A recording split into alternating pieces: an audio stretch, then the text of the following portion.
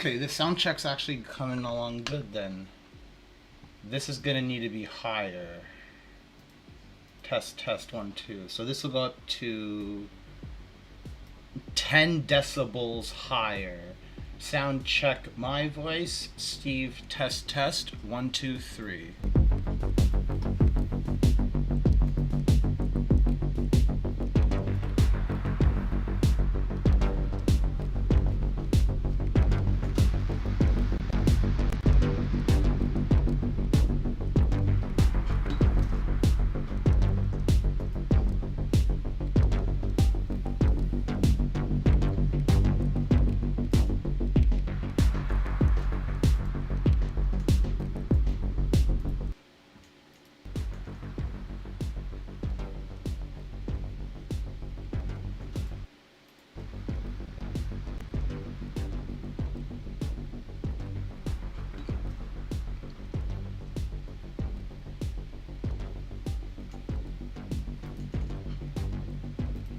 For anyone watching, I'm testing Restream with TikTok and YouTube.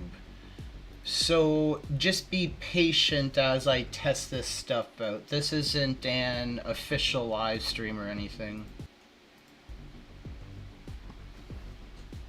But if you do hang around, I will be developing some features on the Flat Earth app, and you're more than welcome to ask questions. I'm testing Restream with TikTok and YouTube. So just be patient as I test this stuff out. This isn't an official live stream or anything. But if you do hang around, I will be developing some features on the Flat Earth app, and you're more than welcome to ask questions. I'm testing.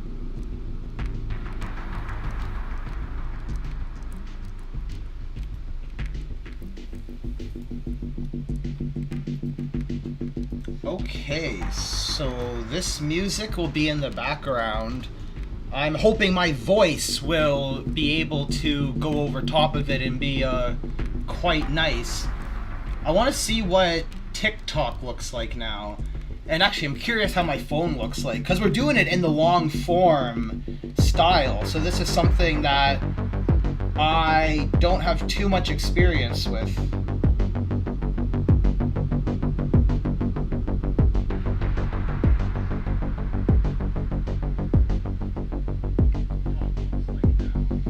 Yeah, this actually looks pretty cool on my phone. I like this. Do you know how to develop on Flutter? No, I don't. So this, I think Flutter is an Apple-specific language, although I could be wrong. But this app is developed in TypeScript, and it's built on the Cordova framework. So what that means is that it's very easy to build and compile it out to different environments. So right now we have a build chain for Android, and I'm working on doing the build chain for iOS. Now, it all works the same way. All I'm doing now is learning how Apple's environment works, which is different from Android. For example, you have to have certificates and signed code when you're doing an Android app. I'm sorry, you have to have certificates and signed code when you're doing an iOS app, an Apple app. Whereas with Android, you know how people can take Google right off their phone, and they have kind of what's called a de-Googled phone, so you can have any app you want Android, whereas Apple, they only allow approved apps. Even though like my Flat Earth app is approved on Google, for Apple you have to sign your app. So if you're familiar with public key, private key cryptography, it's essentially that, which means that you sign the app and it's proof that Apple authorized it. Yeah, Flutter sounds amazing. So that is definitely what you would want to definitely focus on. For example, myself, I do not know Java, so I can't develop a native Android app. And I also don't know Objective-C or Swift, so I can't develop a native Apple app. But because I already know languages like C#, TypeScript, when I came across Cordova, I was looking at it and it made perfect sense. I was like, no way, I can use languages I already know and this will run on my phone. You gotta be kidding me. So then I looked into, okay, what do you actually have to do to be approved to put out an app? And you have to get a DUNS number. So if you have like a business, you have to apply to get a DUNS number. And other than that, it was quite easy. They approve your app. So one of the first apps I ever made got denied because it had no real functionality. It was the Plasma Moon Vibes of Cosmos, like this, but just a map, navigation, nothing more. So they do review your apps and they want to make sure that what you're putting out is good. But yeah, so right now I'm working on putting an iOS app out. I put that in the comments and I'm just trying to see if it appears. It doesn't seem to have appeared on my TikTok live, so I'm just gonna put the iOS link there. And then I'm also gonna open up YouTube again and just see how the chat works. So that's the thing, TikTok is brand new to me. So the lives I do on TikTok aren't recorded. They're more kind of just for fun. You hop in, hop out. Whereas this is kind of more of a formal, it seems like everything will stay and be recorded, which is fine. I guess if people do want to watch me do some software development, you're more than welcome to hang out and ask questions. But don't think this is going to be like a formal professional live. I have no agenda at all. It's just a weekend, so I have some free time. I want to go over the sunspots. I want to go over authentication. I have a monster, and I have some good old 420. So that is what a weekend when you're a flat earth scientist is all about. So welcome to this live stream. It's quite cool because I'm streaming right now to both TikTok and YouTube, and it's in that portrait format, which is quite sweet. So I know my voice audio sounds good. I don't know how the background music sounds. All that matters is that for myself, I can hear it in my earphones. I want to be able to hear my coding music. I want to be able to jam out. And then through my streaming platform, I have it set to 10 decibels lower than what my nice stereo condenser mic is. So let me know in the audience if you want the background music, not my voice. They're two separate channels. If you want the background music raised or lowered. Now this is our copyright to this. I just want to put this down here in case TikTok live. I just got recently approved to be going live on TikTok, and you have to follow copyright much more. But see right here, there is no risk of copyright from this creator. Now I just want to answer the TikTok chats because those pop up much faster and they disappear. Someone said lower the music a couple notches. So it's at negative 10 decibels. I'm gonna put the music now to negative 15. Now the bars did not drop. I'm gonna go to negative 20. So when I produced the Glurfs on Ice, the final experiment documentary, music was always 20 decibels lower than the vocals. So I'm gonna try that now on this live and see how it works. I don't know too much, but thank you, Psychedelicism, for yes. What I was talking about though is how TikTok doesn't automatically publish your live, where YouTube, it's automatically published. You're right though, I can go to my TikTok live and clip out some parts. I did that from my last live stream and people seem to really like it, and because of that, that's why I'm doing another live right now in this exact same format, so I can clip out some good parts again. Who knows, we might come across something nice. But let's get back to the app. And there's another question as well. Someone said, how are you going live without 1,000 followers? So my TikTok account is under a business. I don't personally own this account, and the business has a YouTube account that has a successful live history. And when we requested permission through TikTok, I don't know the different channels to do it, but one of the ways to apply to TikTok to go live is you show them proof that you own your YouTube account, And I did it, and then I just got like a notification in the app saying you have 7 days, or sorry, 14 days to go live, and within 7 days or something, if you don't get banned within these 7 days, then you're allowed to go live again. So it's quite nice. So I'm going to continue going live on both. Well, actually, I'm going to do TikTok a lot. I don't actually know if my YouTube audience wants this or not. But yeah, on TikTok you normally have to have 1,000 followers, but that's, I guess, the default. Like, I guess at 1,000 followers you're entitled to go live, whereas for me, I'm not entitled. I just have permission because they approved me. Someone said you're the guy who stole Walter Bislin's model but kept all the calculations. No. So the Walter Bislin model is something completely different. Walter Bislin only has the sun, moon, and Polaris. And you're right though, he did use heliocentric calculations. And that's why Walter Bislin was limited to only that. And let me just show you something else. Because Walter Bislin's model was based on the globe, he was never able to do multiple observers. So let me just do something very simple to make it objectively clear that, I guess, the lie you've been told or just your visual misunderstanding. A lot of people see these equatorial grids and they get confused. They don't realize that that's just your perspective. It's how like your vision works. Let me go though to that grid. I don't mind showing you that code because the grid itself is nothing special.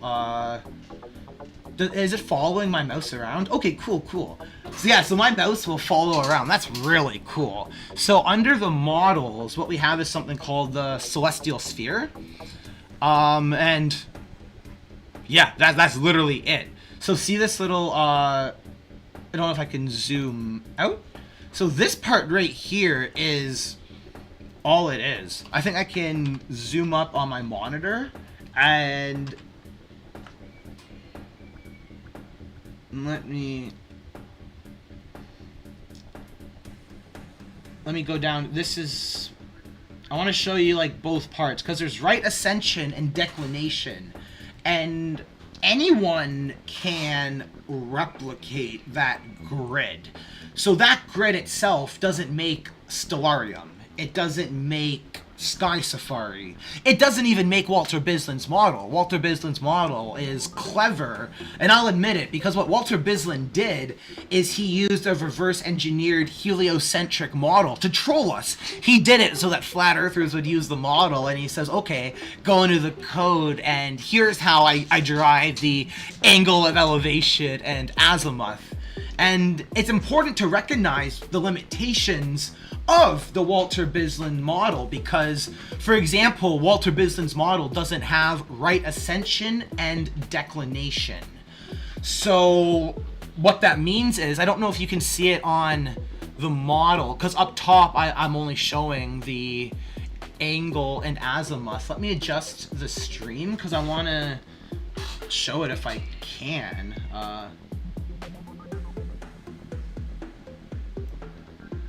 I guess it's there. So anyone who plays this back and watches it in high def, you'll see what I mean. So up there, see that white little box where you have the sun icon and you have the moon icon? It will be the third line from the bottom. It says RA. That stands for right ascension. Now, Walter Bislin's model cannot give you that because it's not an astronomical model. It's not using what's called the equatorial grid of perspective. It is literally using a reverse engineered heliocentric model, and it's clever because, as you know, you can make a model of anything, but it's limited to what it is. So the Walter Bislin model is also free. Let me see if I can pull it up. It'd be how would I do it? Would I just go Flat Earth University Android apps? And I can also explain why Walter Bislin doesn't like me either. It's It's misleading, but not completely. So what globers will do, because that's the thing, they want to try to trick you. They will say that Steven stole the Walter Bislin model and is using it to teach people stuff now, or that he's trying to sell you the Walter Bislin model. No, they're completely different apps, but I do make a legal claim to own the Walter Bislin model. And that is where it can get confusing. So I have an app which is the exact same as Walter Bislin's model. But what I did is I did modern web development to it. So let me zoom out and show you, for example, what this is right in here. When you're doing modern web development, you can allow stuff to be cached and offline. What that means is we can now take Walter Bislin's model on a sailboat and use it to celestial navigate. Now, you might not want to, but I might want to. Also, I live in the jungle and I'm teaching locals how to like learn about flat Earth. I run the Flat Earth University here, and I'm in the jungle. I'm serious. So if my connection drops out, that's why. But we're teaching people about flat Earth, and I don't want to have to ask them like, hey, what's your Wi-Fi password? Walter Bislin made something in 2017 and the globers won't let anyone touch it. The globers want to be science deniers and stay 7 years in the past, so fuck off. But this is the Walter Bislin model on the screen. You can get it for free, test it out, and then compare it to the Firmament Trackers model, which is also free, and just see how it's completely different and doesn't even compare. Like they're not the same at all. The major difference is the map. Like you can actually see where Canada is. Like it's a real map that works. Cool, let me go through the questions now. So yeah, that answered the one question. Sorry, I spent a lot of time on it, but I get upset when people try to lie or especially deny my work. I happen to own a whole bunch of flat Earth models, even the stereographic model by the Awake Souls, SVR. Hold on, does my screen look fine? Yeah, this is fine. I'm looking at it on my monitor in about 720p and everything seems fine, so it's gonna be good. But yeah, if anyone tries to tell you that the Walter Bislin model is the same thing as the Firmament Trackers model, the easiest way to dismiss that is just to go there and look. Now let me see the chat. When using a P1000, does this basically extend your personal dome of perspective? The answer is no. These personal domes of perspective are completely arbitrary size. This is only an angle of elevation and azimuth. Now, to make it very clear on what we mean by that, let me... Oh, thank you for ordering the book. It takes 7 days for payments to be processed, and then the publishing company prints them fresh. So these aren't just sitting here in Belize. They're being printed fresh from a US publishing company, and they're really nice. So you'll get it in about 2 weeks maybe to expect that. Now, what was I just saying about the size of these personal grids of perspective? Let me go to Union Glacier, and I might need to close some stuff on my screen. I have a lot of stuff open right now.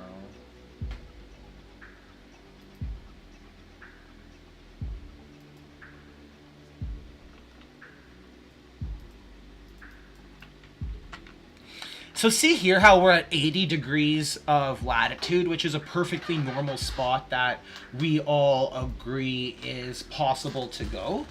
That is a problem if we believe that these grids of perspective are physically representing where these objects are. They're not.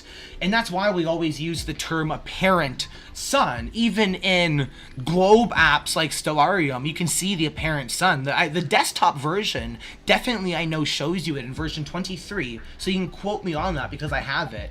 If you download it now, it'll be version 24. Select version 23 because I don't want you to know this. But you'll see the apparent sun, and what that means is it's just perspective, how light is affecting through refraction, the heat, even gravity. And I say that because on the globe, they believe in gravity, and they do all the same stuff we do. So hold on, let me show you something down here. So we're gonna go to the celestial sphere component, And let me find where it says radius.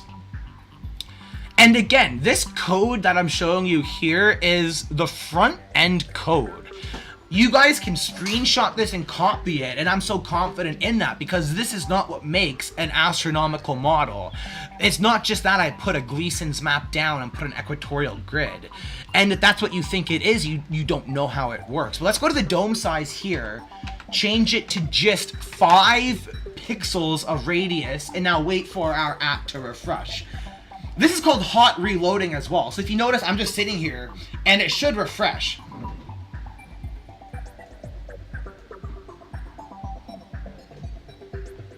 It might not, because I might have broke the internet connection. So hold on, let me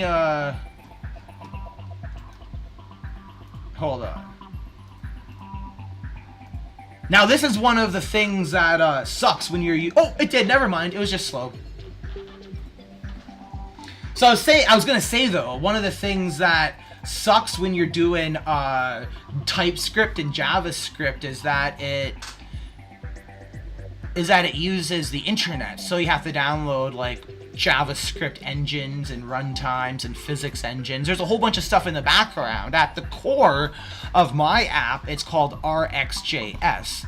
Okay, cool. So this is the dome size here. And then yeah, as we go back to our model, everything works the exact same. So if I'm here now with a very, very small dome and I go into first person view, so this is what Stellarium is. As you see, notice how this first person view doesn't look weird. It's not upsetting. It looks actually, aside from how big the sorry about that. Aside from how big the apparent sun is, we can adjust that though as well. The elevation still makes sense. 47 degrees of elevation is still 47 degrees of elevation. So when you enroll in the Flat Earth University, one of the most expensive items you gotta purchase is the protractor from the dollar store. So what I mean by that is if you go to where it says 45 and you look up, that's where your sun is. And it is 100% arbitrary. This location is not actually the actual where the sun's going. And for example, we know that the sun's not rising or setting out of the water. Does that make sense? Spike L, you said disappointed not to see me on Vika when Will Duffy was live.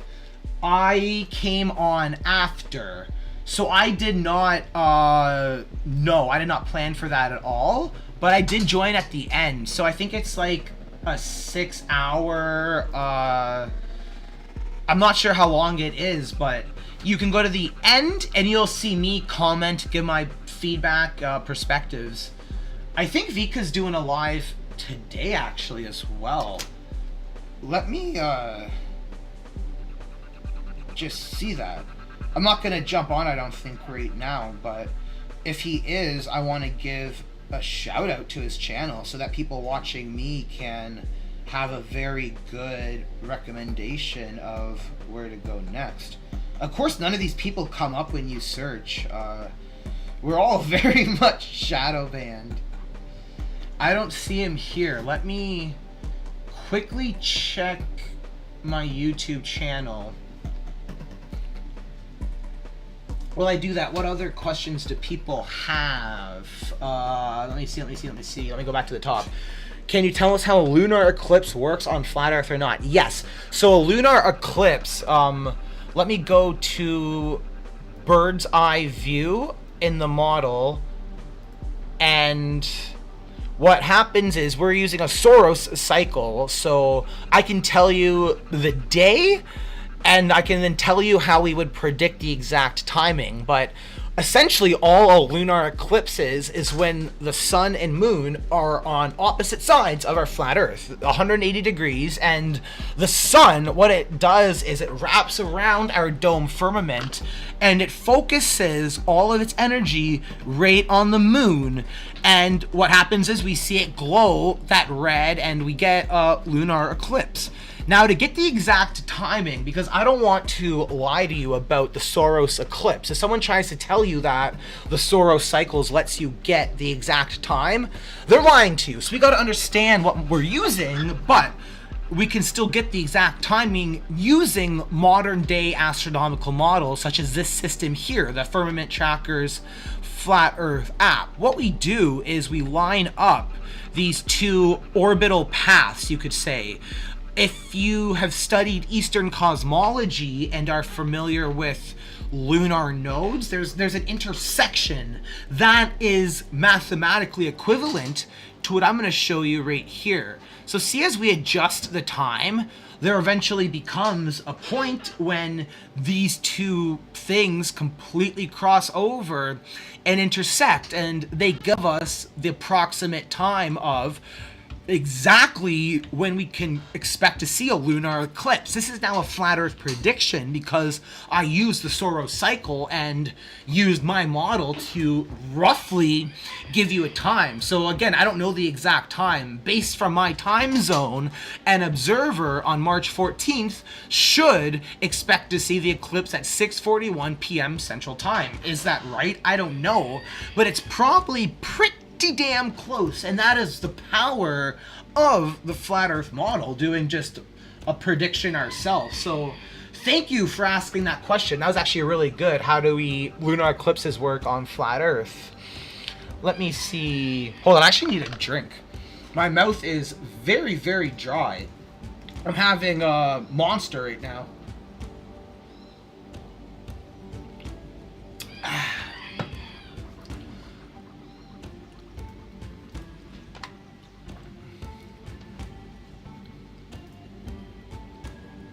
Yeah, thank you guys all for tuning in. This is actually quite better and more interactive because the people on TikTok right now are getting to see my answers in my chats to the same comments on YouTube and vice versa.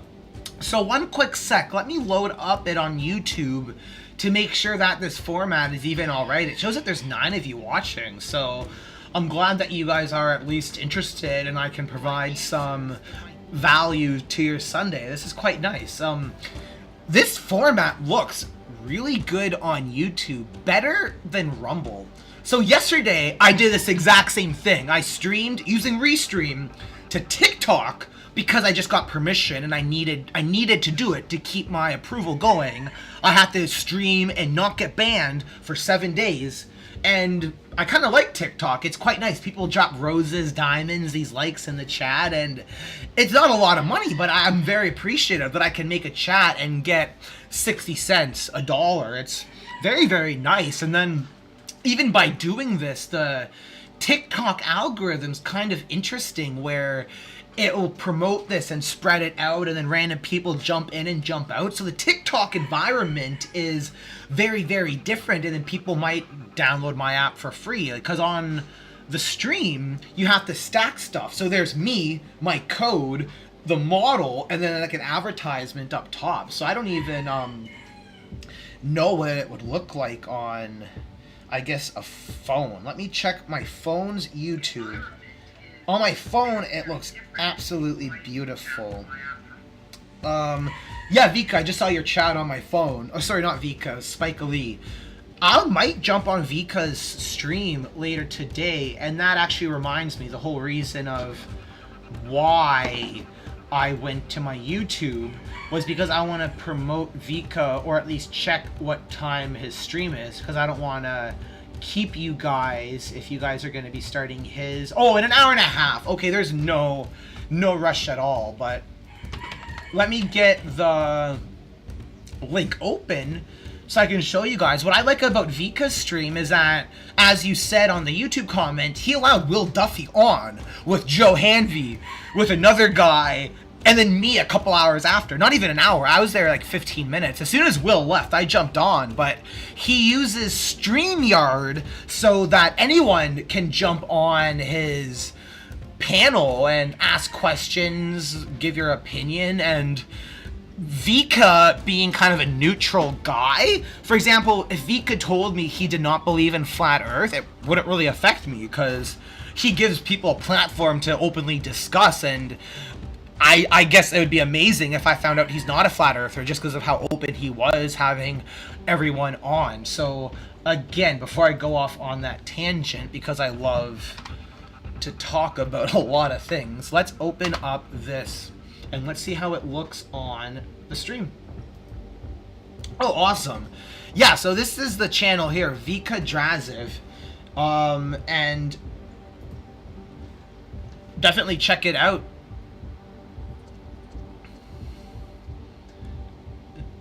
And it's quite nice because people like Flat Earth Dave will be on there. Anyone, you really don't know. So because it's 6 hours, I'm not going to be watching the whole thing. Not everyone will, unless you're scheduled for an appearance. For example, I was scheduled, I think, for the second show he did, and that's because he wanted to specifically get to know me and ask me questions and stuff. So on those types of shows, that's when oh yeah, I'll be there for like as long as, like, we did it for 5 hours. I planned for it. I had an agenda with topics, and that is not the public one. For example, Will Duffy would not have been allowed to call into this one and just hop on.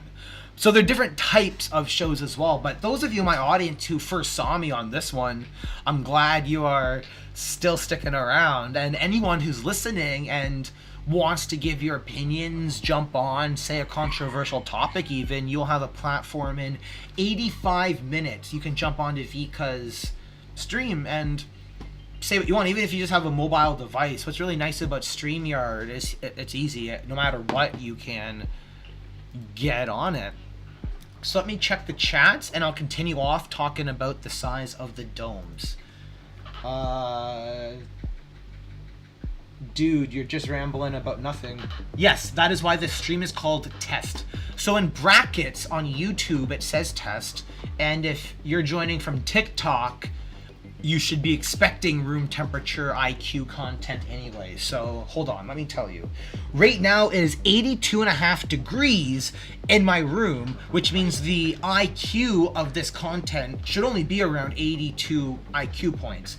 So don't expect too much. This is more so just a test live stream and me to develop. I'm going to be developing, and whether you want to watch it or not, you don't have to at all. But I do this so that if you have a question, you can pop in and ask your question. A lot of people do have questions, and I get too many emails and too many comments to respond to them all, and I'd rather not ignore you. I'd rather someone who, especially on TikTok, because TikTok does not record this and doesn't publish it, so it's not official at all. It's literally if someone's bored scrolling through, wants to jump in and learn about flat earth, wants to talk to a developer, even if you just want to learn about Belize. Why do people like me think Belize is one of the best countries in the world to live in? There's so many reasons why a TikTok live stream may appeal to other people and doesn't appeal to you. So let's see what other questions we got. Oh wow, this chat is really good. Now I'm worried about the YouTube chat. How many people we got questions here? I really want to see you discuss your model with Will and see his response in real time. I could, but seeing Will's behavior and how he was treating Joe Hanvey, like pulling up like a personal photo from 10 years ago and trying to make him feel bad about smoking weed. Like, I'm high right now. I'm going to smoke weed on camera, and I'm going to develop code. And so it's just that type of stuff I don't want to deal with. For example, let's say I do agree to do a live stream with Will. First of all, he has to pay me $100 an hour. That's my live stream rate. It is not really debatable because my time, I'd rather spend my time doing stuff that adds value to my audience. I want to code flat earth models and release them for free and add stuff to the Flat Earth University, free courses as well. So that's why if someone wants to take my time away from these topics, they have to just pay the $100 an hour, and it's very, very affordable because you have to remember these channels are gonna make 300 to up to 1,000 from super chats by Globers. So it's Globers funding this, not even flat earthers. So let me just show you though, just so you don't think I'm just talking up my ass. Let me put this up in the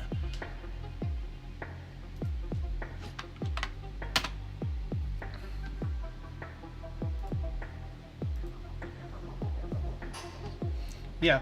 So it's very there. We go through it. There's a link. You pay. I'll be there. We're a real business. I'll honor it. So it's not like I'm scamming you. I'm just trying to explain to anyone that wants me to appear on their live stream out of my own free will. Like I do go on live streams like Vika. Tuesday coming up. So I think it's the 14th. I'm gonna be on Mark Sargent. So the Strange World podcast, if you're aware about that. But again, these are friendly people. I will voluntarily go on any like live stream with friends.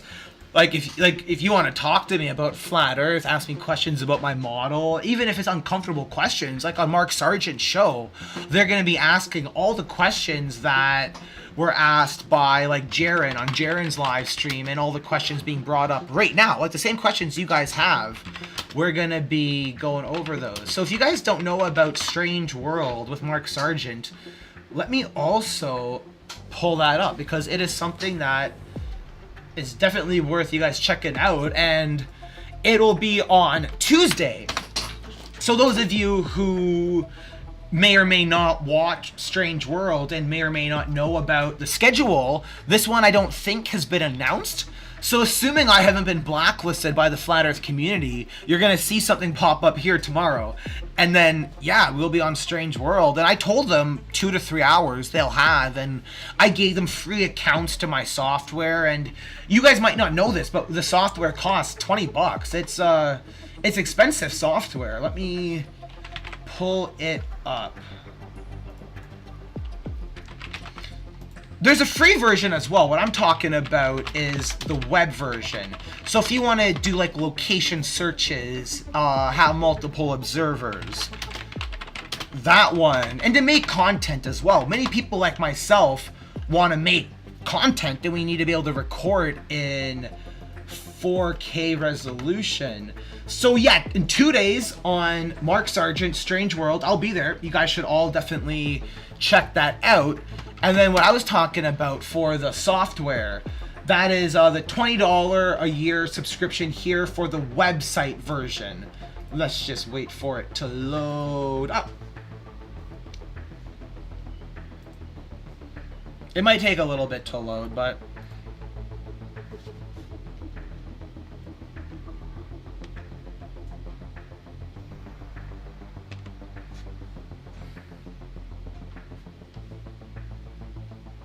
let's check the questions. He'll be saying he will prove the model is based off a globe. Well, that's the thing. You can't prove it's based off a globe, because I made all the math very public, and I have many videos where we go over like observer-centric math. So like using the location of the sun and moon where you live, you can look at it, determine what's called the celestial declination, and then use that. This is a sky coordinate. So we're not talking about the azimuth. We're talking about that right ascension and declination. So if you joined the stream earlier, we went over something called right ascension and declination. These are sky coordinates, and using these sky coordinates, that's how astronomers track objects and know where stuff is. So yeah, I teach people how to do this, and even when people try to say, oh, it's a mini globe, that's why I'll like literally open up the code and show you that, well, no, it's not a mini globe. It's literally just like the equatorial grid. It's nothing special at all. So if any of you guys know JavaScript, C#, TypeScript, you can see it. So this is line 323 to 377. So like 50 lines of code. And the main part is just this middle part right here. So it's just drawing the lines of right ascension and drawing the lines of declination. It's nothing special at all. So if you haven't noticed, if you go into an app like Stellarium, you get that exact same thing. Let me show you, because since this is on YouTube, this is going to be a live that people can play back. And it also gives me the ability to clip this stuff and make very good shorts on TikTok. And that's kind of what I like about this long form content. It's a stream way that I've never done before. So let me lock my mouse on this Cody here. And that's also what I like about this format. I can just do stuff like this that is so cool. And then let's turn on what's called the equatorial grid. So if you're in Stellarium, you'll want to go to your bottom menu and turn on the equatorial grid, and boom, you have what a flat earth model is doing in first person view. So that's important to remember. Anything the globe can do, flat earth models can also do. So let's go to the first person view, and that's it. That's all. But because the globe is not real, you can't model something that doesn't exist. And that's why the globe can't let you zoom out. So even though we can also do everything Stellarium can do, apps like Stellarium or Sky Safari are not able to, or just not allowed to, let you zoom out. So when you're using something like Stellarium, what is this? Oh, I want to close that. You can only ever see this view. So you have the first person view of a flat earth model, and you can like click on the moon and it'll tell you, for example, the angle of elevation, the whatever you want to know. It's accurate too, because it's replicating the real life flat earth. So you see how like the moon is right there? You can go to a flat earth model, go to that exact same first person view and find where the moon, the wandering stars will be, and it'll match up. There is no disagreement with this first person view. The disagreement is the surface we're standing on. So because I believe the flat earth is real life, I had no issue in my code allowing us to just zoom out and see what the world looks like. I didn't have to do any funny globe trickery pseudoscience magic. And even the position of the actual sun, it's the ground position, the GP. So anyone who believes in the globe and you do celestial navigation, that is this position. You can't argue against it. It has a latitude and a longitude. So that is a very good way to show you the difference between, I guess, the limitations of globe models, which are unable to combine astronomy and geography. Globe models can only do one or the other. If you're using something like Stellarium, it's going to be in a first-person view, and you can only do the same thing the first-person flat Earth model can do. You can't zoom out and see what the world looks like. And then consequently, on the globe models, if you're doing something like Google Earth, such as WSG84, it will only let you see the surface, such as a globe. It'll Google Earth and models like WSG84 will show you this, but it won't show you where the sun actually is for the observer. You can no longer get the angle of elevation anymore. It loses the first person view. So because you can't model something that doesn't exist, you can never take the real life flat Earth and wrap it around a ball. It just doesn't work. And when you try it, you only get stuff such as the Walter Bislin model, single observer with the sun, moon, and Polaris. It doesn't have multiple observers, and it doesn't have the planets because it's a globe model, and you can't model something that doesn't exist. So multiple observers is a very easy way to see if you're dealing with something that's based on real life, or if you're dealing with something that's pseudoscience like a globe model. So if anyone wants to tell you, oh, use the Walter Bislin model from 2017, ask them, well, can I have multiple observers? I want to study how multiple observers and the flat earth science of dome refraction works. They're going to say, it doesn't work, Joe Hanvey.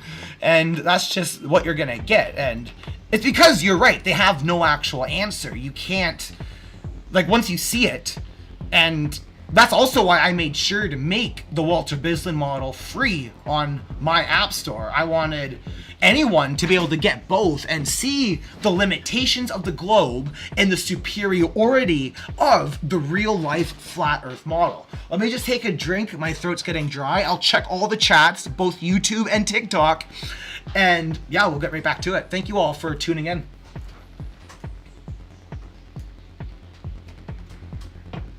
Ugh.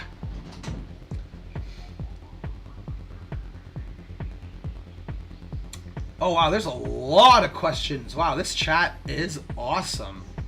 So TikTok's going fast and they disappear so people can't see them. So I'm gonna read the TikTok chats first. So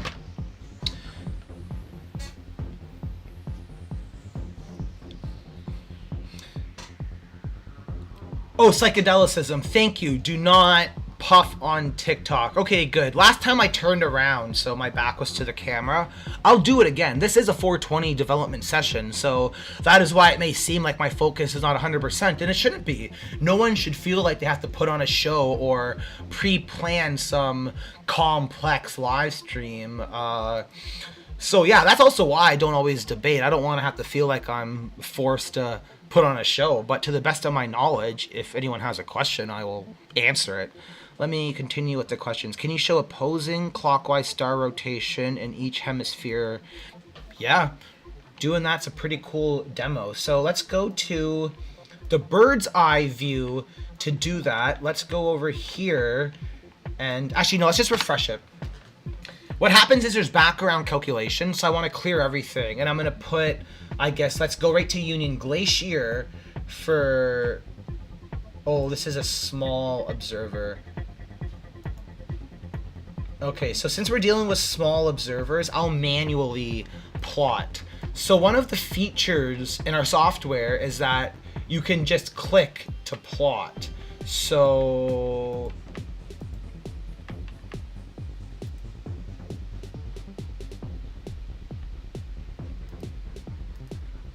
I think I need to buy a better computer. It's acting slow, but to do a live stream, you have to have so much stuff open in the background. You guys might not realize what goes on for a professional live stream, but it's not just my phone. Like I'm not even using my phone's camera. It's you set it up in much the same way as how you would do a video as you layer your tracks and you have that. Now, what I'm also gonna do to make sure everyone understands 100% why perspective works the way it does, let's put an observer right on the equator, because you're gonna be amazed at the feature that my mouse is hovering over, but I'm not gonna click yet because it'll be a big aha moment. So we added we have a whole bunch now, but let's ignore the observer there. Let me turn off the trace line of the moon and let's go into our bird's eye view. And let's make sure we're focused over here. So you wanted to see the clockwise and counterclockwise rotation of the different observers. Hold on, I'm gonna make sure it's visually looking good on my stream because I'm gonna crop this and end up making a nice little... Okay, cool. This is cool. So then, yeah, let me do up here what is called, I think it'll be a T3 date cycle. I'm not sure. Let me test it out. Yeah, that works. Okay. So the observer to the left is the one you're going to want to look at for now. See how its rotation is going a different direction from the actual sun, and also a different rotation from the perspective of the north observer only. For all purposes, the observer at the equator right now is seeing it just pass straight overhead, and you can exactly get it to go overhead if it was a little bit more over the equator. But right now in December, January, we're dealing with a celestial declination of -21. This is a sky coordinate, and if the declination, instead of being -20, being over the Tropic of Capricorn, if it was, let's say, 0, that would mean it's over the equator. So because the Earth is flat, there ends up being a 1-to-1 ratio, a mapping of a sky coordinate to the surface we live on. Any celestial body, the GP, the ground position, has a latitude equal to the declination of its GP. It's very much that simple. For example, if the celestial declination is -23, that means its GP has a latitude of -23. Does that make sense? Hold on, the music stopped. I really need this background music because this is actually quite fun. It put me in a very nice mood.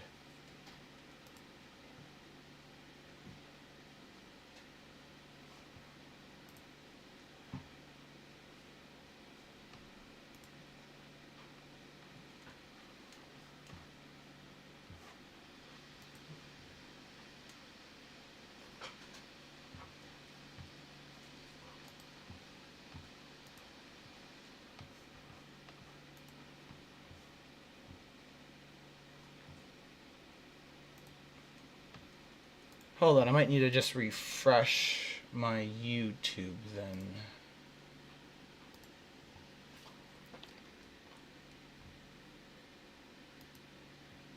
I'm definitely getting a better computer then. I think it's the graphics card. I don't know, I have 16 gigabytes of RAM. I can't imagine that's the problem. But while we do that, let me just look at the live chats then. As far as I can tell, we're still live and everything is good. So let me continue then going off the chat while I work on getting the background music put up. So, Church of the Flat Earth, do you feel you are in physical danger? So no, I have a very nice pit bull that I live with. Oh cool, we're gonna get some music. But also, living in the middle of nowhere in the jungle, it's quite safe.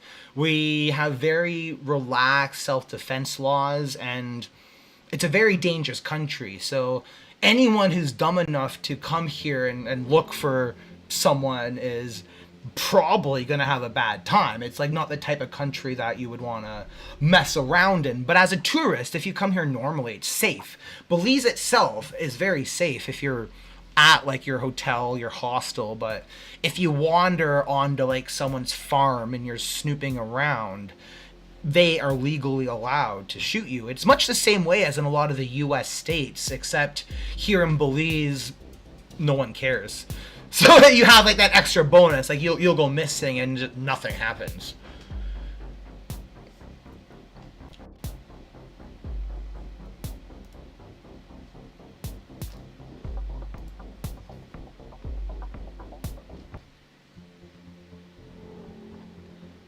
Okay, cool. So all the YouTube comments have been answered, and I got the music that I wanted back. So we have another 54 minutes now of my licensed music. So I just want to make sure everyone knows that we have permission to be using this.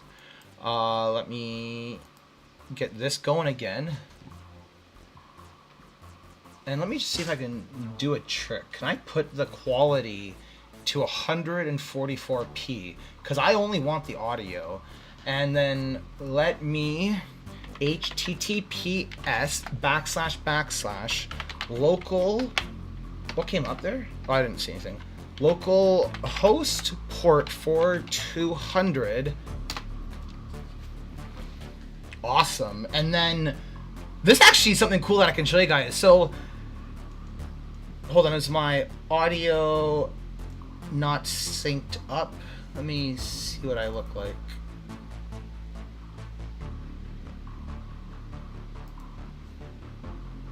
I'm echoing a little bit my audio. Oh, okay, I think the echoing and the bad audio would have been when everything froze up because of how much stuff I have open. Okay, so let me know, everyone, in the chats if audio's bad, if echoing's bad, if my voice, like my lips moving, if it's not synced up to the mic, because I'm looking at it and it doesn't look to be. So let me see if I can turn the camera, I don't know, on and off. I don't know what there is. Test. But anyway, it doesn't matter too much. You don't need to see my lips move. I want you to more look at the content. It's not me you're looking at. I'm just a random guy wearing a Flat Earth app hat and a t-shirt. It's this that I'm presenting to you. So because I'm a professional developer, we go above and beyond with our security. What that means is we don't necessarily need your password. Oh cool, there's a lot of chats on TikTok. Oh wow, I gotta answer all these. I promise I will. So they don't disappear for me. I'm streaming on Restream, so I have every chat on TikTok and I will respond to them after I go over this. So we do what's called OAuth. I can click this button called Login with Facebook, and what happens is it says, okay, you have an account with the Firmament Trackers, click Continue. So if you're already signed into Facebook, Facebook pushes you through. You see that? I did not need your password. I don't even know your email necessarily. This is between you and Facebook. So that's really nice. It's really secure. What that means is if you want to try to hack me, you're not going to get anything. It's not like other apps that force you to use an email and password. If you still choose to, you can. But I don't require you to. You can use like your Google account or anything. Now, just very quickly, because we have the small dome up, and I remember someone was asking about, does the dome have anything to do with where the sun actually is? Let's go back to negative 80 degrees of latitude. See how now the sun is within the dome, even if we're facing south. So you understand that? So the reason why we would adjust the size of the dome is so that it's very clear that this is arbitrary, and also so people know that this is dome refraction. What's happening in real life is that the observer is looking at the dome firmament. They're not looking at something outside that firmament. The physical sun is behind us in this case. The physical sun is way up there. And the way of how refraction works, first of all, the gradient internal reflection keeps all the light inside, and much like how a fiber optic cable, we get something called TIL, total internal reflection. So the apparent sun you see looks exactly the same as the actual sun. It always does.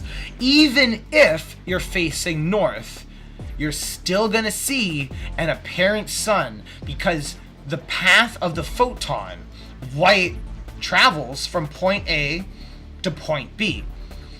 It's very, very simple, but I understand your confusion because normally you've never seen this view before.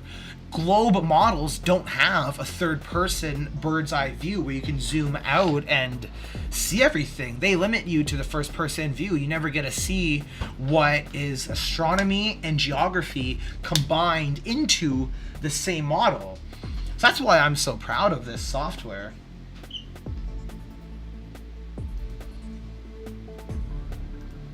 I still don't like my camera though.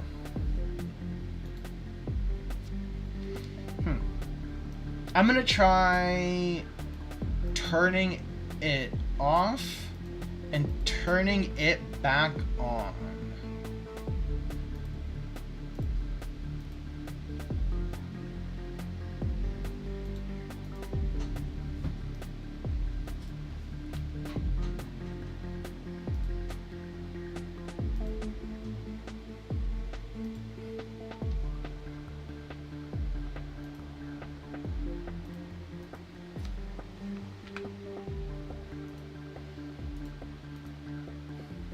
Okay, I'm just adding my camera back in. This is going to be a video capture device. We got my camera. Test 1, 2, 3. Yep, this looks good. Let me add it in. Do I have to crop everything again? No. Oh wow, you get to see my whole room. This is cool. So yeah, this is how live streams work, and they're all set up. This is cool. So you can see me actually like this. I'm gonna give you guys I guess this look for a little bit. Might as well. That's pretty cool. See, I'm wearing the Firmament Trackers hat. Got my Flat Earth shirt on. These shirts are $20 US. You can get them on my website if you want. The store.Flat Earth University. So let's see all these questions again. This will be fun. Okay, so we got, it takes a profound level of denial and ignorance to think the Earth is flat. So after coding a flat Earth model myself, I would have to disagree. But to be fair, I understand how it looks because I used to believe in the globe. We all used to believe in the globe. So remember, all of us, we once used to look and be like, okay, yeah, you're right. This is completely retarded. So I understand your question, but the reason why I disagree is that flat Earth models do stuff that the globe can't. And for myself personally, this is something I never would have known unless I developed it myself. So let me now shrink myself because I want to show you the argument I'm making, and seeing me is not at all important. You're watching this to learn about flat Earth, and you're learning this to also learn a little bit about computer science. Okay, so let's crop. Let me do a little bit more. Okay, I like this. I like this. And then let me move that over here again. Okay, cool. So now we're back. My voice looks a lot better. Well, my voice sounds the same. It's my lips. I want to be able to at least have something that doesn't look like it's made on a computer with 16 gigabytes of RAM. The person who said that, you're right. So this computer is cheap, but it's done the job for me. I have a 4K monitor, and I don't do graphic design, I don't do video editing. So even though what you're looking at, you might be thinking this is like heavy graphics with Blender, 3ds Max, shaders, it is really computer code. Like for example, these spheres for the star, those are literally just a sphere. It's like a few lines of code. I set the radius, I set the color, you can add textures to it, but I am not doing graphic design. So for my professional job as well, enterprise software development, I don't need anything better. But now that I'm doing, well, I guess for live streams, to have all this processing in the background, it will be nicer to probably get a new computer. So I'll look into that, definitely. So yeah, if you guys want to buy a flat Earth science textbook, the money can go towards getting a new computer. So these are nice, beautiful hardcover textbooks. You get them on the store.flatearth.university. They're beautiful. Absolutely beautiful. They're color, there's diagrams, there's a lot of detail as well, and it's 2 columns. So this is what students at the Flat Earth University will have in their daily studies. It's a really, really nice textbook. And there's an ebook as well. Not everyone wants a hardcover. It's a little bit more expensive, whereas the ebook, it's only $9. So it's like 2 beers or the Flat Earth Science ebook, and I know which one I'm getting. But then for the hardcover, the reason why I made that is because a lot of people actually like collecting Flat Earth stuff. People want to have this on their coffee table. When my friends come over to my house, I don't put that away. And you're probably wondering, oh, he doesn't have friends. But no, I do have a girlfriend, and we go through our Flat Earth Science textbook. I cuddle up with her in my Gleason blanket. And even just to have this, if someone comes over to your house and they see like a Flat Earth Science textbook, that's a conversation starter. And this is very, very nice. It goes over everything from the beginning, where you learn about the heliocentric model. So that's the thing. This isn't just a globe, or sorry, it's not just a flat Earth meme book. this is a real, like, unit 1 is foundations of cosmology. So you have to now learn about the heliocentric model, at least understand what it is, so that you can now argue it of why it's false, and learn about the limitations of it, learn about straw man stuff. Like, people try to mix the flat earth with the heliocentric model. And but yeah, so if you guys like my content, one of these textbooks you definitely want to get on the store.flatearth.university. That's that link way up at the top. So, so going back to the TikTok live question, it takes a profound level of denial and ignorance to think the Earth is flat. The reason why I disagree is because the Flat Earth model is the only astronomical software that can do multiple observers at once in real time. When you're dealing with globe models, what happens is they have to try to replicate what the Flat Earth model, because the Flat Earth model is real life, so you'll get edited photos. They'll use something like Stellarium and then take 3 separate screenshots and then stitch it together. They can't let you zoom out, which is one of the reasons why they can't plot multiple observers. Because the Earth is flat, I can let you zoom out, but a globe-based model doesn't. So for me, my personal reason for believing the Earth is flat, more so than I did maybe last year, is after I developed this, I got to then learn, you could almost say, the same language of God. If you believe in a creator, this stuff that you're seeing on code, the sine and cosine functions, stuff that you've all learned yourself in high school, this is the language of God. This is how what Freemasons would call the architect. That's why Masonry tries to cover this stuff up. They don't want you to know it. But the architect, the creator of the world, speaks in math, and that's the foundational, the lowest level concept that there is. Science is an abstraction of math. It uses math, just like how my model is an abstraction of math. The same math that physics uses is the exact same math I'm using for my model. It wouldn't work. You would be able to look at it and see that, no, that's not how a sine function works. Like, it's very, very easy to know why the flat Earth model has to be correct. I'm just looking at it on my screen, and I'm blown away that there's the possibility for 3 observers, and it shows exactly what they're seeing in real life, in real time. And this wasn't made ahead of time as a Blender animation, because that's what globers have to do. They have to use tools like Blender to fake, kind of. They have to make it work. So they will make like a sphere, put their globe there, do like a keyframe animation for the circle loop, but it's not based on real life. They can't just change the time. See how I just changed the time and everything in the model is different? Prior to me changing the time, only 2 people could see the sun.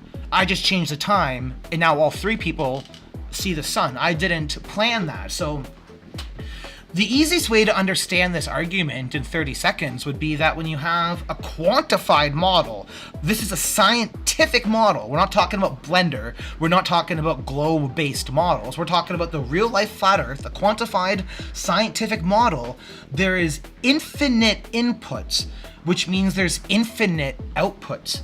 Does that make sense? So there's no way for me to actually know every possible output because I did not code every possible output. There's an infinite options. You can do anything and then you see what it looks like, but that is what a scientific model is. And for example, the globe has no model. What they will do is they'll make stuff like VSOP 87. So VSOP 87 is a sky model, and that's what Stellarium is, and it's accurate because it's based on the first person flat Earth view. So this right here is a VSOP 87. This is a Stellarium.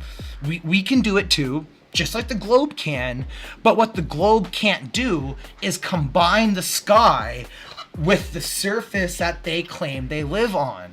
When you're dealing with a globe-based model, you can't zoom out. You can't. So that's why you'll never get multiple observers, and they have to do a lot of that weird type of trickery.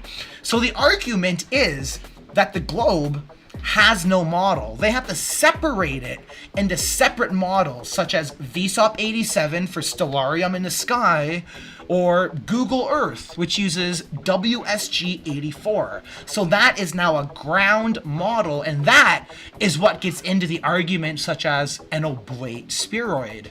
So even in the globe's geographical models, they have dozens. They can't even agree on one model. So WSG-84 is the first one that comes to my head, but I don't know if it's the perfect sphere, if it's the oblate spheroid, who knows? What I'm trying to tell you though is that the globe, because you can't model something that's not real, will have to separate models. The astronomical model is always going to be separate from the geographical model. Unlike how in flat Earth, when you're modeling something that's real, you can combine everything into one because the sky agrees with the surface. Does that make sense? I'm going to check the chat and see if you guys have any questions on that, but it's important to understand that. So the terms were VSOP 87. That is a sky model, and the example is Stellarium. The other term was WSG 84. That is a ground model, stuff like Google Earth, and that is when we get into stuff like the oblate spheroid. Is it a perfect sphere? But they don't agree. You cannot model something that is not based on real life.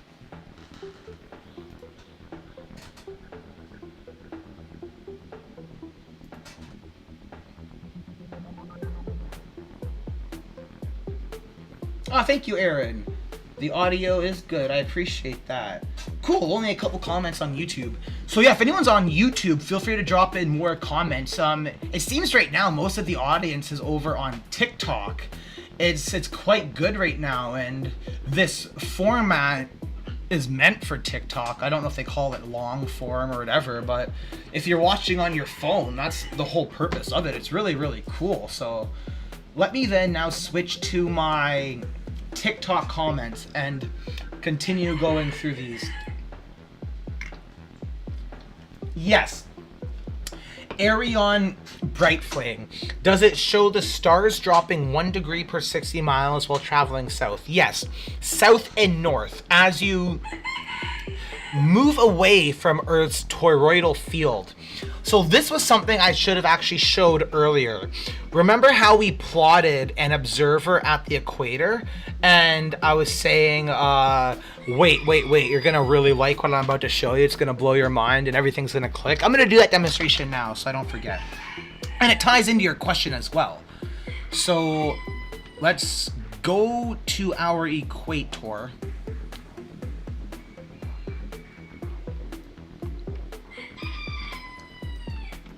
It's a pretty big model. It takes a while to load. I think it's also my fault for trying to move it while it's loading. I gotta fix that. So this is reactive programming. There's dozens of asynchronous functions happening in the background. So I'm gonna have to restart that because it's my fault for triggering all those. I can't touch it until it's actually loaded. So while that happens, then let me just see if there's any other comments to go through. Spy Dan said he's lying to get money. No, I honestly believe the Earth is flat, but I also do want money. It's not mutually exclusive. So for example, our Android app, Google charges me $25. Someone has to pay that. Even if I want to make a free app for you guys. Apple charges $99. Someone has to pay that. And I can't even legally pay it, or it's called commingling of funds and I can get sued.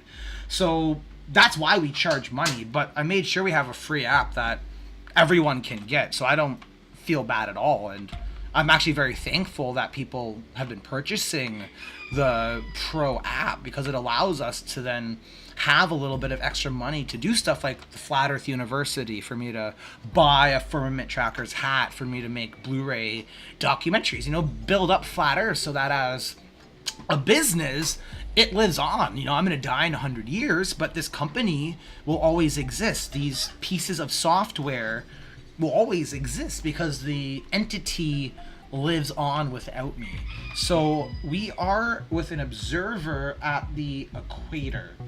So let me make sure it all looks good on the live stream. Can we get So see how it perfectly matches Earth's torus field. Many of you are familiar with this type of geometry. Let me take a screenshot of this. It's really nice. So in the app, there's a feature where you just push the L button and it's going to export an 8K resolution screenshot. So this is going to be good for learning. But now, if you see, all that happens is as you move around, it does adjust 1 degree every 69 miles as you move to and from Earth's torus field. So we're seeing in a toroidal geometry. Does that make sense?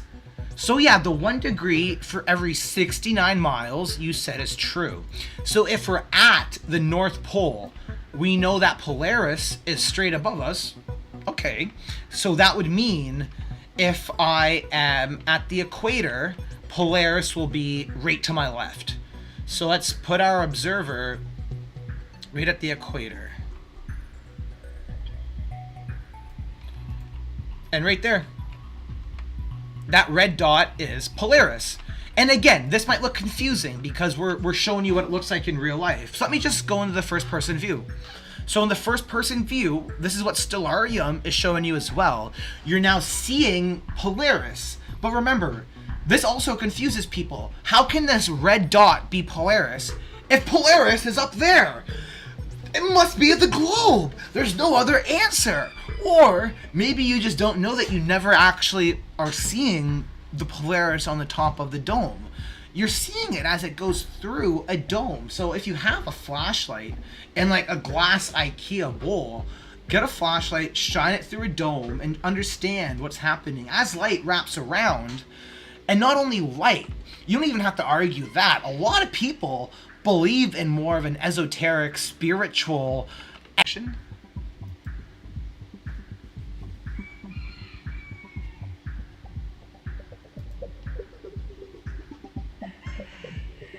Hold on. Let me just check my internet.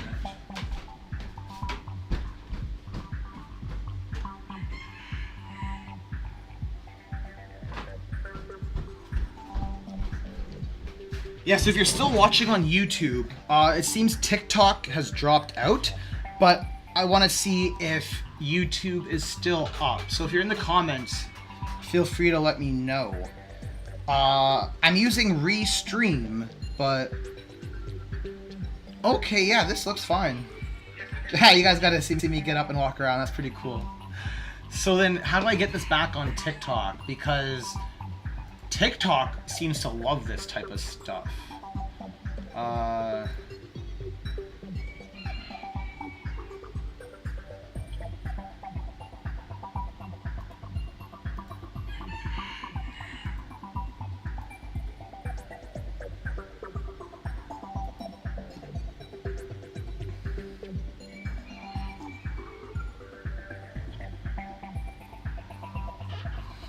But yeah, so as long as I know I'm on YouTube, I can still answer the question I was going to explain to you guys. As you move away from Polaris, see how it starts to drop? And it's very simple. Okay, so I just want to make sure I'm live on TikTok again. And I don't know if that means I lost some of the chats I might not have had the option to respond to. So I apologize if I missed some of the chats on TikTok. I will try to prioritize that again. Let's see, let's move around high this time.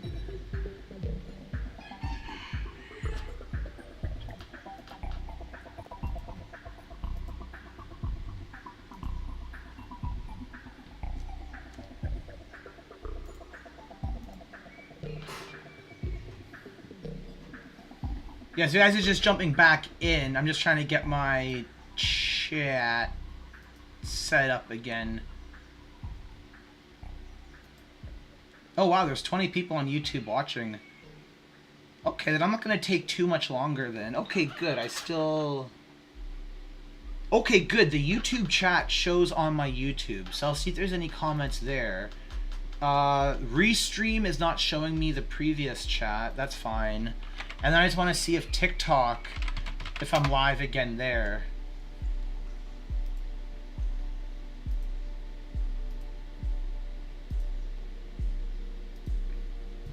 Yeah, so what was the questions? Someone said the model can't account for a 24-hour sun. Well, the whole reason I'm famous now is because it does. My flat earth math predicted a 24-hour sun, but then, yeah, I can definitely model it. TikTok live. Okay, cool. We're back live again. Sweet. So we're back live on TikTok. We've been live for 2 minutes.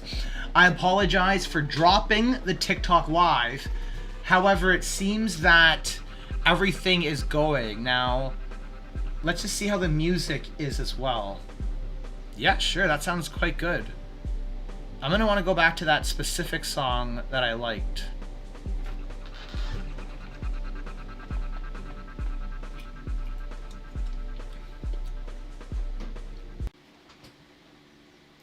Oh, I turned it off. No, that's not good.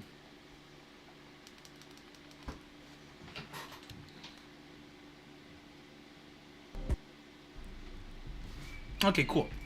Yeah, so you're asking about the 24-hour sun. So, first of all, let me put the dome size back to normal. I was doing an interactive coding session with everyone earlier. So where's dome size? Dome size. Was it 25?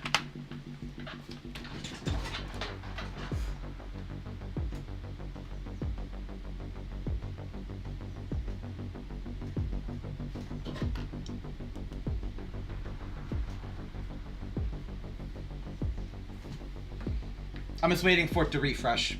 It has to recompile. So this is live development, but I don't want the dome size to be small because I just did that as an example for someone else. But I'll show you the 24-hour sun.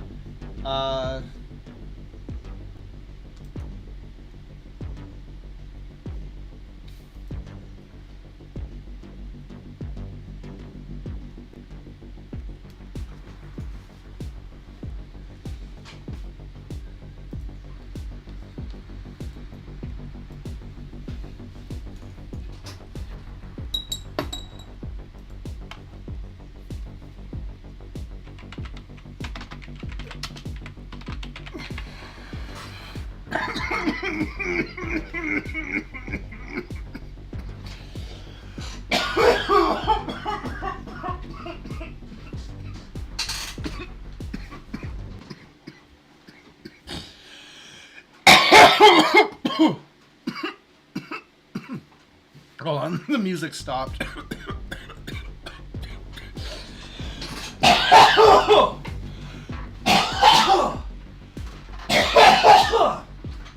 Oh yeah.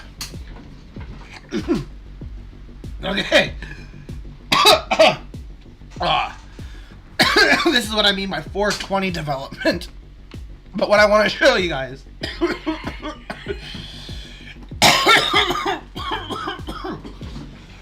Oh yeah. Oh, it's pure distillate. 99. But in the app, see how I typed in Union Glacier? So we allow a location search feature. If you're wondering why you're paying for a pro, it's because of stuff like that. So there's obviously a back-end server that allows us to look up this location. Again, someone has to pay for that. I don't have a server in my house that runs this on. So I hope that explains why you would want a pro version. But again, you might be perfectly fine with the free app. You might manually put your latitude to -80 and your longitude to -82, and that might be fine. The whole purpose of the free app is so you can figure out how powerful this system is so that you then want to buy the pro. Let me go to the chat just to see if anyone has questions about the 24-hour sun. Who was it that asked that specifically? Ah yeah, Tim the Enchanter. Well yeah, you don't have to pay for it. You can do this on the free. Actually, people have paid for it. A lot of people have. It's actually motivated me enough to buy like Firmament Tracker hat. I have a shirt that I wear too. I have a Firmament Tracker shirt. Yeah, people are paying for this and it's well worth the money. But Tim, even though you're poor, you can still get the free app to test out this 24-hour sun. And I say that because there is no excuse to be complaining. Even people in third world countries, like developing countries, we have a 75% discount automatically applied. So Google checks your bill and account. You can't fake it. And someone, for example, in Africa, they don't have to pay $12 for the Pro. Whereas we can afford it. You know, we're in America, we're in Canada, we're privileged. We have a really good life. So for us, yeah, we can afford $12 for an app, but other people, it's harder for them. So, Tim, I do not think you live in a third world country. So you have no excuse. Hold on. Yeah, let me show you the 24-hour sun. Let me just figure out why my music keeps stopping. Because if the music's not playing, I can't properly think.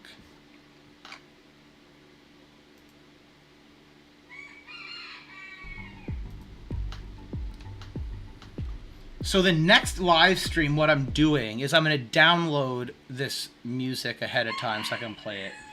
But yeah, for a 24-hour sun. So let me close, I guess, my YouTube live because... Oh wow, yeah, TikTok's back. Everyone's back from TikTok. Yes, guys, welcome back, welcome back. Sorry I dropped out last time. Thank you for all popping back. Yeah, so this is what I'm trying to show everyone. Someone wanted to know about the 24-hour sun.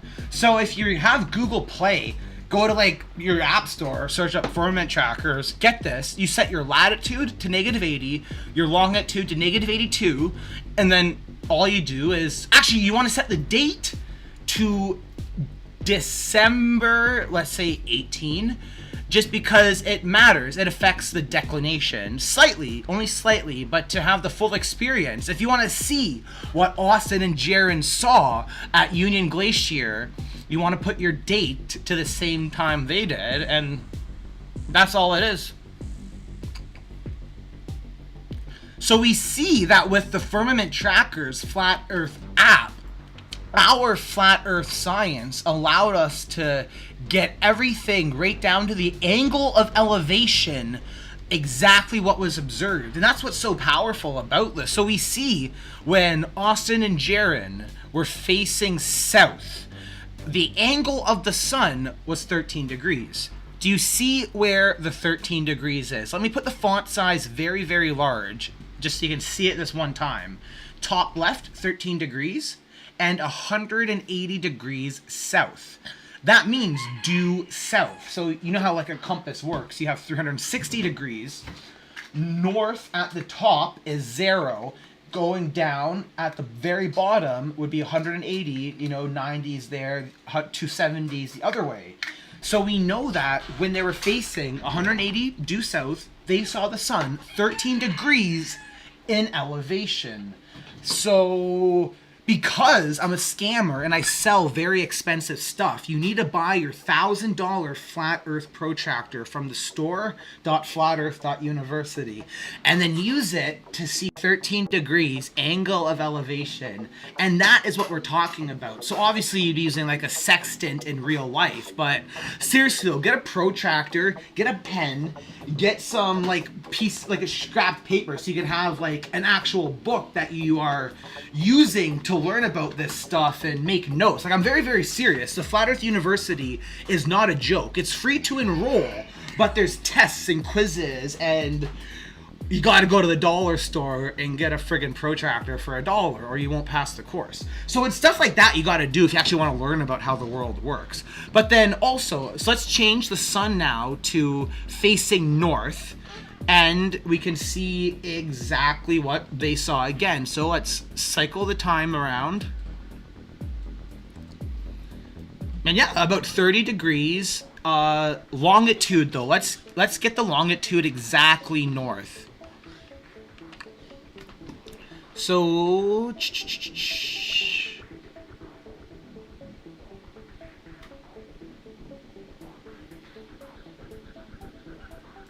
yeah. So now they're facing north and they see the sun 34 degrees in elevation, higher than what they saw before. So that was from Dave McKeegan's time lapse. If you guys remember seeing the up and down motion, that matches exactly what the flat Earth model predicted. And that's why for a lot of us in the flat Earth community, the 24-hour sun with the final experiment was a good thing for us, because we didn't want those 2017, like 7-year-old models that don't make sense, can't make any predictions. If someone tells you that there's no 24-hour sun on flat Earth, ask them, okay, what model are you using? They can't show you because they don't actually have a model. We end up finding out that every flat Earth model predicts a 24-hour sun. It's one of the very basic things of how perspective work. It's the law of perspective. If you have even been in the southern hemisphere, you know that the actual sun is not the same as the apparent sun. Like, if you think you're actually seeing the sun at its GP doing a circle, you're lying. You're pretending not to know. That's the only explanation for it. Like, I don't get it. Like, I don't get how you can go to South America and be confused that the sun is setting in the south. You would have to be lying if you're pretending that. We all know it's setting in the south. It's not confusing at all. So, like, everyone in the flat Earth community knew that there would be a 24-hour sun in Antarctica. Not everyone was comfortable saying it, but anyone who lived in the south and saw the sun set in the south can apply the law of perspective. It's very, very easy. Let me even see if I can show you the formula. Well, actually, first let's get this moving, because this looks really nice as it's circling around.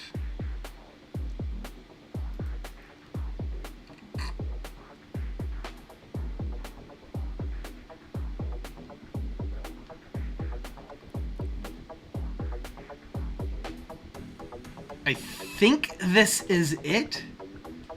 Let me see. So let me close this and see if I can focus the mouse on this. This is all that really is, you could say, the magic. Oh, sorry, let's go back. When you're talking about this type of map, you have latitude and longitude, and everything just adjusts for that. It's nothing complex. And I also want to show you guys one thing as well, because sometimes I get comments from Globers saying you use the Haversine formula in your app. So let's go to the Haversine formula here and see what it's used for. I'm not denying this is the Haversine formula, but let's see where it's actually used for. So right click, find all references, unlock the focus. I want you guys to follow the mouse. Okay, cool. So up here, we see that it's used twice. It is used in the function that we just searched, formula.ts, and then down here in the celestial sphere component. So where is it used then in here? So we got it being imported. So it's not being used, we're just importing it to be used. Okay. So then let's see then, where is the Haversine formula used in the Firmament Trackers app? Okay, so here it is. Let's make sure you get a good view. So right there, it's used when we measure the distance between two latitude and longitude positions. Okay, so it has nothing to do with astronomy. Does that make sense? And then just to show you that I'm not renaming functions to mess with you, let's see what on 2 rows, where does that go? That is this here. So what is this? This is when, again, we're measuring. Okay, yeah, so when you're doing reactive programming, what happens is whenever something is triggered, for example, in this case, we're trying to draw a line between 2 GPS points. So it's a feature not even really being used at all. But what I'm trying to emphasize is that the Haversine formula is for measuring distances on the ground. Nothing to do with astronomy. So when people mention Flat Earth Dave's app and they say it's using the Haversine formula, well, why? Where? And it's only for the friend finder. So Dave has a feature where you want to see if you're within 50 kilometers of someone. Okay. He uses the Haversine formula for that. Should he or shouldn't he? Well, that's a different thing than saying the flat Earth model's wrong. Because we're talking about astronomy here. So that's one thing I want to make very clear. And I also just wanted to show my code if anyone was wondering. The Haversine formula has nothing to do with the angle of elevation or the azimuth.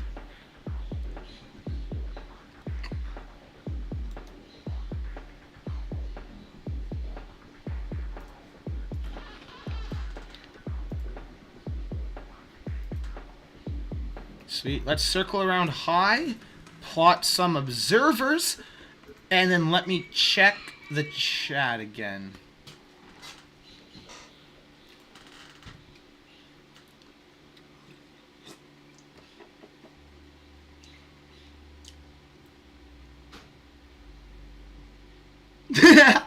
No, it's not a sales pitch. I just take my time. There's no rush to see it, and it's important to understand. As I said, you don't have to buy anything. You can see the 24-hour sun on the free app. So that's it.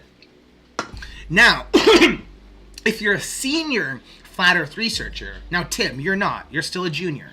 Senior Flat Earth researchers might want multiple observers. They might want GPS. They might want to search up locations. They might. You don't. The world's not about you, Tim. That's as simple as it is.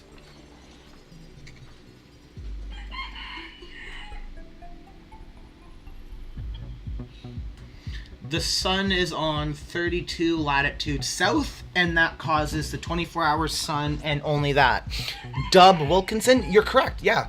So the sky coordinate, a celestial declination of 23, sorry, you said 32? I'm pretty sure you meant 23, where the Tropic of Capricorn is.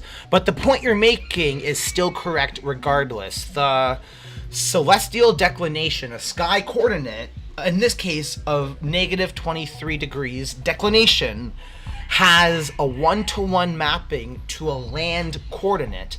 So if the celestial declination of any object, such as the sun in this case, if it's negative 23, we know that the latitude is going to be negative 23 degrees south. So that is, again, one of the ways we know the Earth is flat. Just math and science helps us know that.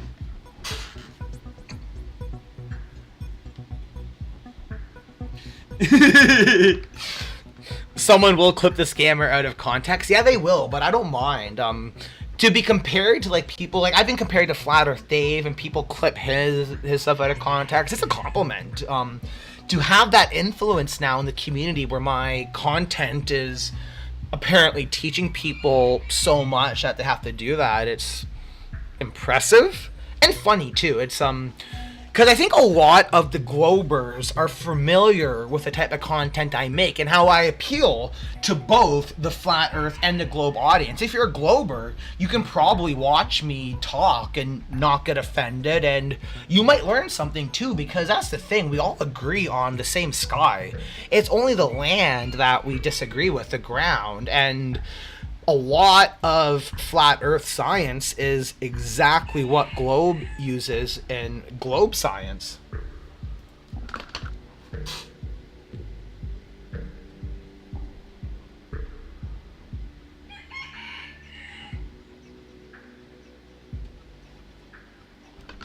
No, this app does not leak your data. The Drunk Debunk, I think you're talking about Dave's app. Flat Earth Dave had a security issue a while back where his app was leaking data, but that's the Flat Earth Moon Sun Clock. This is the Firmament Tracker's Flat Earth app, and just to let you know, Flat Earth Debunk, I want to let you know how uneducated you are. I don't mind teaching people this. It's something called OAuth, single sign-on. So I don't even know your data. Let me just give you an example. So when someone signs up, you can use like Facebook, Google. It will be, in this case for me, it'll be Facebook. It might not work because I popped it out. One sec. Let me do it again. But what happens is if you're already signed into Facebook, you just click continue. So yeah, continue as Steven. I don't know your password. I don't know your data. And then Facebook pushes you through into the app, assuming you paid. You have to pay, have an account. It's just like anything else in life, but there's no data to leak. Does that make sense? Now, let me also show you something cool, because I like talking to uneducated people who lie. Because if you're a Glober, you have to lie. It's the only way to do it. I don't think I have it here. It's only on the Pro. But then let me show you the code. So I don't even need to know where you live. The way that I developed my app, I can get an approximate location. So let's just search for the network location. So see this right here? Again, you might not know this because you're a Glober, but any website, assuming you're not using a VPN or a proxy, they know the physical location of your internet service provider. So if you're using Rogers, if you're using Bell, it'll be the major city you live in. Like it might be 100 kilometers, might be 50 kilometers, but a network location lets us get your approximate location. So I don't even need GPS permission. That is how much of a difference my app is to the app that you're trying to lie about and trick people into thinking my app is, or that it's doing something. But yeah, so we use network location, meaning that even if we get hacked, we don't store your exact latitude. So see this right here? We are storing an approximate location. So again, test it now. You can download the free app and you'll see what's called the network location. It'll look like a Wi-Fi icon. Let me see. But yeah, I hope that explains it. There's no data to leak. You are either, you don't know better, or you're intentionally lying because you're a glurf, and you have to lie to glurf. Assuming you're a Glober. I don't know, but if you call yourself the drunk debunk, that means you're probably trying to debunk settled science, such as flat Earth, and in which case you'd have to tell lies, because all science and math lets us know the Earth is flat. That's the only explanation I can come to. But yeah, let me go through the rest of your questions. Thank you. SD Atkinson, where can I buy a hardcover copy of your textbook? At the top of the link, you'll see where it says store.flatearth.university. You can buy the hardcover textbook. Oh, did my stream drop? No, it didn't. Never mind. You can buy the hardcover textbooks on there. So these are very beautiful, 173 pages. Let me get my camera up just so I can make sure I'm showing you everything correctly. But yeah, it's very beautiful, lots of photos, but not just photos, like there's text as well. We go into a lot of the concepts, everything. It's a very nice book. And then specifically, one of the coolest things about this textbook is because I printed it, I can't go back and edit it. I can't try to lie. My predictions are here. So if I was false about the 24-hour sun, it would have been in here. But what happened was that on page 130, I wrote that we see that at Union Glacier Camp, this December 2024, the sun will always be above the horizon.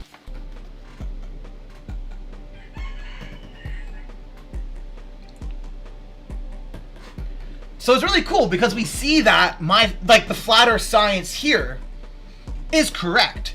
And everything is correct. This is a really, really nice book. So yeah, on the store.flatearth University website, I strongly encourage you to buy it. It motivates me as well to keep on going further and making more type of stuff, because this helps pay for stuff like the Flat Earth app.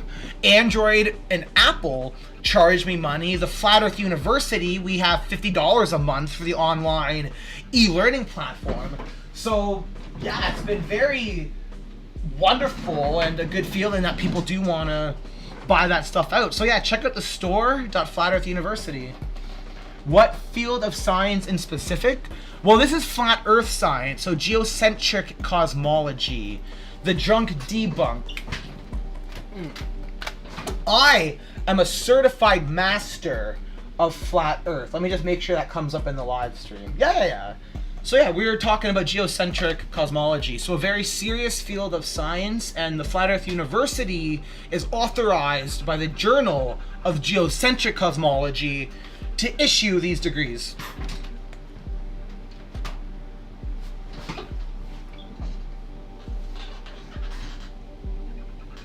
Well, no, the textbook's not a scam. So if you want to buy the ebook, you can buy that first and just test it out. But on the website, I have 23 pages that are my favorite that you can look at and just see, is this the type of stuff you want, yes or no? And it might be and it might not be. But again, no one has to buy it. I have a lot of free stuff as well. The textbook is just super cool because it's like a real hardcover book, and it's like flat Earth science. Just having it is cool, and then it is a nice reference material. So, in my personal copy of the flat Earth science textbook, I have stuff bookmarked because I do need to reference it. So let me just go to like a random page and see. Yeah, this is really cool. So this one is about the celestial sphere, and oftentimes I'm talking to people online. They ask a question, and if like I have my phone, I'm laying in bed, I'll take a picture and it explains it all nice and easy, and it covers a bunch of stuff. So like, even if you want to get into like gravity on infinite planes, we would explain a lot of the frameworks for how, like electrostatic gravity, when you spread out the mass, you get perpendicular vectors. So this book is set up for the future of flat Earth science as well. We covered dome refraction. This was done in September of 2024. So how long is that? Like 5 months, maybe 6 months? Very recent, very modern. And as you saw with the final experiment, other people, not me, so Globers, so Dave McKeegan, MC Toon, Will Duffy, they validated this flat Earth science. If they went there and did not see a 24-hour sun, then we got a problem, because I said there would be one.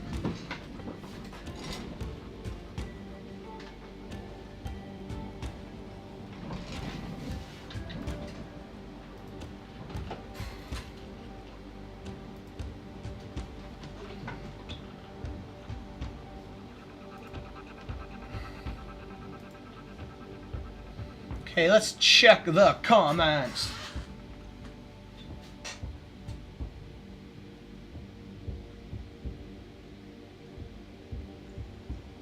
Where was that last comment?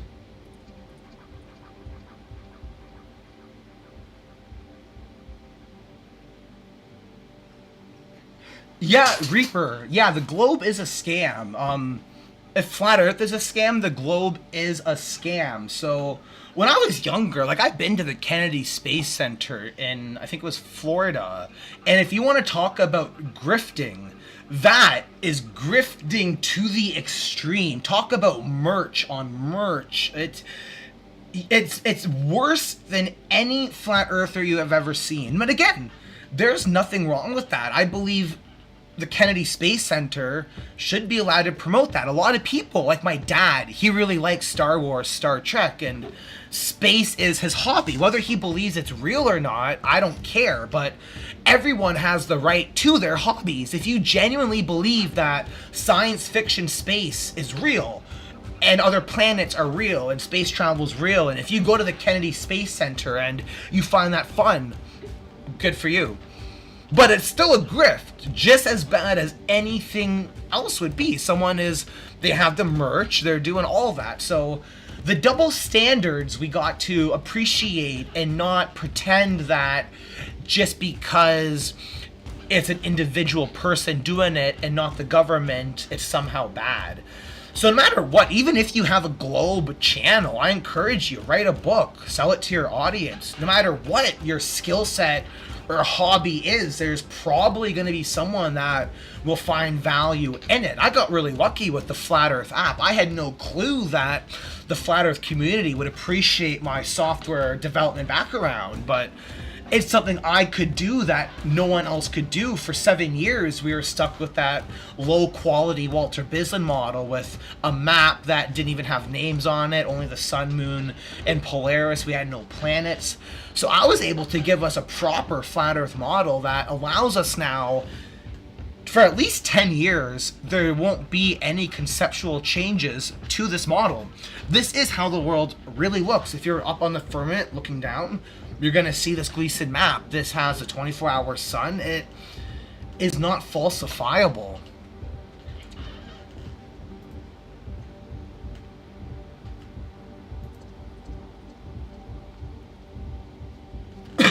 Okay, let me see what other comments we have.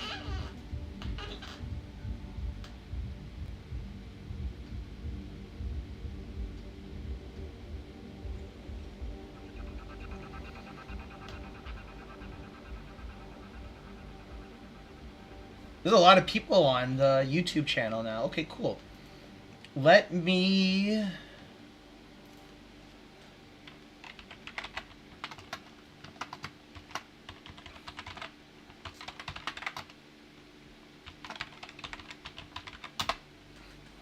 And I'm going to want to check all the TikTok comments. I feel like there's a bunch that I haven't saw. Because for you guys who don't know, we are live on TikTok and YouTube. And what we're doing, the whole purpose of this was an unofficial live stream. I needed to do some Flat Earth app development. I barely even remember the initial feature I came here with the intention of developing. But let me plot two observers so you people scrolling by understand why this model is so special. No one's been able to do this before. And then I will check all my TikTok comments.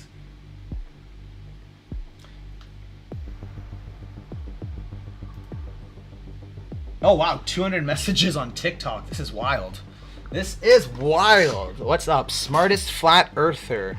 I'm definitely one of the most skillful in computer science. I don't know if it necessarily means that I am intelligent, but that's the thing I want to point out too.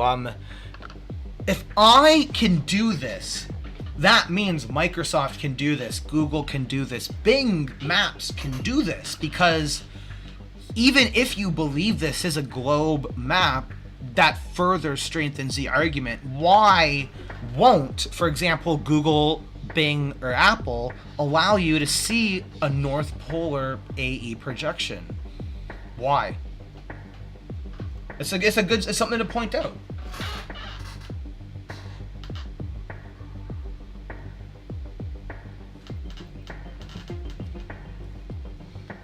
Someone says they sell flat Earth maps on Etsy. I would not recommend using random Etsy sites. It's gonna be really expensive, and it's usually just a random person who doesn't actually know the product. Let me just show you what you would want to do. You'll want to go to the store.flatearthuniversity, and the Gleason map, the same one that Amazon will sell you for $35 and that other people will try to sell for $40. Because remember, a lot of people, it's just about the money for them. Let me show you. Whereas for me, it's more about the control, the power, and influence. But I'm not going to scam you. I want you to have this map, but I want it to be cheaper and better than everyone else so that you come through here. And whether that's bad or not is up for you to consider. But again, this is not a photo on Etsy. This is the photo of the Gleason map that I have up in my bedroom.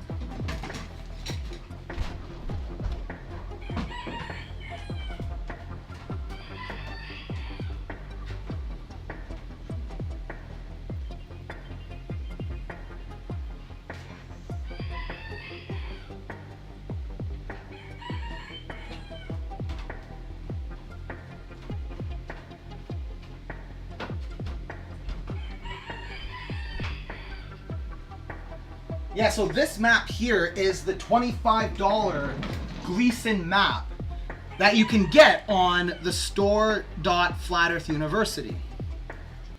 It's very beautiful. So it's 60 centimeters across by 90 centimeters up and down. Remember that. You want to pay attention to the dimensions that they're trying to sell you. This map here is $35 on Amazon. Other people try to sell it for 40. So this here, 25 US, 60 centimeters up and down. Sorry, 60 centimeters across. It's 90 centimeters up and down, and it's canvas and it's large.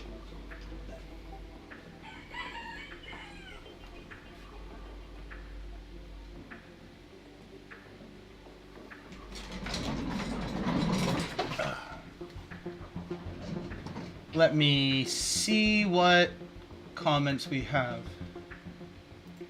Yeah, so that was to Sean TX, whoever you're responding to. I would not recommend they get a map from you. This is my live stream, so get it from me for cheaper. It's better. And on your credit card, you'll actually see Flat Earth University. So it's quite funny.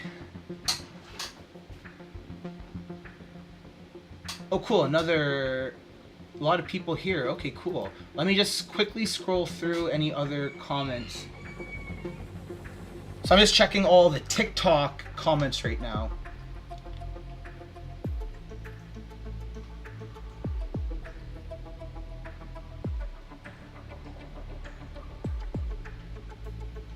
Yes, I am a doctor. I have my PhD in geocentric cosmology, and I teach at the Flat Earth University.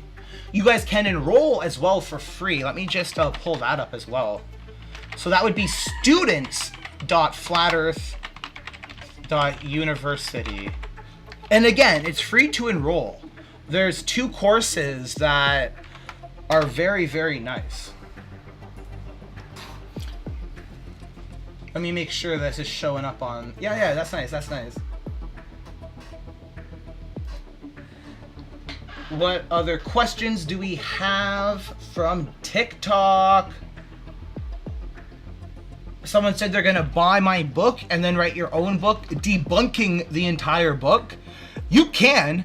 MC Toon has a copy of my book. If you're a Glober, you might also collect Flat Earth books. A lot of people have channels that they give them, like, for example, Glober channels are funded as well, the super chats, and they buy Flat Earth books. They pay for us. So yeah, that's a very good idea. Please buy my book. I will promote your review when you make your channel.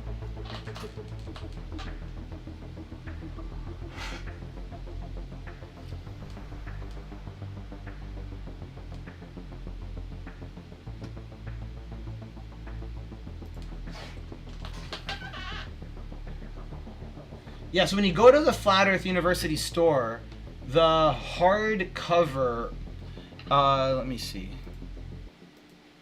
So again, it's store.flatearthuniversity. We have a ton of stuff as well, but the textbook will be right there, and you can see all the sample pages as well. So there will be, in a second it should load up, but there's going to be about 23 if I remember correctly.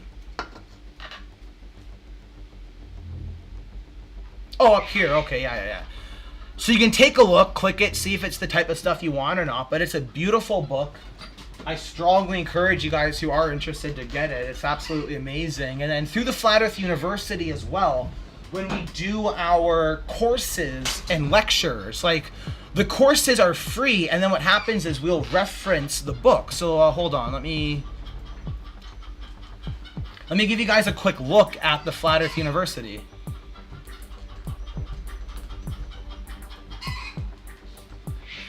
So we will preview FE 101. This course is free to enroll, so you guys can go in right now and complete the courses.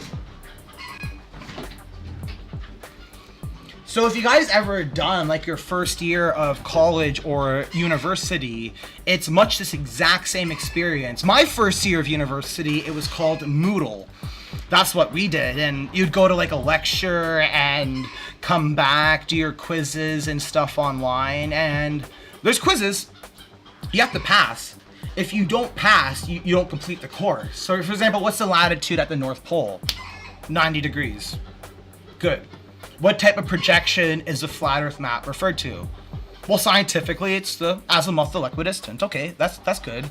But there's going to be some stuff you might not know. So right now, you could probably put the answer in the chat if you think you know it. What celestial event involves the moon crossing in front of the sun? So that would be either a lunar eclipse or a solar eclipse, but it's going to cause you to think, because now you got to actually pause and take a second to be, okay, when a solar eclipse happens, where's the sun and the moon? And then also, when a lunar eclipse happens, where's the courses for computer science, PM's plasma moon theory, and also HS. We're starting a history department, which like the mud floods and stuff. But yeah, I'm Dr. Stephen Alonzo. So for FE 101, you will be submitting your assignment to me, and you have to actually know what you're doing. It's not just like you sign up and I certify you. To become a certified master of flat Earth, you're gonna have your own number up there in the top. You see that? So you can go online to the Journal of Geocentric Cosmology and see whether this is actually real or not. So you can't just pretend to be a certified master. You can't. You actually have to go through this and put in the work, just like everyone else before you did. It takes years of studying, but this is to give you a pretty good introduction. But the assignments are no joke. Like, you're gonna be doing stuff.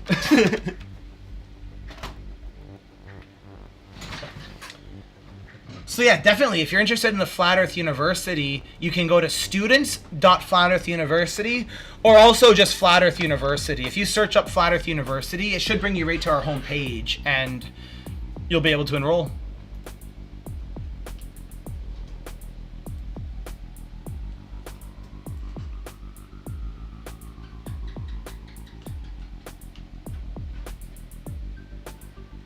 Oh, it looks like TikTok has dropped off again. So let me turn on this checkbox. And from what I remember last time this happened, so it seems like TikTok will drop and come back, but YouTube seems to consistently stay. Okay, that's not bad though. I don't mind that. So is my connection still good? Everyone's still here? Wonderful, wonderful. Thank you all for still being here. So if there's any chats for the last maybe 3 minutes that you asked, I did not see them. I apologize. You can re-ask them, then I'll get back to that. But yeah, the Flat Earth University, free to enroll. I strongly encourage you to do that. Let me now see if the TikTok is showing that I'm live again. Okay, cool. TikTok's back live. Awesome. Again, there's no viewers. Everyone gets forced out and has to come. But YouTube is where the thing will be posted. So although this was a test live stream, I'm going to keep it up. There's a lot of good content in here, and everyone seems to be enjoying this so far.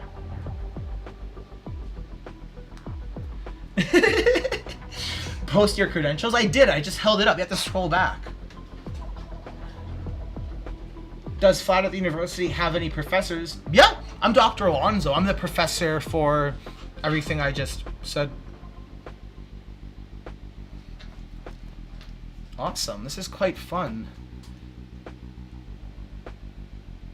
Let me change the music. I gotta make sure again that... Good. No risk of copyright strike. I can stream this.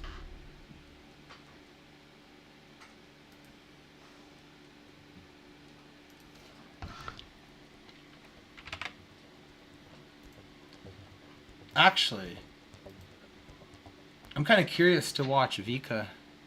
Is this starting right now? It's going to start soon.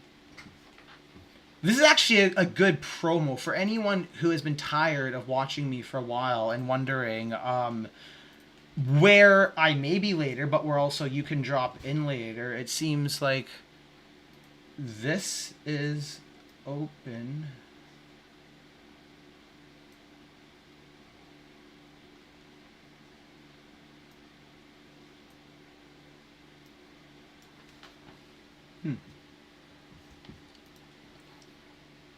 Not sure. If he starts. Oh, there's going to be some good people on here. Flat Earth. Oh no, Flat Earth Reconnaissance. No, I don't know him. I was thinking he was someone else. I saw the hat. There was one guy who's really good at Hebrew, and he's always nice to see. So let me just see any YouTube chats.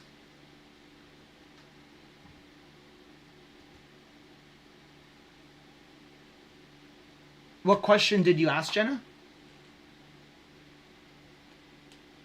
When the chat just started 4 minutes ago, the last one that it shows is Raptor Captain saying post credentials. But I think if I open my YouTube chat's live stream, it will show what previous comments people had. Oh, is it live now though?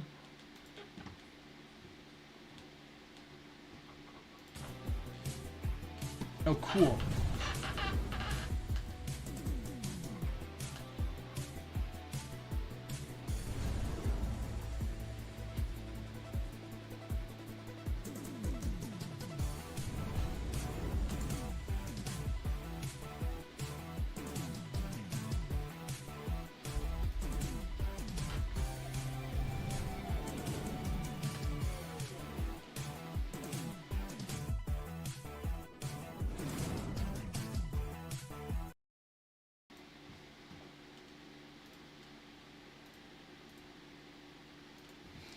Okay, so this live stream from my end is going to be ending.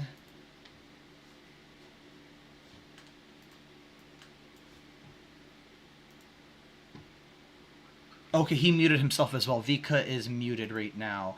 But anyone who is interested, you're welcome to jump over to Vika's channel, and he will have a StreamYard link where anyone can jump on live. I may do it. I'm just going to take my dogs for a walk and make sure everyone else is good. Raptor Captain, you already asked that. I already said, me, I'm the professor, and I listed the courses that I teach as well.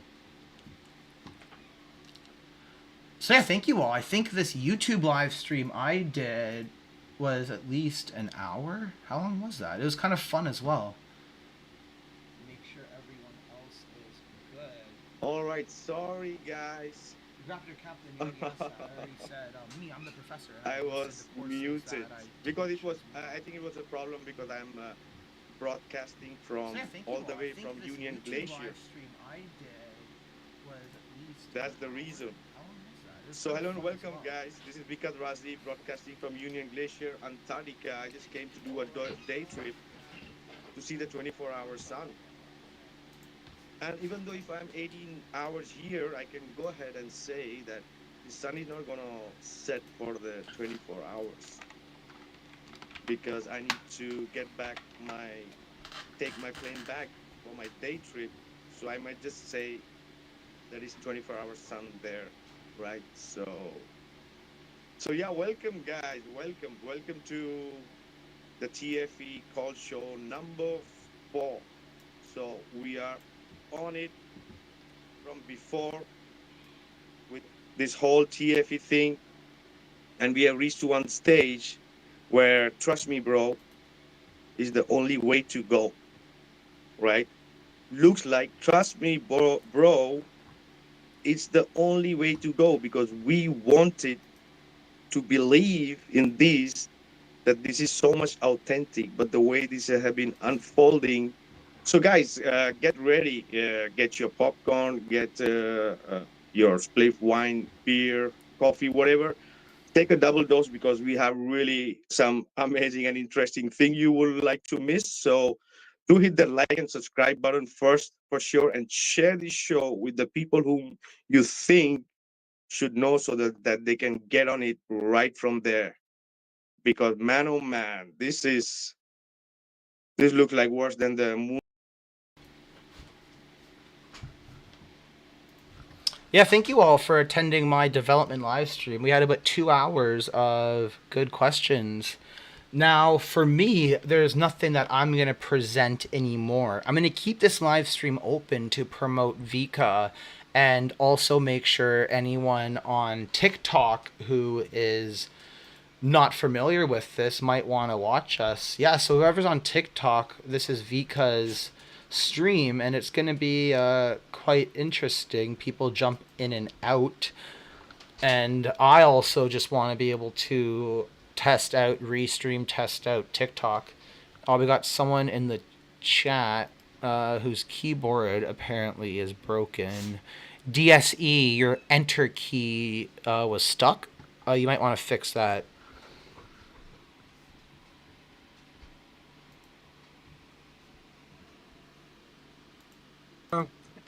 I'm good. I think you brought some of that cold over to New York with you, though. And I like the green screen behind you, man. It looks awesome. It's really cool. What year is that from? No idea. You were saying you know that. I'm gonna see two comparisons and see if the snow changes. So, yeah, no, I can't wait. I'm not too sure what Vika's got in store, you guys. So I'm gonna be just as hey, what's up, guys? I'm gonna be just as surprised as any one of you, I think. So I haven't been paying too much attention this week. I've been a little busy and preoccupied, so I kind of ducked out during the week. So I'm not sure what any news is going on or anything. So this is gonna be fun. I'm looking forward. So yeah, I see a lot of great people in the chat. So hi everybody, thanks for hanging out. Please hit the thumbs, all right, and subscribe to Vika's channel, guys. It really means a lot for the algorithms. So yeah, good to have everybody. And so yeah, welcome everyone. Have a good time. Put your seatbelts on. Put your mental seatbelts on, guys. We're gonna be. And let's say hello to our another co-host and brother, Aloha from Florida. How are you doing, brother? Aloha. Aloha, Vika. You too, Gene. Good to see you guys. I'm going to hang out as long as I can. I always have kid stuff going on Sundays, but I'll be here for a while. Awesome. Let's see what we have here today. So yeah, people, whoever wants to join, you can be in the studio, but yeah, we will gonna let people slowly because as I said, we also have a lot of things to show and discuss. So yeah, before we start into all this, I just wanted to make a couple of things clear. Is that Joe Hanvey's model, Stephen Alonzo, psychedelic, tomb of illumination, right? With respect to all these people, we have to separate few things, all right? The whole trip of Antarctica is one thing, and this model is another thing, because I started seeing this model and I believe in model even before the 24-hour sun thing came into being, because I was more attracted and saw the potentials with the star trails, with the eclipses, right? And then many other phenomena, but that was the main reason. And if it was doing 24-hour sun, all good, all good. So no disrespect to their work and their model, right? As I said, and I'm going to always say that on this plane, everything is possible. On this intelligent design, everything is possible. That's one thing for sure. But what the hell is up with the final experiment, right? A lot of gaslighting going on too. Will Duffy was here last week, and I especially said that I was open, right? And he was just gaslighting that, oh, Wicca believes in model of Joe Hanvey. And on the other side, Wicca doesn't believe these guys went to Antarctica. That's gaslighting, Will Duffy, right? So there's many things happening like this. And the way these things came out is the reason why the people can see the deception, right? So we are trying to see together, does this make sense or no? Aloha will agree to me. The most of the people we are speaking on, even on TikTok, doesn't want to believe it, right? Aloha. Yeah, Vika, most people believe it was faked. I'm 90% sure it was faked. 10% maybe the Joe Handy model is real or true. But again, that's just a model. That's just a theory they're working on. What I'm 100% on is that whatever they saw was not the sun that we see moving from tropic to tropic. The geometry doesn't work for people in Russia and northern Canada to be looking at a sun pretty high in their sky when the alleged TFE was looking at their sun going around a very small geographical location. So whatever they saw was either faked or it was a possibility that the Joe Hanvey and psychedelic model and Stephen Alonzo model has some truth to it. In time, we will know for sure. But right now, I'm personally 90% certain that they faked it. 10% possible that Joe Hanvey's model is accurate. Oh yeah, this is the thing, as I mentioned, we have to separate Joe's Hanvey model and this trip because there's two different things, right? In a way, because that is where the confusion is happening. That's why maybe these people don't want to believe that maybe this could be faked, right? Because there might be a possibility of 21-hour sun in some places in the south, right? Maybe they have to do something for 3 hours to make that happen. And with all the technological stuff, everything is possible. That this whole thing could be a psyop, right? That maybe they are inside willingly or not willingly. But what we can see here is there is real-time manipulation going on. These people are looking at us, what we are pointing out, and correcting it in real time. And we're going to be disclosing some things because this is going to be like an online analysis together that we all can do it and see that it's not fake, that we are not taking things up, faking it and showing the problem. Right? So yeah, get ready for that. We're going to be warming up with few things here so that we just get into the rhythm. Yeah. So, yep. And callers, people, we need your opinion too. So please stay patient.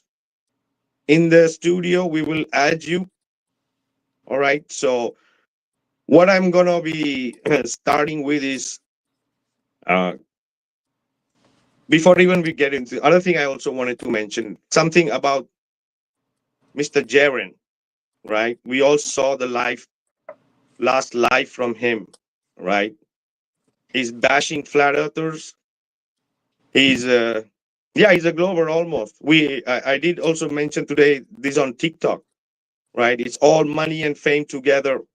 You know, we all know there's big money in being a glober, right? You can literally see that, right? So the people who are still going blindly, and yeah, Jaren, this is nice. You are very honest, right? This is the best thing to do. Wake the hell up. Wake the hell up, right? Wasn't it enough that you got psyop in this shit and you're still coming and playing in that psyop, right? Get the hell out. You should retire, right? This is the reason we wanted to believe that this was legit, right? But the way you guys are who all are involved are behaving, it's making people question. And when people question and look for things, things come out. Sometimes in just one piece of string is enough to start pulling so that the whole thing falls apart, right?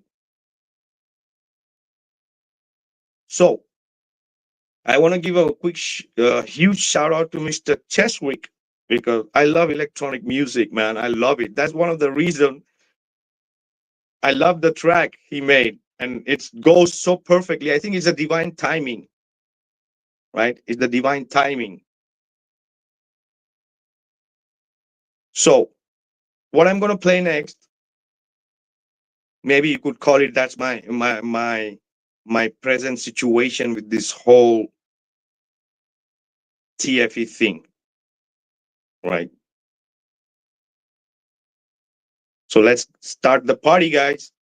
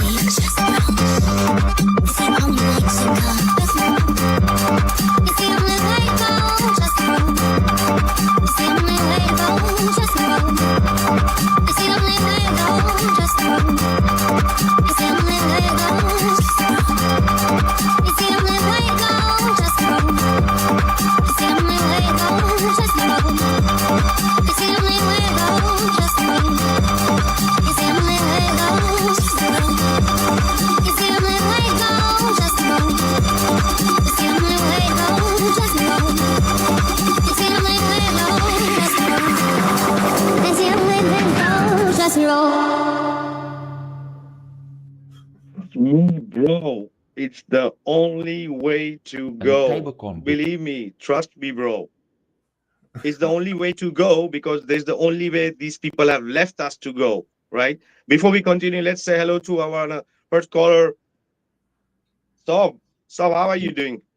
Doing fantastic, my friend. Good to see everybody on here.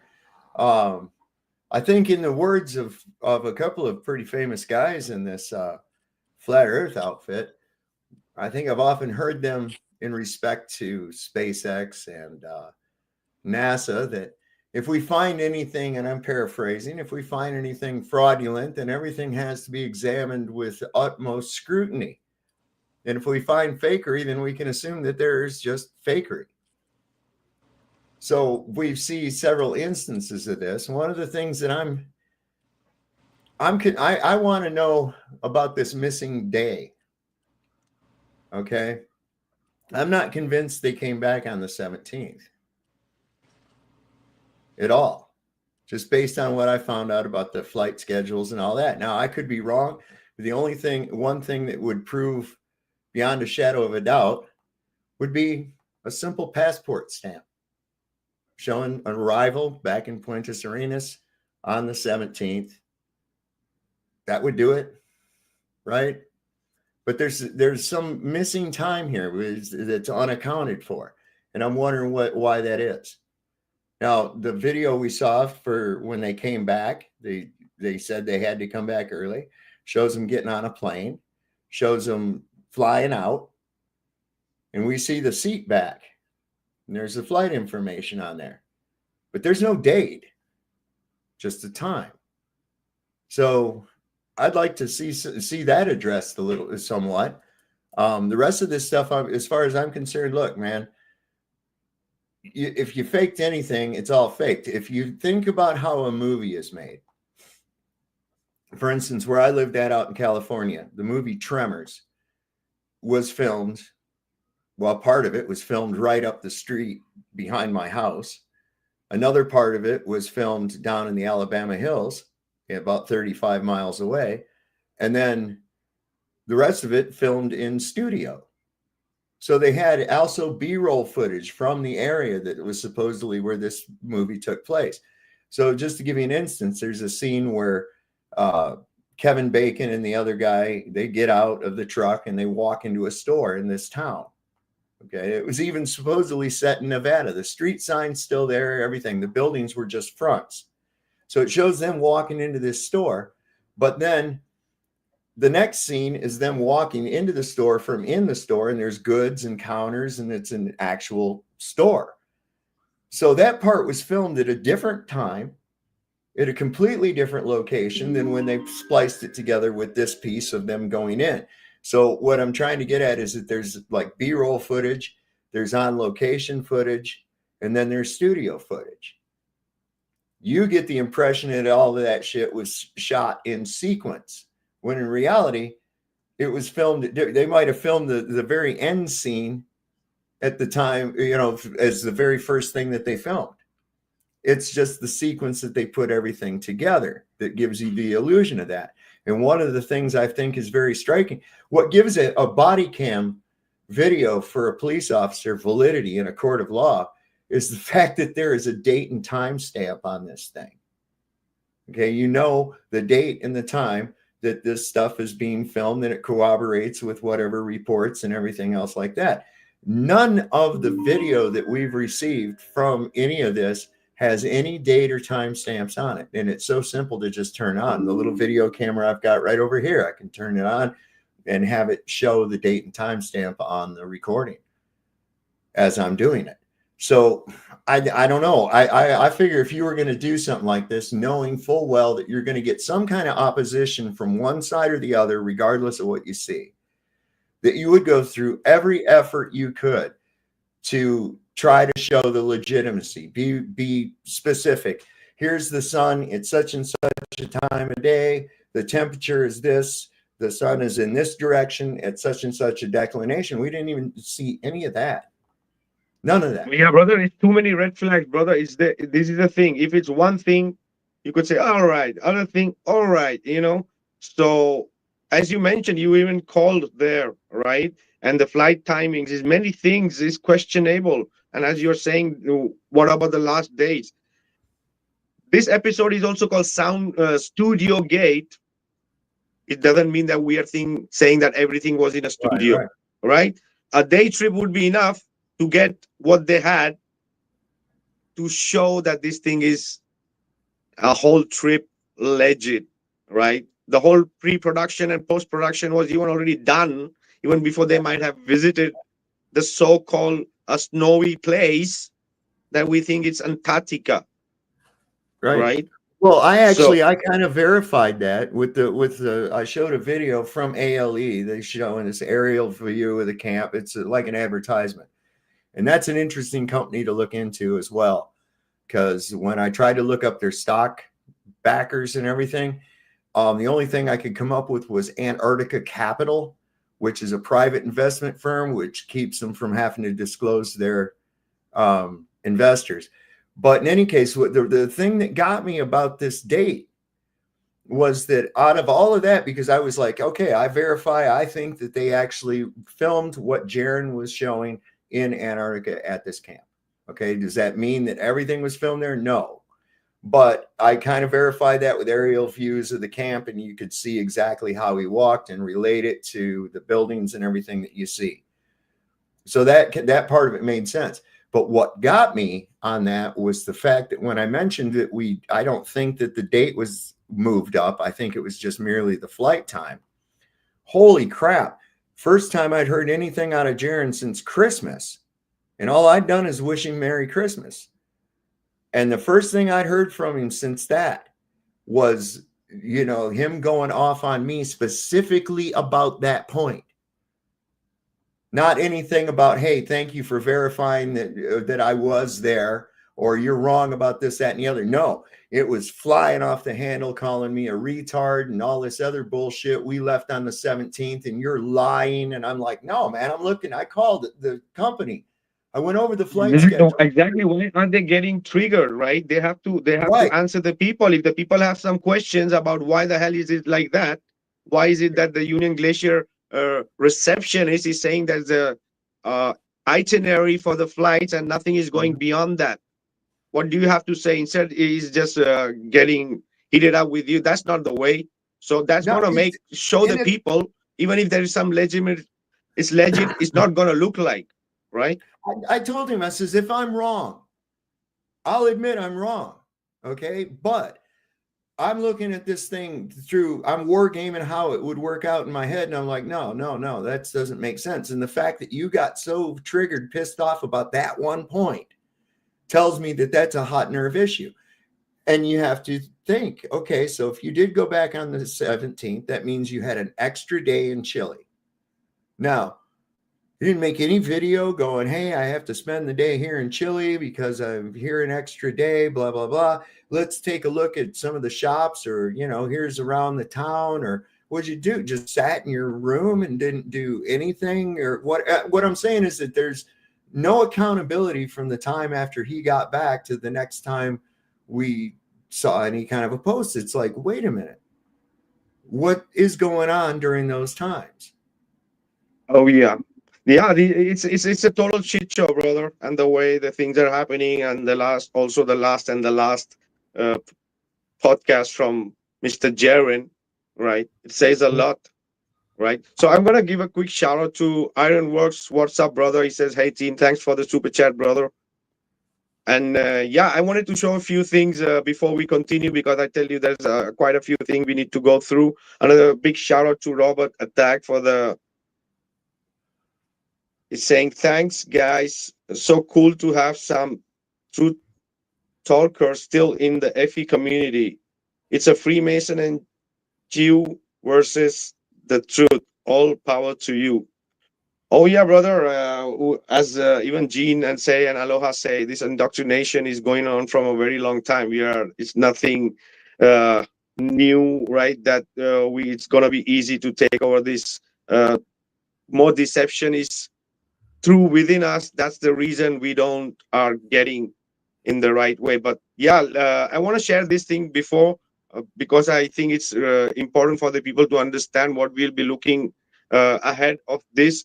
It's some of the, if somebody wants to add something and during that tell me, I'll pause it. But it's important for us to watch this a bit for what is going to come ahead, what we want to share, right? So let's do that. And this is from a clip from You Think that he shared. Even few people shared this clip, but I just took a small clip that I wanted the people to understand a bit, right? Bend. Mountains can't bend around you. They must keep their same. North and south and east and west must be the same. So you see this bending? It's because they're using a psych. So we're going to discuss what that is. So we see footage that is bending. So you see how the footage bends on the left, and as it rotates around. So I can rotate the footage either way, left or right. Can you see how it bends? The sun is bending in their footage. See how the table stretches. See how the camera stretches and bends. Right, so even if they're using a 360 camera, they're busted, they're lying. Now, if I bend the footage in the opposite direction, see how the perspective changes?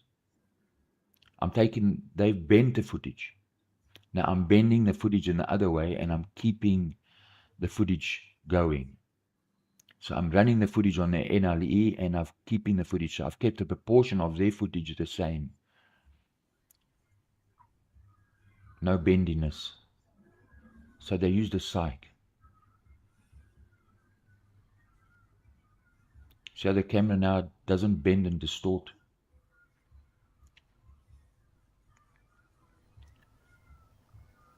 Right. So the bendy footage shows you that it's fake. So here's footage. I'm using a cyc here, a digital cyc. The footage is bending on the left. You see how the trees bend, and then they squash up to the middle, then they return and they bend back.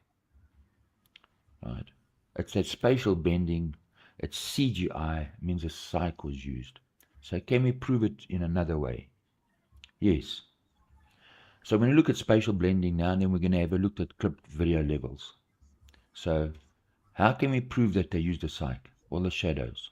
So pay attention. Now, when I say go, we both point to the right. Go.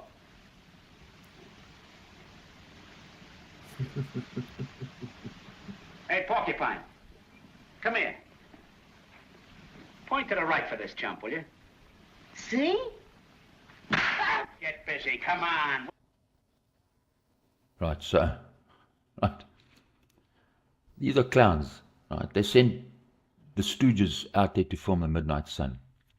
So the sun can't be in that position, Some and of then the shadow on the buildings be on the left-hand side, and this clown at the table, his shadow's on the right-hand side, and that's your frame of reference.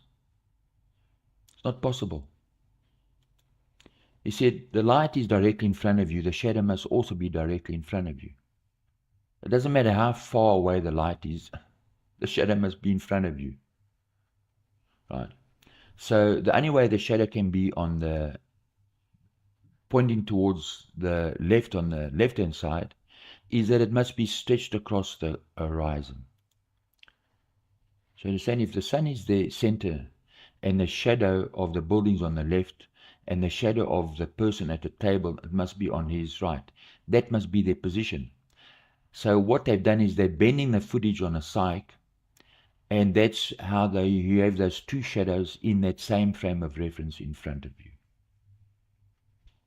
So, if you're calling God the creator of the heavens and the earth a liar, what amazing proof do you bring? Remember, the earth cannot be moved.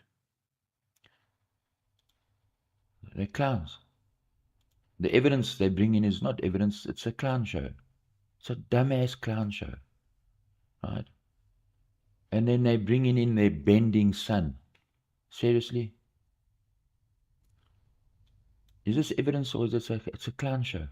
These people are stupid. Dumbasses.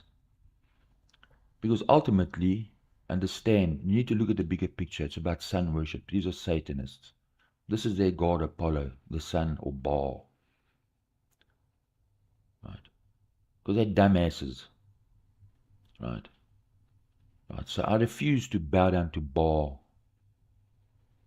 Right? I'm not going to bow down to Baal and his thugs. So what is a cyc? So a cyc, it's called a cyc or cyclorama. It can be created in a physical cyc or a digital CGI cyc. So years ago when there was film, now I worked on a cyc and I worked on a film crew on a cyc. I went to art school. After I finished art school, I went to the military, was an instructor in the military for a few years. When I came out, I went into advertising. And as an artist, we used to paint the cycs by hand. Right? We used to paint them by hand. In some of those cycs, the lighting was so strong because it's so tricky that the cycs would catch a light. You had to have a fire extinguishers at the hand. And then you had to go and touch up the cyc where they got damaged. So I've worked on a cyc by painting them and actually as the film crew, so I understand how they work. So that's an external cyc. So as we move from film to analog to tape, right, they still use those cycs, but when it moved into digital, right, you could make the cycs out of digital screens. It was easier. So you had to keep the formats the same. And as your digital, when you're working in digital, you have to keep the format of the cyc the same to your production. Otherwise, everything gets distorted. Right, so let's look at a CGI cyc. So that's, you have to keep your proportions the same for your CGI and your psych. Keep the formats the same, otherwise they're going to be distorted. So, right, so the Mercator map, all the Mercator map is, it's an equitriangular map on the same principle. It's designed to be bent and curved. An equitriangular image in those proportions, in those digital proportions of 360, 720. So I can take this image, it's a panorama, but I'm keeping it in those same proportions as double 360 or 360. So I can take that image, when I put it in a CGI psych, it means it allows me to pan. You see, it looks like I'm looking down wherever I point the camera. Now, when you use a psych like this, remember this is a CGI psych. You have to watch your camera angles, right? Because you want to keep your buildings upright. So you can't just turn your camera willy-nilly, like there the buildings are falling over. You got to keep your camera vertical and then pan and turn and change the angle of your psych. Because otherwise people will get sick. If you put this on a movie screen, right, so I film TV commercials, I film productions for television, and I've filmed content for movie theaters. If you do this, the people in the theater will get sick. So you can't do this. You have to keep your buildings upright. Right, so that's used for a psych. If I changed, here's another image, right? Same principle. Right. I can warp this. Right. Must be the same principle. Right. So you see how it stretches, bendy, compacts in the front, and then stretches back as it moves out. That's a psych. It's a CGI psych. Right. We see the same in their footage because it's fake. Right. God's not a liar. They are the liars.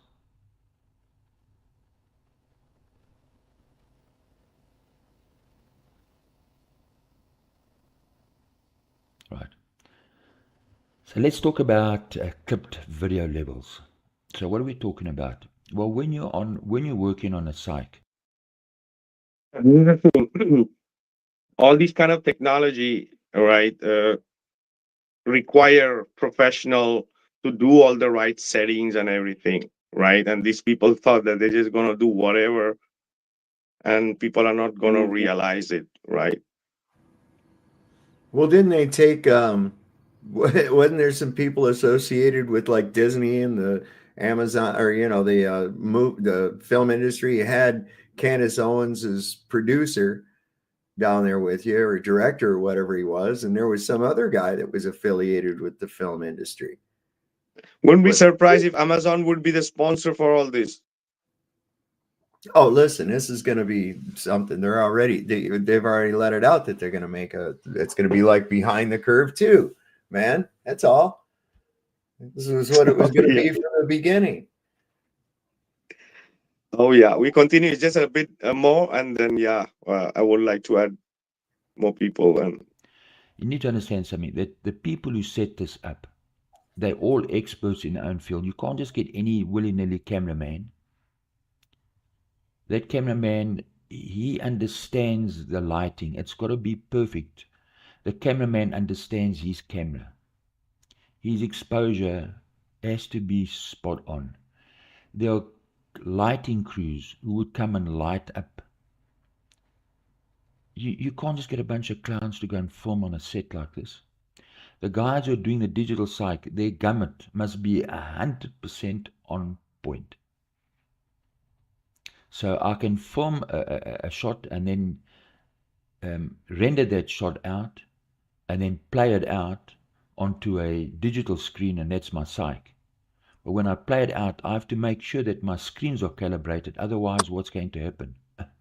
Your footage your shadows are going to come out blue. your shadows will come out blue. And your images are going to be clipped. So if you look at their image, we look at the RGB, it's clipped.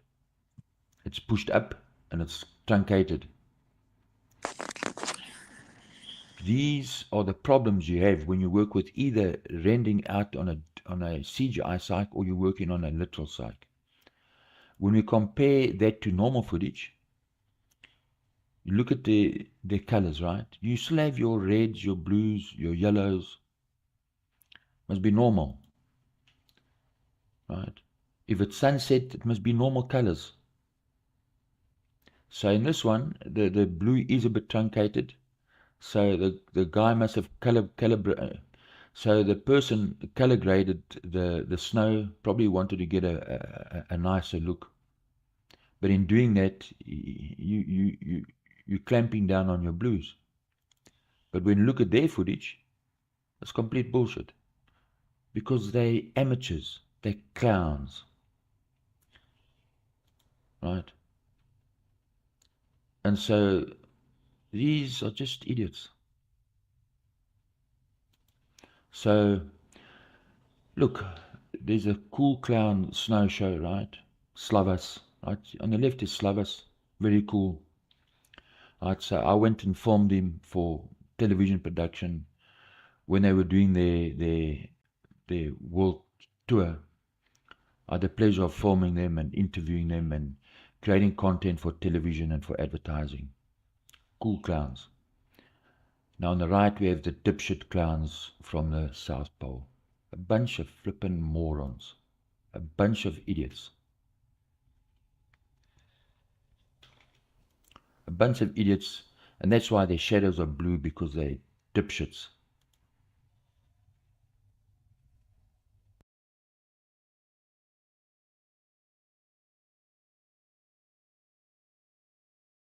Alrighty. So yeah, I just put this out there so that the people can see that there are many other red flags that the people are pointing out. Right. Take what you want from that. If you want to go more in detail, you can check him out. You think, and many other people also shared this video. It's a 40 minutes video, goes in much more detail. I just clipped this part because it's in the context of what we are going to be sharing later, so that the people can have an idea. Right. So hold on to brief. So I'm going to add Vlad. One moment, Vlad. How are you doing, brother? I'm good, Vika. Thanks for having me. Panel, what's good, team? How's everybody doing today? Aloha, bro. All right, it's good to Oh see yeah. you guys. Hey, How you doing, Vlad? How you doing down there, Vlad? oh man, it's actually getting warm where I'm at. But you know, I was thinking last night into today, and I just wanted to make sure that I had a good backup. So I looked at something called the Flat Earth Pro app, right? And it gives us this thing right here. I don't know if you guys are familiar with it, but with that, I'm looking at the days that these guys went. They went on and around the 12th, like 12th or 14th to like the 18th, right? Yeah, 14th to well, they said they left on the 17th, but Okay. They 14th said that to the 17th is what they claim to have been there. okay, so they said that they observed the 24-hour sun, right? Mm-hmm. Okay. Guess what was supposed to be out the same time the sun was out? Moon. The moon. Where's that? Duffy did upload a video of a 24-hour. But isn't there supposed to be a moon at the same time? Yeah. Somewhere? We got to see a moon somewhere. There should be a moon somewhere. Well, they had that cold moon, and the story is that the moon was at its furthest point from the sun, the furthest point north over the tropical Cancer. So if, you know, on the flat Earth even, you don't know that you would see the moon if it's to complete opposite. But there's a good theory going, too, that the moon, the Polaris, and the actual sun that we see going from tropic to tropic maybe as part of that Joe Hanby model that created a reflection down there. Again, I don't know. This is all theory. It's all speculation at this point. But I will stand on 100% certainty in my soul that what they saw down there was not the sun that we see moving through our sky every day. Right. I'm wondering how this whole thing could have taken place, because now I just have my doubts altogether. And what I find telling also is that so many people are like, you need to take a side. You need to pick a side. Do you believe that they saw it, or do you not believe? I'm like, you know You what? don't have to. You You don't don't have to have pick a side right now, bro. No, you don't. You don't. I mean, we still have to look at the evidence, whether you believe or don't. That's cool. But yes, I'm still looking at the evidence. But I mean, the more I see, the harder it is for me to believe that they actually did anything of note, that they actually achieved anything. So, at the end of the day, in my opinion, I believe that the globe is just trying to buy more time, because when you ask them the question, hey, so did you prove a globe or did you prove it flat? They come back to you babbling, right? So it's empty. It's totally empty. But the rest of the society that, they really don't do much research into some of these things. I'm not calling them stupid. I'm not doing that. They will just continue to kick the can down the road and just believe that we live on a globe, for those that haven't thought about whether we live on a flat or a globe plane. So I just believe that this is their way of just buying more time at the end of the day. And it doesn't matter, because their time is up. So Yeah, they might. And they know it. Go ahead, Gene. Sorry. No, that's all right. They know it though. Think about it. It's like a little kid losing the game. The game has to finish, so the kid that's losing destroys the board, so he can't lose. That's kind of what's going on right now. Mm-hmm. That's good, Gene. Yep, that's good. Yeah, up until Right. So yeah, go just, ahead, Aloha. just up until a few days ago, I was still 50-50. I've tried to stay neutral the whole time, getting messages from Eddie and getting messages from Dave that were kind of the opposite. But even Dave now is like, yeah, they faked it some way, somehow. I don't know how, but they faked it. He's even in that camp now. But I think it's okay to just still sit back and let more information come in, because even this news that our brother above me is saying there, I hadn't even heard that about the missing day. That's new to me. So Yeah, I me too. Oh, yeah. more Sab's time, been digging. He's been the more digging crazy into that. I'm sorry. Go ahead. yeah, no, I'm just saying the more time we let go by, the more stuff like that's going to come out. Already so many red flags on the field that I'm now like 90% certain, yeah, they faked it. Some way, somehow, however, whatever technology they used, it was fake. Yeah. Oh, yeah. And then he got attacked big time. Like, as soon as he started like snooping around, and then he did the live he did a live talk with the representatives from ALE, and then he looked up their pictures, and then you could see the staff and everything, spoke with them, recorded it and everything else. Kind of the stuff that you would expect that somebody going down there would do, just to make sure that they cover their rear. No, He got all kinds of attacks from the guy that owns Jeranism and stuff. So I thought that was telling, that he got so annoyed with him, got bothered by the whole thing. And what they don't understand is, the more you get bothered by it, the more investigating that people do in those regards, just to find out if you're lying or not. And more than likely, I mean, it's going to turn out that these guys are frauds, and it's really, really disappointing. It breaks a lot of people's hearts, and it breaks a lot of people's confidence, but it is what it is at the end of the day, Yeah, they may have slowed down some of the sheep, but I'm the looking at people this. that are sincerely seeking truth, it's not going to slow down flat Earth at all. We're just Yep. going to keep growing. And ultimately, we all know that it's not really even about flat Earth. It's about the truth versus the lies. It's about Yes. the system lying to humanity at every point, just about. And people are waking up to the lies, not just flat Earth and globe, but That's so right. many other subjects as well. That's right. That's right. Yeah, that's working in our favor. Yep. These guys are getting scared, and I love it. I love it.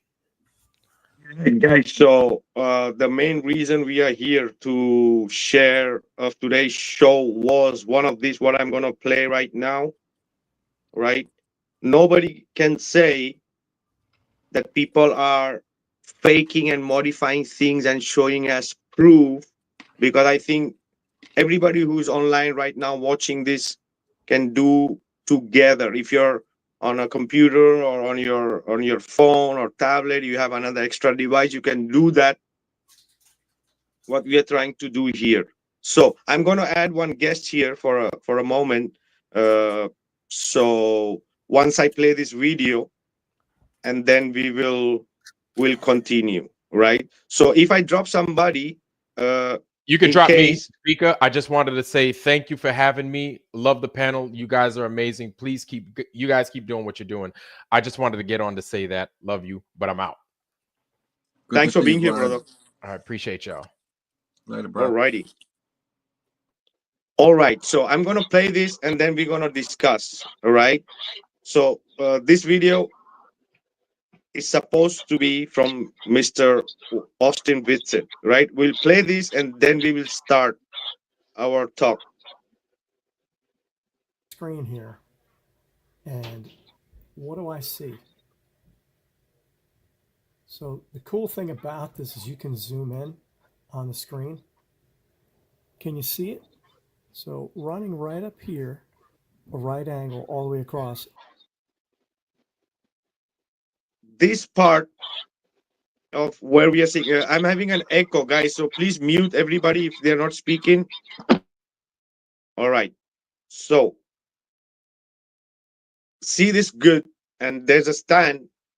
That is the point of interest in many places, because if we're gonna see that the 24-hour thing and everything starts right there, that's the main point of interest, right? So I'll play it. And it looks like things converge into this corner. And if you look at down here, right, this line runs all the way up from almost this camera. Okay. So let's zoom in on it again. Let's zoom in. I mean, when you zoom in, I mean, the corner is completely obvious. There it is. The corner in the screen runs all the way out. And again, this is at, like, I noticed it like 51 minutes in to the video, and now at 52 minutes and 6 seconds, it's just obvious that there is a right angle and a blue line. Guys, can you all see it? I don't know if you guys are on your computer or I on your see it. mobile phones, but can you guys see what he's trying to show there? I see a light blue line going up and then 90 degrees off it to Grease the on the left. left. Dark line. Exactly. Yeah. All right. All right. Oh, We'll that's continue. damning.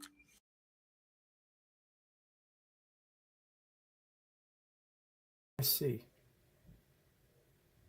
So the cool thing about this is you can zoom in on the screen. Can you see it? So running right up here, a right angle all the way across, and it looks like things converge into this corner. And if you look at down here, right, this line runs all the way up from almost this camera. Okay. So let's zoom in on it again. Let's zoom in. I mean, when you zoom in, I mean, the corner is completely obvious. There it is. The corner in the screen runs all the way out. And again, this is at, like, I noticed it like 51 minutes in to the video, and now at 52 minutes and 6 seconds. Before we continue, guys, if you are on any other device other than this one, go to Witzett's last 24-hour video, and at 50 to 52 minute mark, screenshot it, record it, or whatever, right? And keep it for later. It's just obvious that there is a right angle and a blue line that cuts all the way up and across. Okay, and I'll just bring it down so it's better in screen on my camera here. And it runs all the way across. All the way across. All the way across. And they must have blended it better down the other side there, but you can see it ends up right there. See it? Blue line running all the way across the screen. I don't know. I wonder how they're going to, how Dave Weiss is going to explain this one away. It comes all the way down here. I see it going all the way down here. That to me looks like the scene of a gigantic LED screen. That's what it looks like to me. Okay. So I can come here, I can zoom in one of two ways. I can zoom in on their camera, or I can zoom in on my camera. Unfortunately, I got a little reflection there. Let me try to get rid of reflections for you. That's the other one.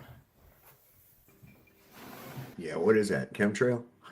If he wasn't watching it on a huge monitor, it would have been very difficult to catch. All right.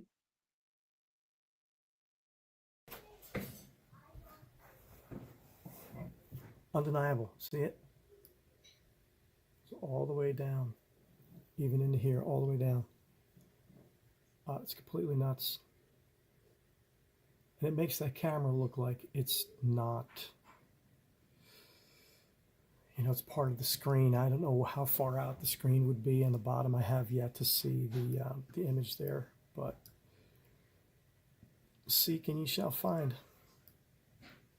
There it is, running all the way across the sky on a right angle from here to here. I don't know how you explain that away with, you know, the 360 camera or whatever it is they'll use to try to say that this sky isn't just converging locally here, and it's obviously being projected as the horizon. This could be the fourth wall, right, that they had to cover up from their 360. Who knows? Anyway, I'm going to try and get this out as quickly as possible. Again, right up here, cutting across, there's this line in the sky. And fortunately, you can zoom in on this footage from this 360 camera. That was obviously 360 of some kind of a screen that's projected for it. Come all the way That across shit's nuts. Look at that. to a right angle. It cuts all the way down to the ground. There it is. See it? Right over here, right where my mouse is. I can just pull it, pull it right down. And you could see it. It's like a mirror projection across from one to the other. I mean, it's so obvious now that I've zoomed in on it. It's just crazy. So here we go. I haven't done, like, this is the first thing I found that was really anomalous for me. So, and I haven't, you know, people can claim whatever they want about the other shadows and all this stuff. Nothing explains this to me better than they're using some kind of 3D screens. Like, how else do you define that there's this right angle in the sky there, other than it's just another part of the LED wall? And they thought they would have edited all this stuff out, I guess. I don't know. But here it is. Seek and you shall find. I mean, I pray on this stuff. Like, oh my God, if this is fake, please let me find it. And I found something really fake. So, looks fake because it blends right here at this line. And when I'm looking at a 4K screen, I'm videoing on my phone. But when I look at it and I blow it up on my Mac, it's just so obvious. There it is, the blending of the footage. Comes all the way up into the sky, all the way up. Makes a right angle and cuts back to the left. So there you have it. I don't know. I don't know why they have to fake it, but it definitely looks like wow. Oh, Yeah, a few that's days pretty, ago. What? Go ahead. that's pretty bad. I hadn't seen that either. No, I hadn't either. Can Which- you put a link to that? Yeah.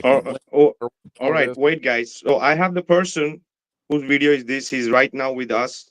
All right. So, Kevin, welcome to the panel, my brother. How you doing? I'm doing great. I'm happy to be with you guys. And it's funny, like, I saw Vika going after the TFE, and we're all wondering, you know, what's the point of this? And I had no idea that Jaron and Whitsitt were engaged in a contract with Will Duffy. You think, oh, we're just going to go down, we're going to take some video, and then you find out they're on a contract and that there's some kind of a movie that they're going to create. And I had no idea that Amazon had these massive 3D screens, right? Until I saw Eric Dubé's video. And I'm like, all right, well, if they faked it, we're going to be able to find something. And I had never seen footage from a 360 camera, and that to me was suspect originally. I'm like, this is going to make it really hard for anybody to kind of follow the circular path of the sun and to figure anything out, really. And I'll make two conclusions after, but really what I did is I pulled up the footage, and when I figured out I could zoom in on it, and like Vika said, I have a nice 4K Mac, and I could screen. I was like, holy crap, I can scroll left and right, and then I can zoom in. And then when I zoomed in, all of a sudden I'm like, what the hell is that? And there's a corner, and it made sense to me because, you know, the idea is anytime they make a movie, they use different locations, right? You shoot some on site, you get the natural footage, and then you go into the studio and you do what you want to do. And I think the You Think video, as I was sitting here watching you play it again, Vika, really pointed something out to me. What they need to prove is that the Earth is turning, right? So if the sun is in the sky for 360 degrees, that's okay. But is it the Earth that's rotating or the sun? And when you look at the You Think video and you start figuring out, their big problem is they need to prove it's the Earth that's turning. And that's why the sun is staying at that point. And I think that's the point of them using the 360 camera. I think that's why their footage is suspect. And even if there was or wasn't a 24-hour sun down there, the 24-hour sun would prove that either the sun is stationary and the Earth is rotating, or the inverse. And guys like You Think could point that out for the rest of us, because the blue shadows, I was like, this looks really weird. Everybody's behaving strangely. And if I had snow at my feet, I grew up in upstate New York, and somebody said, where's the snow? I would have kicked my feet and I would have picked it up and shown it to you. And I would have watched it melt in my hand. So I was like, this is suspect. But finding this little anomaly, but then when I went back, and I know Vika, I sent it to Vika. I think my problem was I was so excited that I found something. I'm like, who am I going to tell? And I did make the mistake in a couple of the chat boards to try to get the attention of like Dustin Nemos is putting in the timestamp. So I went back and I couldn't find it again, but that was like 3 hours later. I went back an hour later and I could find it. And then after I made some comments giving the timestamp, and they must be monitoring the chat for all of the mistakes they make. I don't know, Vika, if you were able to still spot it or not, but I went back and it looked different. I took pictures. So the first thing I did is I see this anomaly. I take pictures with my phone of my screen, because I'm like, how am I going to screen capture this? And I guess if I was not an idiot, I would have done a screen capture in retrospect. But what I did is I took my Samsung Android, and then I just did a little video thinking that I would do a YouTube video, which I have. So I have a little YouTube channel. I haven't really used it in a long time, but I did all the footage that I have that Vika just showed you. I have a link, and anybody's welcome to go to my page and look at it for themselves. Again, I have no dog in this hunt. I was like, yeah, maybe Joe Hanvey, maybe there's a 24-hour sun, but then it flipped for me. And I'm like, yeah, but they have to prove it's the Earth that's moving, and that's their problem. Oh yeah, absolutely. Let me tell the story to the people how it happened, so that people can understand. Like few days ago, like at very late night, just before I was going to sleep, I get a message from Kevin about him having a clip that he wanted to share, and it was too late for me. And I said, all right, what is it? And then I went to sleep. So the next day when I wake up, he sent me the link and the images of this video and the links, right? And then it was night for him. So yep. And when I saw that video, what he sent to me, and then I went to verify on Austin's channel, and it wasn't there, right? So I asked him, did he share with somebody, or it looked like it got tipped, right? So somebody must have picked it up where he mentioned this on the Rumble, and it was taken out, right? I'm still having an echo. No, sorry, that's me. No problem. So, and looking into it, our mind was blown. We just knew it was taken out. There was something wrong. So that is the reason I was saying that the people need to go from 50-minute mark to 52 something mark, record that part from the last upload, so the people know that it's not that people are just making shit up and showing as fake, right? So before we continue, anything you want to add, Kevin, before we continue? Because I'm gonna show that how these people took it out once they saw that it's been spotted, right? Yeah, I think the only thing, like, we're all kind of in the same spot of this is a publicity stunt. That was what framed it in my mind. I'm like, how many articles have they done about these guys already? Oh, flat earther just proved the earth is isn't flat, or had his mind blown, and Jaron was in the Jerusalem Post. Like, all this publicity requires a publicist, and it's for a movie, and they don't care if they get caught, really, because they know most people are just going to watch. Their only experience of this is going to be whatever the movie that these guys come out with. And now they're in damage control, because if their movie comes out and it's DOA, that they just spent a lot of money on nothing. Well, And that's my hope. Here's something that's kind of funny too. On none of ALE's social media have they put out anything about, these guys coming down here or anything. And a lot of their posts look like they're looking for something to put up on Facebook to, have a Facebook post out. And what is really interesting is that on their Facebook page on the 17th, the day that they supposedly had to leave out of there on a storm because of a storm, there was a historic landing of an Orion P-3 aircraft of the Chilean Navy on the blue ice runway because they were going there to map and survey parts of Antarctica. And it shows the airplane flying, and it's clear and it's sunny. And it's like, that's the day that you left because a storm was coming? What? Wait, huh? I don't know. I just can't. There's just shit like that doesn't jive. But if you go to their Facebook social media or their Instagram, there's no post like saying, prominent flat earth YouTuber proved that the earth is a globe. Come down and see the 24-hour sun. Hell, in fact, if you go to like South American travel agencies and look for trips to go see a 24-hour sun, they send you up to like Norway and shit. Why wouldn't they just send you down closer, make an affordable trip for people? None of it makes any sense.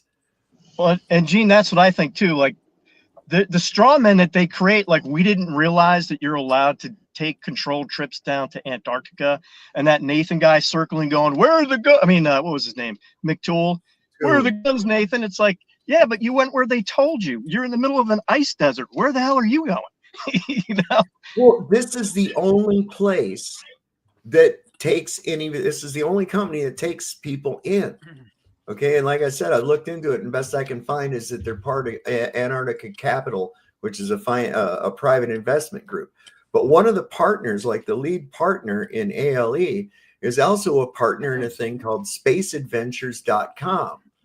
And you're supposedly able to buy a trip up to spend 10 days with the astronauts on the ISS, or go up around the backside of the moon. And then they also have a link over to this company that offers these zero-G flights. Oh yeah, absolutely, brother. This is the thing, guys. Before we continue, I would like to have an opinion from the panel before we continue this, because there's a lot to this more. Some funny things too. Make sure if you guys are here first time, hit the like and subscribe button, and do share the show to the people who you think this information should be there, because this is a mind blower, right? So I'm going to say hello to another caller, Sam. Sam, how are you doing? How you doing? And your opinion until what you saw till now. Well, it's very interesting. It's like another TFE killer. It's we just started. And before you continue, brother, everybody who wanted to join the panel, you have to be in the studio and wait, because there are people waiting in the list to be on the panel. So be patient, be inside the studio. They're waiting, and I'll add you, Shan or anybody else. I'll give somebody a chance to come on up. I'm going to go, and it's time to eat supper. Thanks for having me on. And yeah, keep up the work. And I'm telling you, man, look into this timeline. the timeline is always one of the details that's going to definitely give you some answers. Oh yeah, absolutely, brother. Thanks for being here. And yeah, we're gonna show where is the manipulation going on in real time. So stay tuned, brother. And thanks for being here. Well, right on. See y'all later. Good to see you, Sav. Thanks, man. Alrighty. Hey, what kind of storm did they end up having down there anyway? Well, it must have been a windstorm, I guess, right? Because there's no precipitation down there. Oh yeah, that's what they say. All right. So very little, at least, right? You can't say there's none. They get like an inch a year, I think they claim, or something like that. Would they get it all in 2 hours or something? Maybe it was just a windstorm, I guess. Go ahead and put me back in the studio, and I'll come on later. All right. So yeah, Shan and other people, Phil, if you guys want to join, you have to be in the stream there, and I'll add you once I have the spot. And for sure, I need opinions from you all too. So patience. And Sam, yeah, sorry I cut you out, brother. Anything you want to add before? Well, I've been thinking about that whole thing, of course, day and night, like, recently. And the only thing I'm wondering is that, NASA, for example, they don't care about how many times we catch them, faking things, and they're still here, and they didn't go anywhere, and they're still acting as they're the official window, to space, and so they don't care. And I don't believe these guys of TFA really care about the mistakes they make and the fact that we just realize it's all fake, because I don't believe that. Again, the objective was to prove that there was a 24-hour sun in Antarctica. That's the means. That's not the objective, because I believe the objective is just to convince the masses that are more vulnerable than us, that will believe anything. And actually, this is what they're doing. They're just like now showing that the TFE thing as the proof that the flat Earth theory is like is crushed, and that's what they're doing. They don't care, if there is a bunch of people knowing that, they faked everything. Well, they're going to go with the media, and they're going to just sell that thing out. And they're just like stopping the bleeding. They're just like, yeah, like you said, they're saving time. They're saving time. This is a strategy. This is not to prove. This is not about. But the problem is, if there is manipulation going on, everything is questionable, and everyone is questionable. This is the thing, that people are having problem to believe it or not believe it. So everybody is trying to figure it out what is happening. And if you see proof of manipulation, then everyone involved is very questionable. So why should we, as you said, like the community looks more dispersed and lost. Why? Because this is the reason. Because even after having the fakery, the people are having a hard face to say this is all legit, right? Yes. If there is legit, why is there indoctrinate tweaking going on?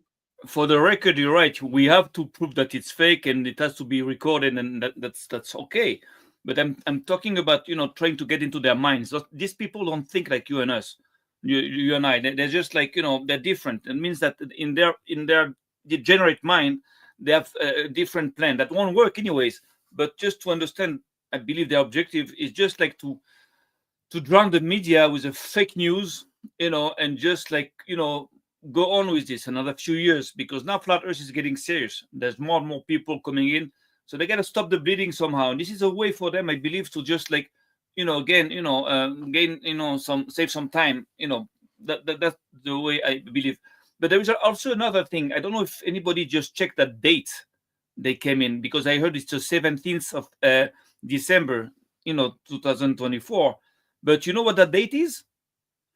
It's the exact date when they left, when the Nazi left Germany to go to Antarctica from the, the Nazi expedition to Antarctica. It's the exact same date, 17th of December. So that's funny. I don't know if there is any connection, but that's pretty good. The stars are repeating its things, right? So we could maybe because besides that whole thing, we know that the people lying to us, but great many other things, they're also, somehow connected to, everything which is dark and evil, including, Nazis like Klaus Schwab and all these people there. So, there is maybe something there, you have to check. I think there is something there, but I don't know. I'm not sure. Oh yeah, brother. Absolutely. We're gonna continue because we have to still show a few things. Anybody else on the panel would like to add before we continue till what we saw till now? Go ahead. Anybody? I'm okay. Aloha, Gene, Kevin. Wow, this is interesting. I'm looking forward to the rest of it. Yeah, I'll just do a recap for even people that may have just tuned in real quick.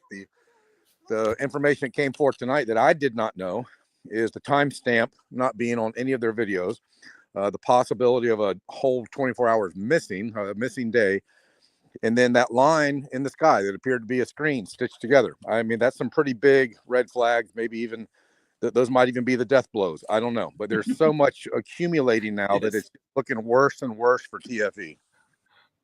And the best part is that it was taken out in real time. That's what we're gonna see here. Right? Gene, go ahead. No, I'm good. I'm looking forward to seeing the rest of this. This is interesting. These are big problems. Alrighty, so we'll continue.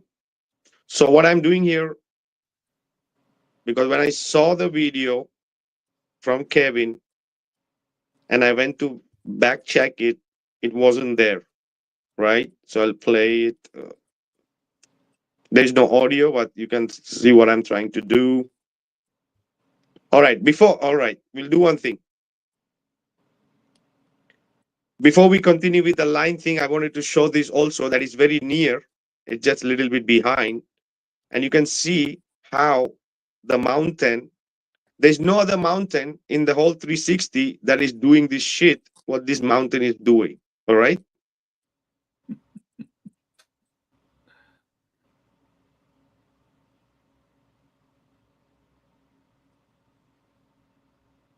That's the point of interest. And there is the mountain. This is from Austin's clip. Nobody say that we are faking it. All right. Can you guys see that? Yeah, it's shifting around. Maybe like a. It's like a glitch. That's like an ISS glitch right there. Maybe it's a mini earthquake. I'm looking at the screen here. So this is the same video we played before, because I had this in the whole video too. So the cool thing about this is you try and get this out as quickly as possible. Again, right up here, cutting across, there's this line in the sky. Out, I guess. I don't know. When you see it in the closer, you can literally see how it goes. Yeah. Stuff. Like, oh my God, this is fake. How it changes, everything changes direction. How the clouds and everything changes direction. So looks fake because it blends right here at this line. And when I'm looking at a 4K screen on video on my phone, but when I look at it and I blow it up on my Mac, it's just so obvious. There it is. The blending of the footage comes all the way up into the sky, all the way up, makes a right angle and cuts back to the left. Oh man! So there you have That's it. as usual. I don't know why they'd have to fake it, but it definitely looks like it to me.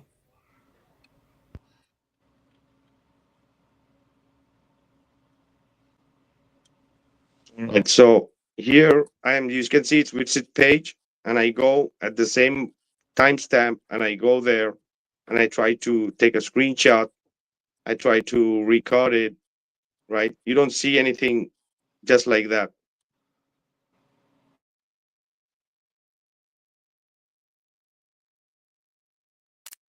I took the screenshot. Nobody can say we are faking it, right? So if there's nothing to there, why the hell did it disappear? Where did it go? Where did the line go? Right?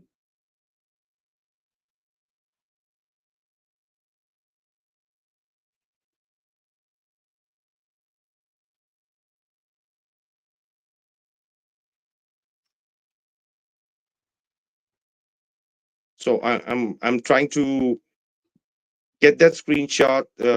Then I'm trying to change the levels. So because it's just taken out, it's just taken out directly. But you can see it, but it's taken out, right? Until you don't change the contrast and few different levels, it doesn't come out. But you can literally see.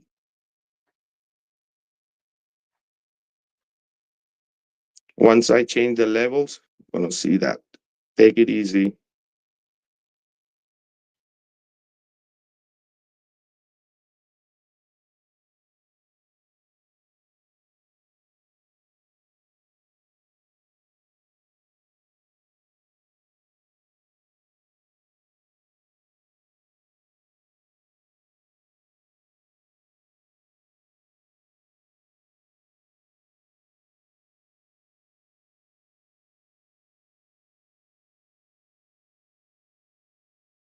Oh yeah, that's the main point of interest, guys. Everything is starting from that. Where is that stand? Where is all the even McKeegan's video, everybody's video starting that there is a spot where they use.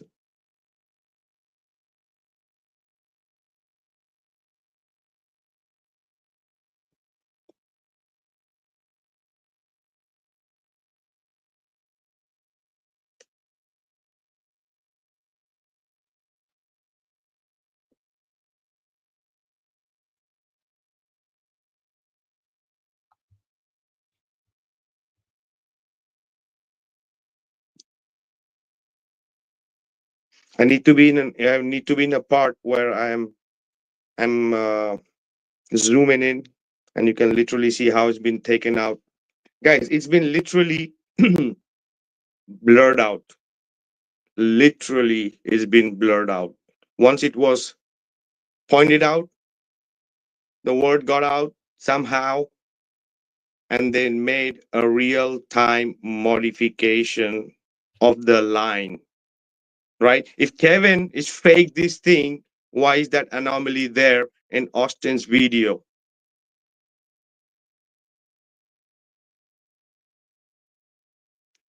There is the point where everything becomes like a mirror and changes angle in the same 90-degree. Even till now, it's difficult to see, but it's there. But once I change the more level, you're gonna see how it's there.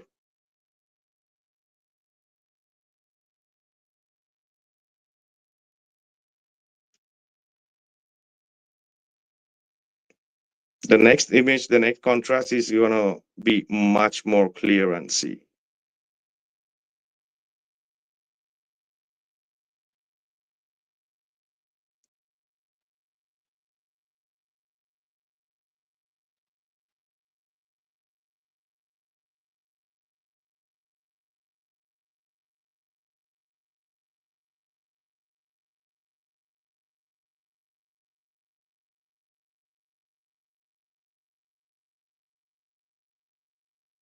And in this one also, it's difficult to see because it's without any level changes, right? And here you can see it.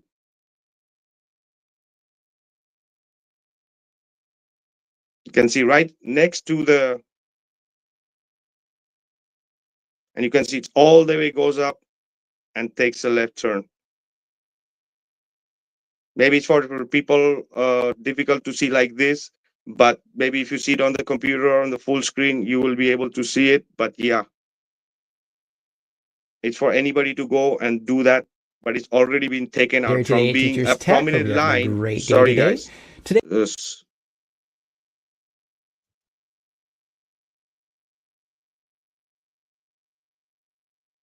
guys, you can see that line all the way till up, Oh yeah, taking the left.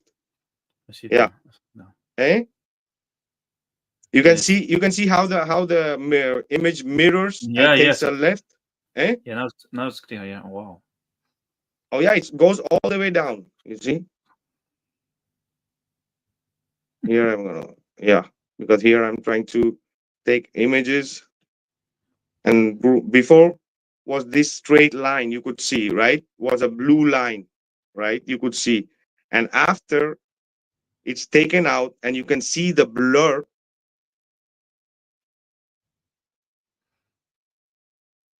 This is still from Kevin's. And then now I'm going to put, this is normal without the level changes. This is with the level. This is without the level change. You can still see it, but it's difficult. But with the level change, you can see it's going all the way to up and goes to the left, right? So now the next one, this one, you can see it very clearly. If you're seeing it from your PC, you're going to see it really clearly. You see the line.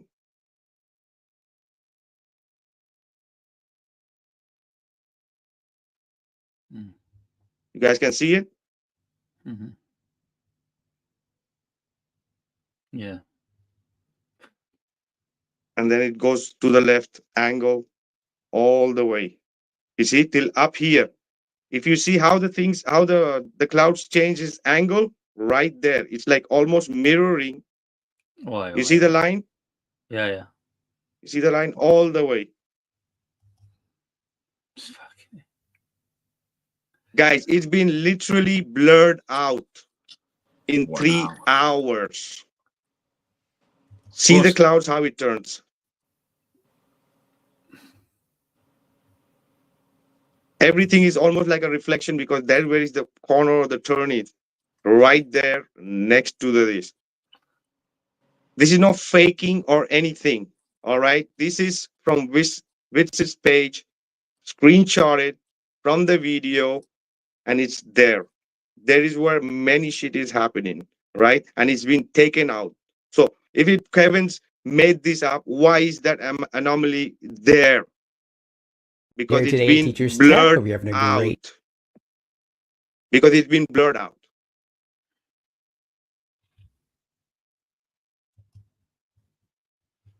Now tell me again, who's faking it? Are we who are questioning faking it? Well,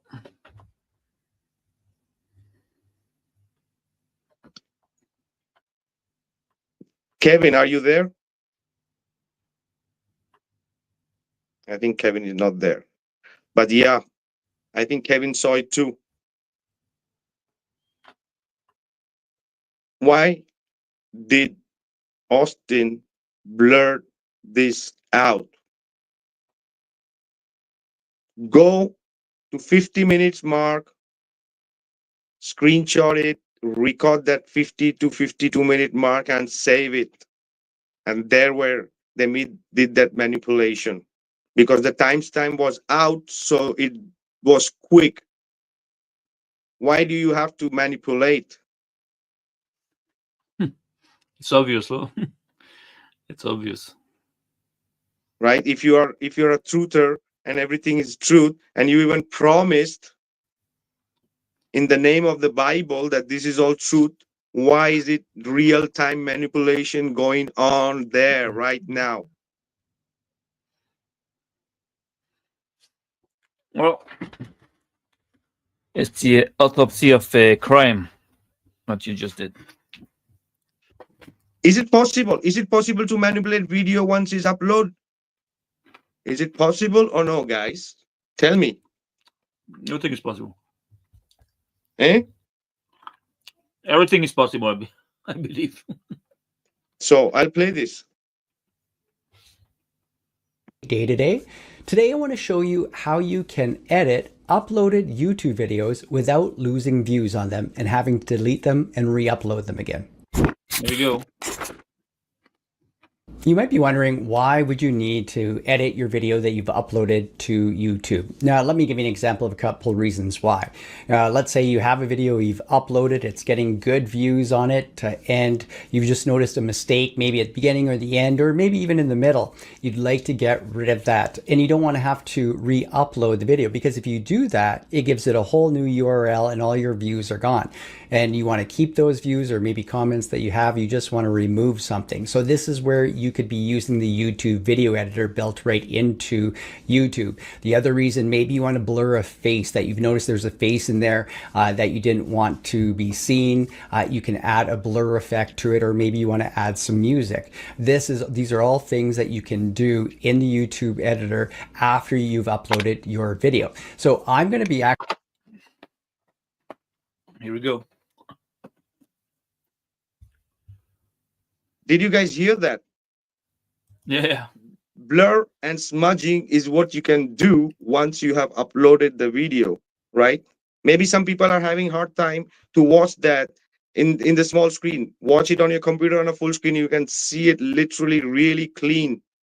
It's been smudged out, the same thing. Why the deception, right? In few hours, it was there, and then it's not there. Why was it going on? Well, first of all, that tells you that they are watching us. And the funny thing is that, today they don't want to join in like the last time. Where's Will Duffy now? Where's David Weiss, to come and try to debunk that? You understand? I don't know what the people should make of this. We are just putting it out there because the way it come, people just saw, right? Figure that was my first concern about watching too many videos, thinking that people were going to manipulate them and then put them out. But it happened in reverse. That's pretty funny. Oh yeah, brother, because this is the thing, no? Because you imagine you're on this and we are watching and somebody this and we are trying to do, and in few hours it's gone.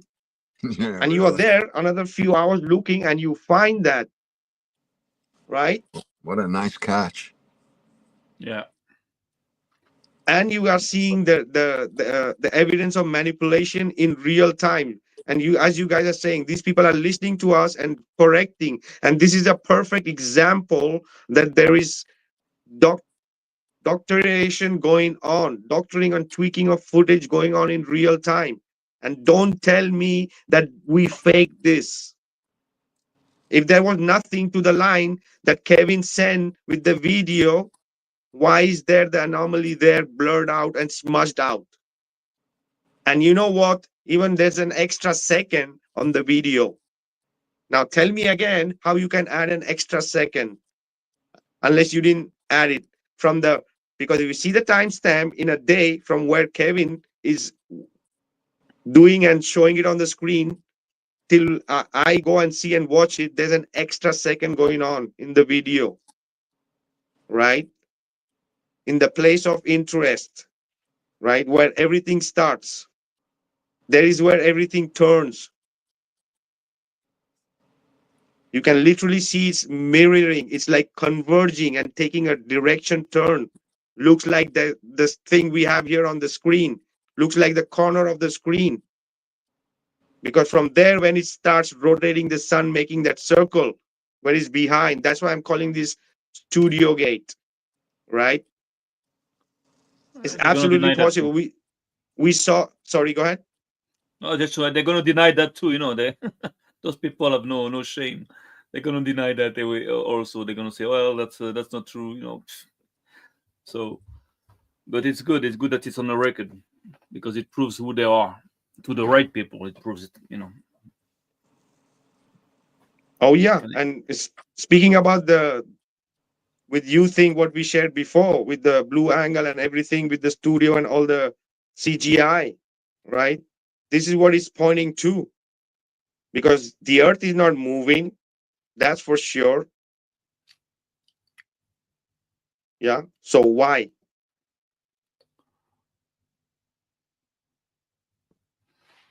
Yeah. Crazy, brothers. Yeah. Anybody wants to add something? Anybody wants to add something before we continue?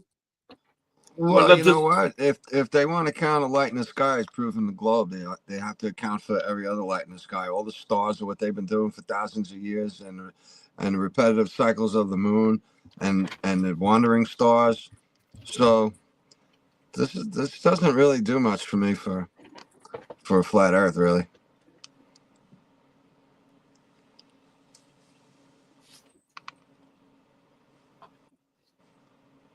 So what do you think? Is it been manipulated or no? Or I'm making things up?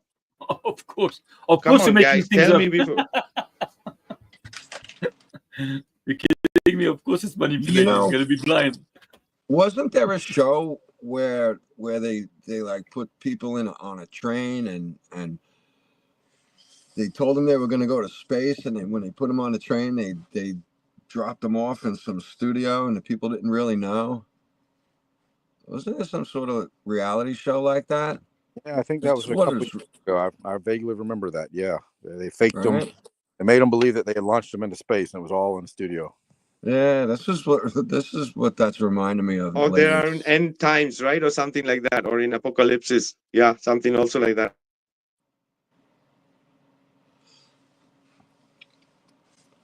It reminds me of that.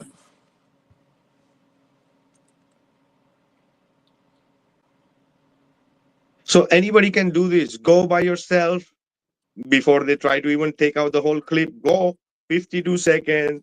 At 52 seconds, there are not only this, there is a more stuff happening there. But I right now just shared this. Maybe I will share another thing. But go and do it by yourself. Don't trust me. Don't trust Kevin. Don't trust anybody here. Go do it by yourself. We are not manipulating nothing. Why is there manipulation going on? It's the mirroring of the sky. This is where the sun turns. This is where it twists. This is where it squish, right? You can literally see how it's the mirroring. It's the whole, like a left turn happening there.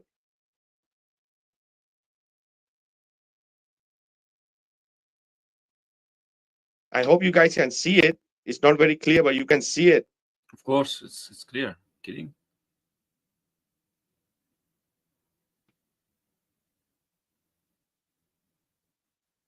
So this is the thing, guys. Yeah, it's very difficult to. So anything you're gonna show up, they're gonna try to correct it in real time. They're gonna do it. Go there, look for it, look for that stand, and go and look what's happening there. It's totally stitching and CGI and everything you could imagine digitally, not very professional way. That's why these things are happening.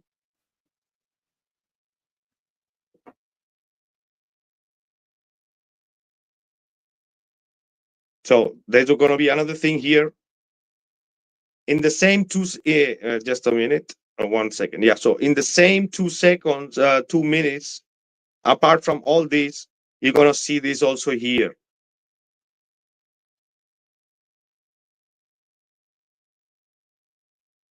Keep an eye on the.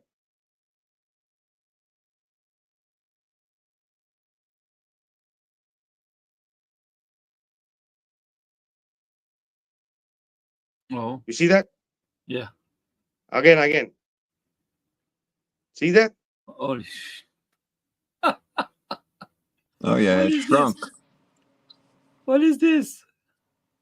This is stitching going on. This is how they are faking it, because there is exactly where is that square, because this is where they're stitching. If you see the Amazon, this thing from before, you can see it. I'll play it again, this one. Yeah, that's not explainable. That's not a focus. Yeah, you're gonna see it again. Keep an eye on the middle. Yeah, this is all modification going on. This is all indoctrinate, tweaking of. Hey Kevin, did you see? Kevin, did you see what I shared? This one, you see, you can see it again when you change the levels. You can see that, Kevin. Yeah, I know, that's awesome. You see all the way till That's down. awesome. Yep, I see it still all the way down. Perfect. Welcome back, and make sure you're watching in. Unbelievable. Really?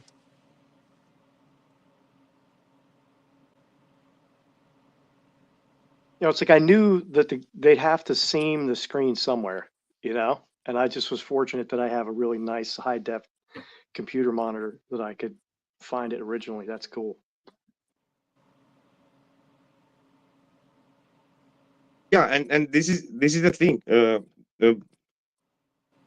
Welcome back, and make the sure you're circle where it watching in circles too, right? It's like almost the same way. And even I was mentioning about the cloud. Without the level changes a lot, you can still see it, but it's more difficult. But you can see it's there. Once you find it, it's very difficult that you can literally see how it's turning and converging to the left. It's CGI. It's CGI, people. Wake up. It's pure CGI. They might have gone somewhere where there was ice for a day, right? Even might be Union Glacier for a day. Might be. Maybe. Yeah, but all the post-production and pre-production was already done. This time it's not going to be more video, it's going to be pictures that we've outputted using All the way till down. custom coded this myself. All the way. Where if you push the L And I also showed before the mountain, the dancing mountain. Let's call it the dancing mountain. It's you can zoom in any other mountain all around 360. Nothing is doing that. Only that mountain. Because where? Because there's also a cut there. That is the reason. Yeah. And you can see. You see how it turns from that square? It starts turning. Same way as I showed with the Amazon Studio thing. From the square, it starts turning inside. Right? And did you see this, guys? And this is the thing, Kevin, I don't know if you missed it, but keep an eye on the stand. It's the same place where is this in the same place, the point of interest, where all the fakery is stitched together. Keep an eye on the stand.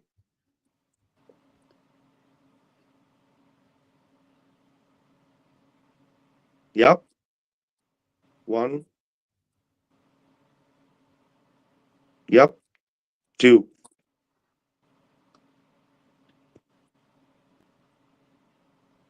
Yeah. Tell us again that we are faking it.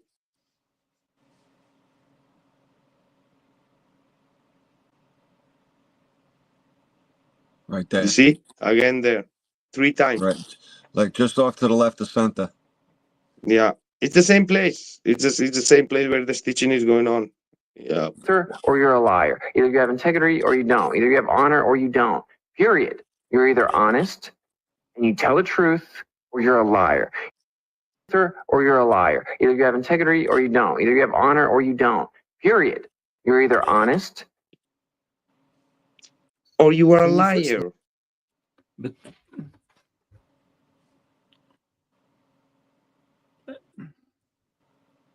I can't keep on, I'm thinking those guys are like they look drugged a little bit, like I don't know. They look. Oh like yeah, absolutely. The character looks like changed from the time these people are back. Can't take that away from me. Like drugs or some kinds of because they have to be somehow. You understand to be in the middle of such a big lie, such big they have to be somehow. Last time I talked about Will Duffy because I saw the how the red eyes and watery eyes he has all the time. So maybe they have to smoke something or do something before to come up and lie to your face, because that's not easy. It's not given to anybody. It's not easy. Oh yeah, so anybody's listening. Yeah, go ahead, brother. You can lie once to somebody, can lie twice, but to lie to lots of people, like all the times, so you have to be prepared for that. You have to be trained for that. It's it's not that easy. So drugs can help, make you feel secure, to make you take off the fear from you. I don't know. Well, anyways. Oh yeah. Anybody listening and think, can come up and say what is it is welcome. Because trust me, bro, It's the only way to go right now. So now I wonder the attitude they're gonna adopt now, because at one point they won't be able to debunk all this. They won't be able to deny everything. So what do you think they're gonna do? These people, they're gonna just just disappear, or they're just gonna Oh yeah, that's it. everyone who's involved in this is a liar. Yeah, of course. But, Yeah, right. We are not faking it. We are not taking it from anywhere. This is from Austin's own page, and in 3 hours it was taken out. But it's thought the people are not gonna look it. Yeah, it's gone. No, it's there, and now it's showing how it's manipulated. Who is the owner of that video and that channel? Mr. Austin. And Mr. Austin is tweaking things in real time, right? So everybody involved, including Jaren, all of them, right? A liar, a lying right now there to the people. And people are blindly are like, oh yeah, this is the most honest thing. You are making the community look shit. But this is the thing, right? You try to throw shit at the community, and that's how the shit comes on yourself. But the thing that they cannot afford to just disappear and just leave the community or just disappear. That would be great. If they just go, maybe it's better, right? Instead of giving this bullshit to the people, right? It's not more required. Nobody needs Jaren or whatever. And I don't know if the people are still blind enough to think what Austin is doing is right. And this, if there is truth to this, he's freaking swearing on the Bible. It's lying. Of course, but but look at the NASA, lies also. The NASA has been caught like 1,000 times. Didn't affect them. They didn't go nowhere. They keep on, being people. the Yeah, but the people want to believe. People don't want to believe. Don't believe. Be blindly just follow somebody because whatever, right? I don't have any problem if somebody fucking question me for what I have done, right? Yeah, but that's the war. That's the war to impose, the lies to the masses. So if there are people like us that won't be able to take it because we're thinking, lots of people don't think. They don't have time to think. They're just like busy with their problems, so they're just like gonna swallow all this, and that's the war. Just that's the war. Just to impose a stupid, fakery like this to people are gonna believe it. Look at the moon landing. People believe it until today. Despite all the proofs that we have, it never happened. So you understand, that's the point. The point is just not maybe to convince you, but to convince the other ones to use us in order to sell their their fakery to the rest of us, to the rest of the people. So this is the war, maybe on a different field, on different ground. I don't know. But guys, 50 to 52 minutes, it's there, right? It's there till now. Maybe he's gonna go and maybe use a much more better smudging yes, tool, make the video disappear. Yeah, one more second word added could be just a layer or something. But this is the thing. It's there. If you're really interested, go and see. And I already mentioned in the before, if you guys took a screenshot or whatever, take it and see it by yourself. We showed the Kevin's footage with the line exactly. You could see it was a blue line, and here the same line has been smudged out because it's where the fakery. I don't want to say that. Yeah, the fakery is happening. But how about the sun that's squashed like this? Like, what they say about this? But this is the thing. You can see that this is the part from the square is where it's getting to inside, where it makes that U-turn, like as I showed in the Amazon photo. Here we go. I don't know where exactly is here the Amazon photo, but the Amazon photo you can see that is the square with the two on the side, and the inside is the whole like a curved screen. There where the sun is when it's curving. I knew that was, and they're trying to explain that because of reflection of the dome, something. Yeah, you can see here how the clouds is also turns on the square. It goes all like inside and turns. Oh man. So yeah, what do you guys think? Go ahead, Aloha.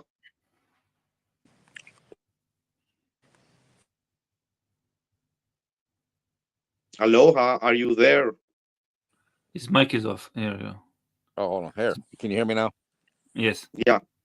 I don't know. Trying to play the devil as advocate, I would say, is that part of the 360 camera that stitches, it together as a 360? I mean, the 360 camera probably should have never been used in the first place, but maybe there's a reason they used it. So I don't know. I mean, it looks very Here damning. today at Teachers Tech. Hope you're having a great. That's okay. Go ahead. And I mean, I don't have enough knowledge of the tech as you do, Vika. So I would have to just sit back on this one and wait and see what else comes out. But it looks pretty compelling at this point. I just don't know I don't know how a 360 camera works, but clearly at that 52 minute mark, it's a very distinct line, and then there's not much of a line, like it's been blurred out. That's highly suspicious. Oh yeah, and you saw the cuts too, right? After that, it's like exactly it's happening there. The cuts, 2, 3, in the same place, and also I played this. That is absolutely easy. That is the more important tool. Once you upload it, is the smudge tool. It's right there. Alrighty, Gene.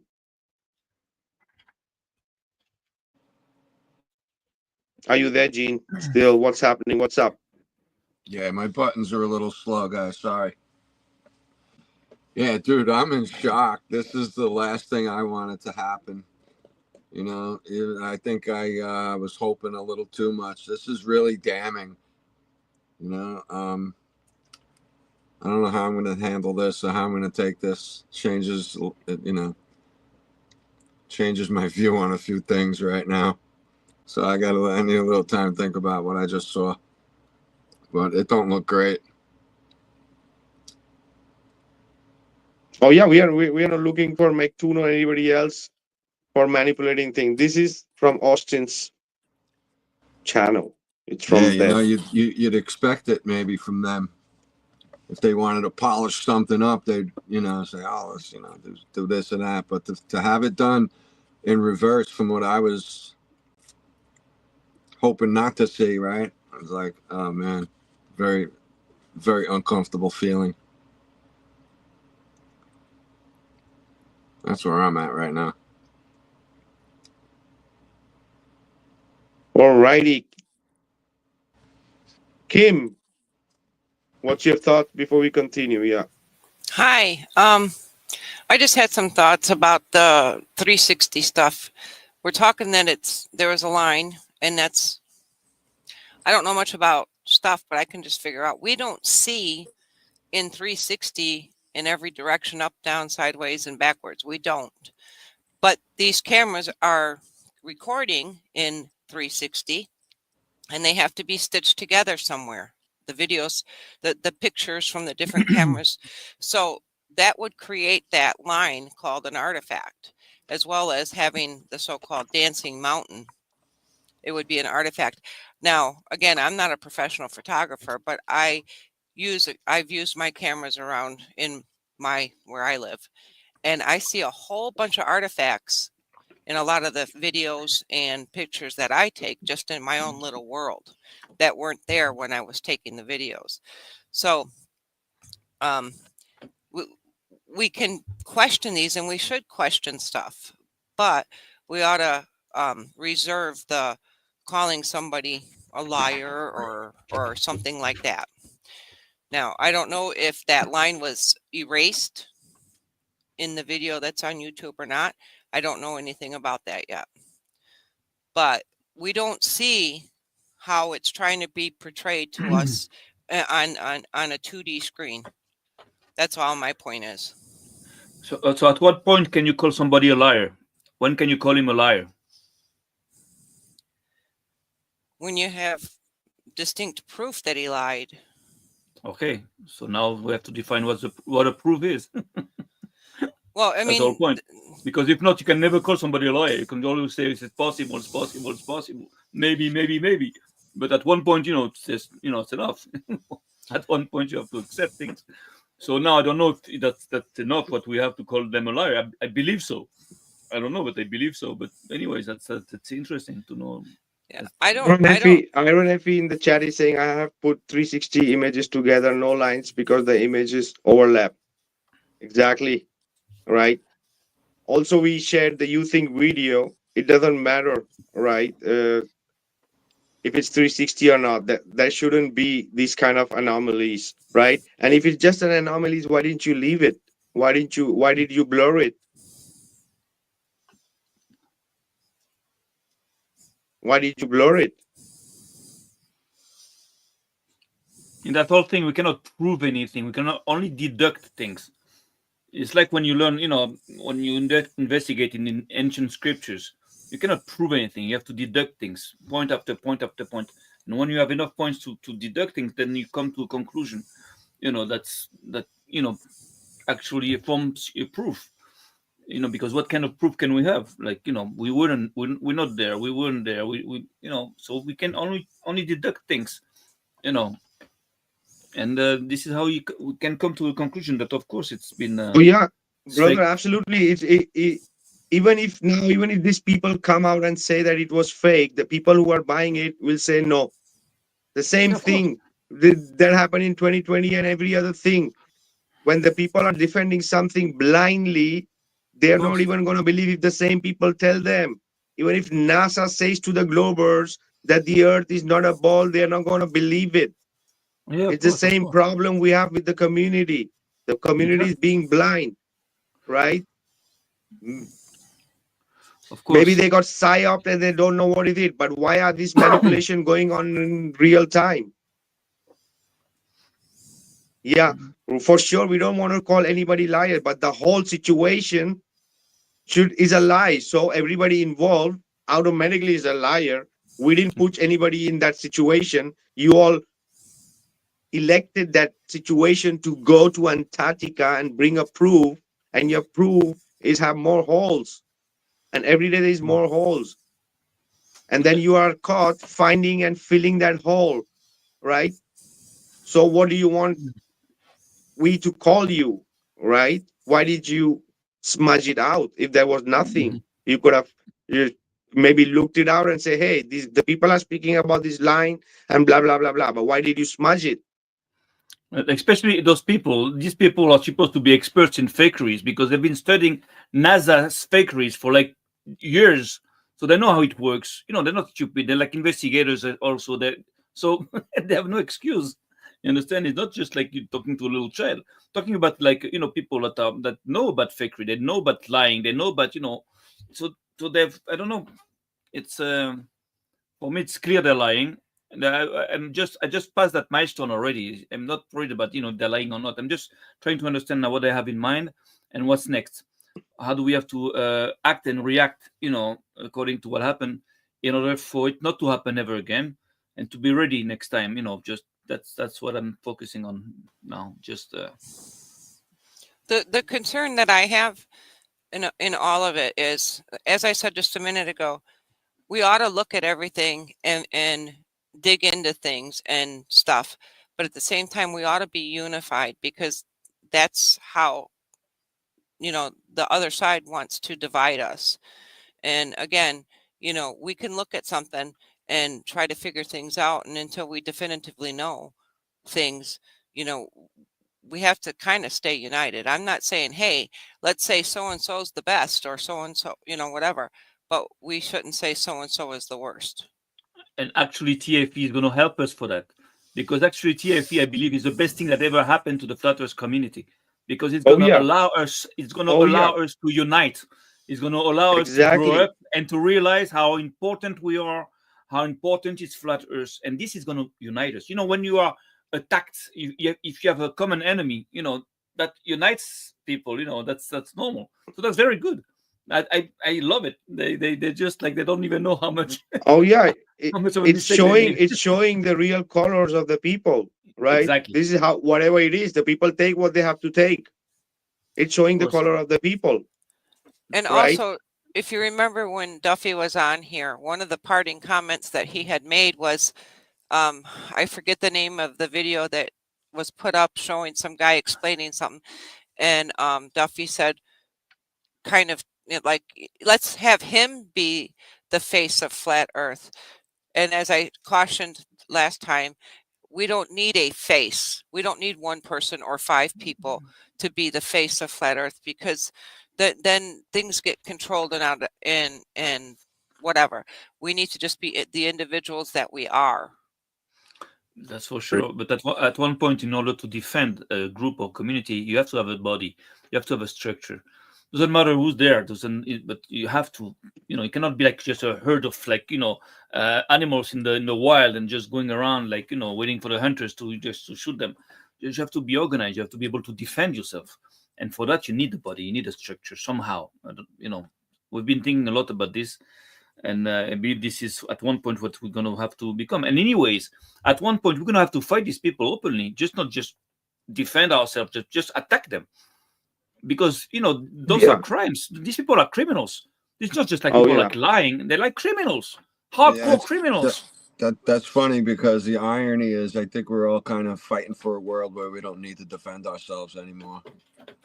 Oh, yeah.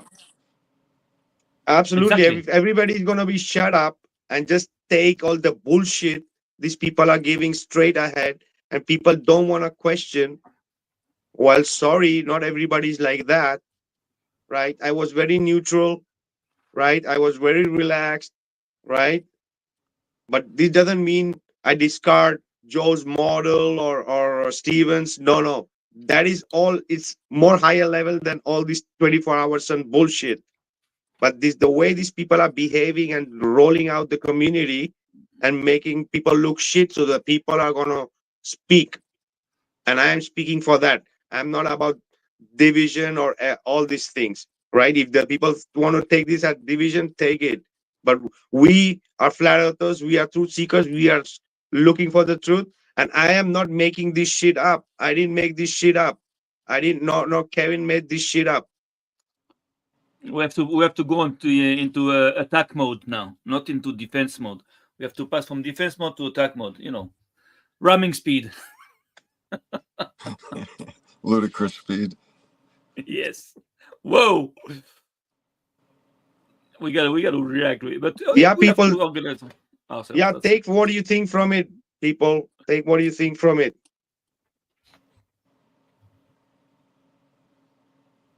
Oh yeah, brother, I'm pissed. I'm pissed, man. I'm pissed. Absolutely, I'm pissed.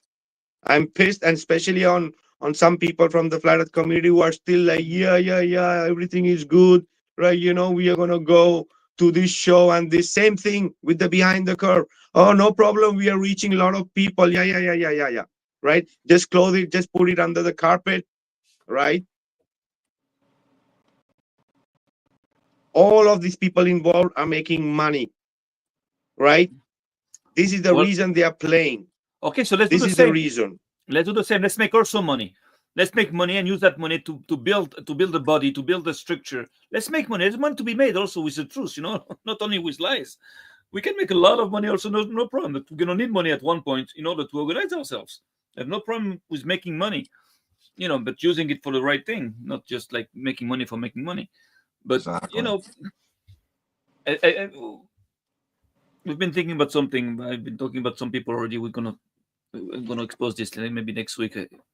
Tell me what you think. But we have to do something. At one point, we're gonna have to fight these people. Sooner or later, we're gonna have to fight them, and we're gonna have to take back our world from these people. Even though it sounds like utopia or something too big for us, but it's not too big, because I believe that these people are they're not that big. They're not that powerful. Don't believe they are powerful. They're just like, we let them do what they're doing to us. We let them do it, because today we just get up. They're going to be scared. They're going to just vanish. They're nothing. They're worms. Believe me. All our enemies, even, in the history of Israel, all our enemies, we thought they were big and used. And at the end, we realized that nothing, just like worms. They're nothing. So I don't. Oh yeah, brother. And I don't care what the people think about me. if I'm the devil advocate right now, all good, right? So that's Because trust me, bro, it's the only way to go because they have made it like this. yes, of course. We are in the middle of a war. We didn't choose that war. We didn't make that war happen. We just we are being attacked. So what do? Nothing. We have to react. That you want it or not. I know that we all have our problems. We are simple people. We have problems at home, with the bank, with the business, with everything. But we're gonna have to react at one point. How can we let that go? I don't know. For me, it's not even debatable. We have to do something. Now, what to do, that's something else, but we have to do something. Oh yeah, big shout out to Sherry Mac there in the chat. She knows how long we have been in this. Almost, right? One by one.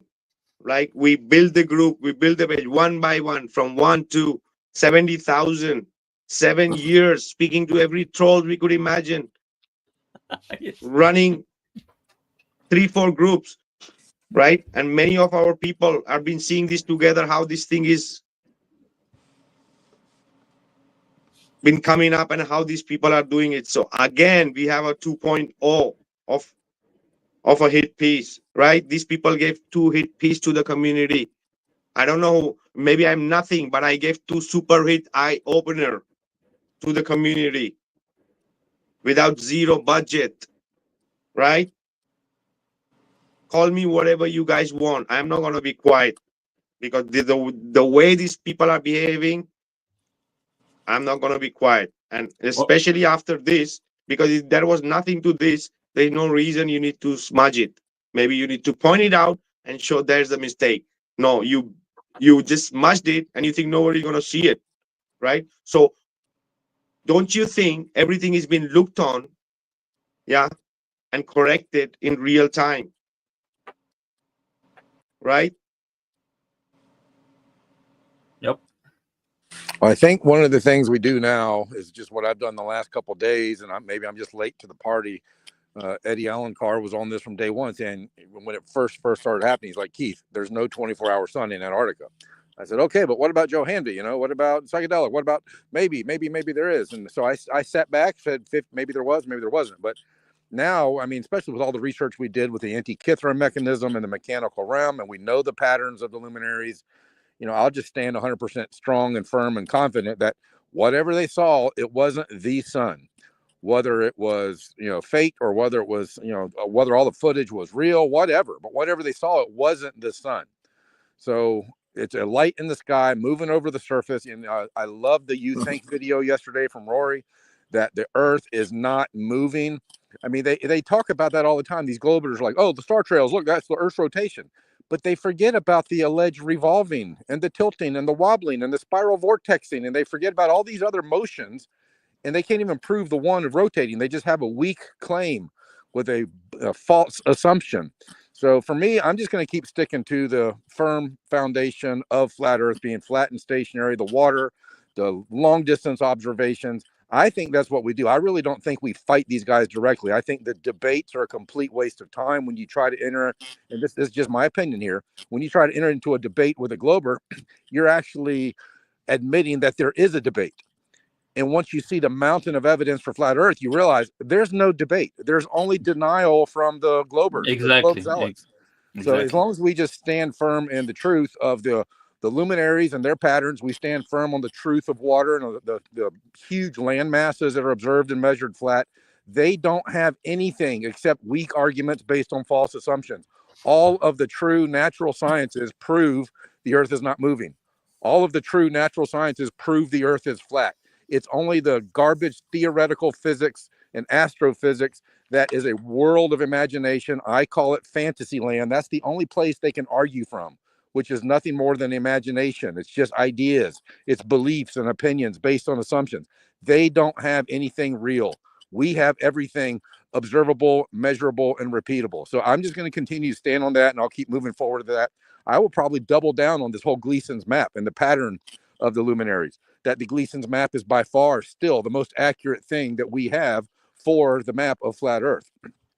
So they thought that this was going to ruin flat Earth. It's going to bring millions of people into flat Earth, and it's probably going to help us as we all dig in deeper to the luminaries, maybe understand the celestial dome more, or the firmament, or the rakia, whatever it is, whatever shape it is. As so many of us research it more, we're going to learn more about it. So thank you to TFE for bringing so much more attention to flat Earth so that sincere people will learn the truth.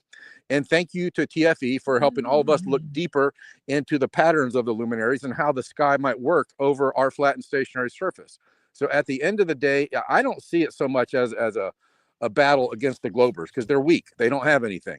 I just see it as a constant, maybe a spiritual battle between truth and lies. But I certainly don't feel, and this has just been my stance for a while now, like engaging with these Globers. I have these guys all the time, debate me. No, I'm not going to debate you. I'm not going to sit here and listen to you say nuh-uh for the next hour after I explain simple truths and proofs of our observable objective reality. Debating these guys is a waste of time. Just standing on the truth and communicating the truth clearly is where I'm putting my attention. And I think that's what a lot of us should do. I mean, I think there's thousands of content creators now. There's millions of flat earthers in every country. We're not going to slow down. The truth is out, and the truth is going to continue to spread, just like a real wildfire. Exactly. Well said.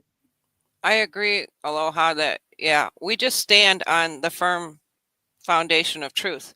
We don't need to fight back with debate or whatever.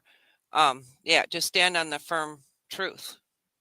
That's what's going to draw people. Now, if there's people that are just now coming around and thinking, well, maybe there's something really to this flat earth, and they see the dissension, that's going to push people away. And all I'm saying is, yes, we should question stuff that we see, even from the flat earth side, of course, but there should be no name calling or anything like that, or calling people sellouts or what have you. It should just be standing on what we know to be the truth. Yeah, but these people, one moment. These people, when people ask questions, these people are trash, these people are garbage, they're questioning ourselves. What the hell is that? They aren't saying that. Austin is saying that. Jared is saying that these people are questioning, these people are attacking you. No. People are asking questions because you put yourself in that situation. You're having a hard time to question the answers. Why are you getting triggered? Right? Because you're getting triggered and you are calling people out because asking question, the people are going to question more. I don't care what the people think. Right? We have come to this point like this because these people are behaving still like this and they're manipulating in real time. Right? So don't say we have to be very respectful, because these people aren't respectful. Right?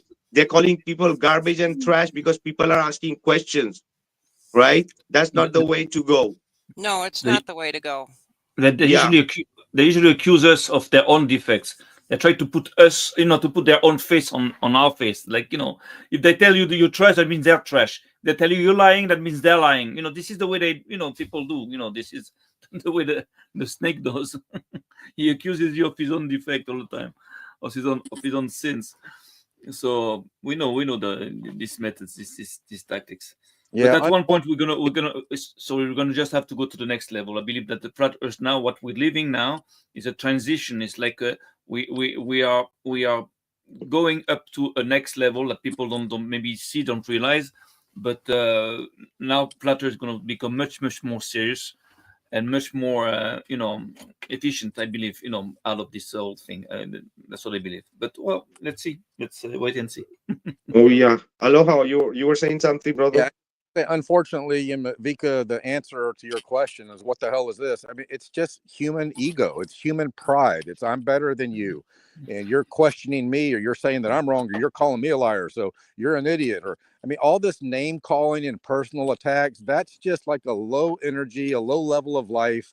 For those of us trying to be more connected spiritually, we need to rise above that and not engage in it ourselves. Here's my opinion of this. In my opinion, the truth, I have not been. There was so much drama, and that's just the human ego. That's the pride. I mean, if we could step back, practice some humility, and practice some patience, the truth will continue to grow.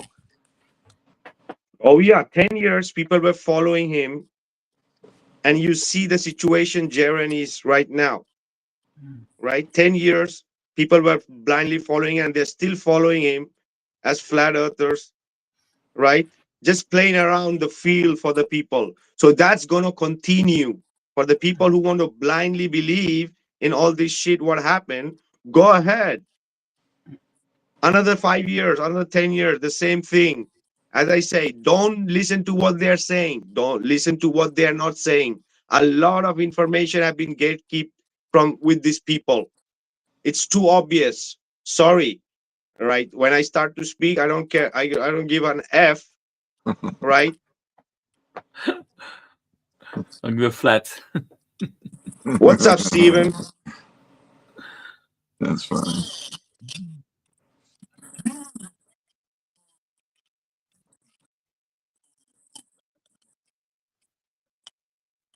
That's cool. Thanks, Steven. That's really cool. Oh yeah, oh yeah, even maybe dip shows also, maybe it's retransmitting. If they are, big shout out to dip show on TikTok and the whole gang there. Yeah, go ahead, Steven.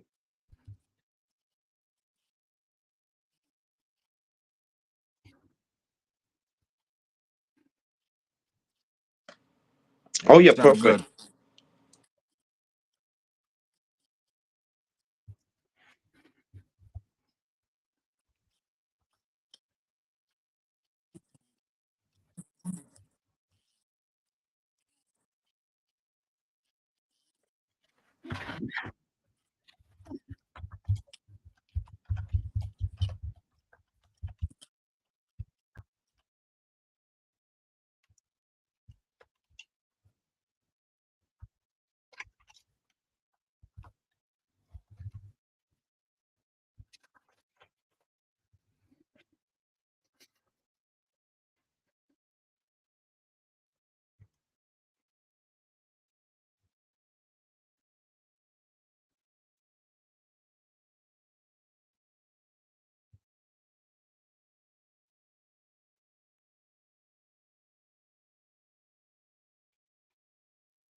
Oh yeah, oh yeah.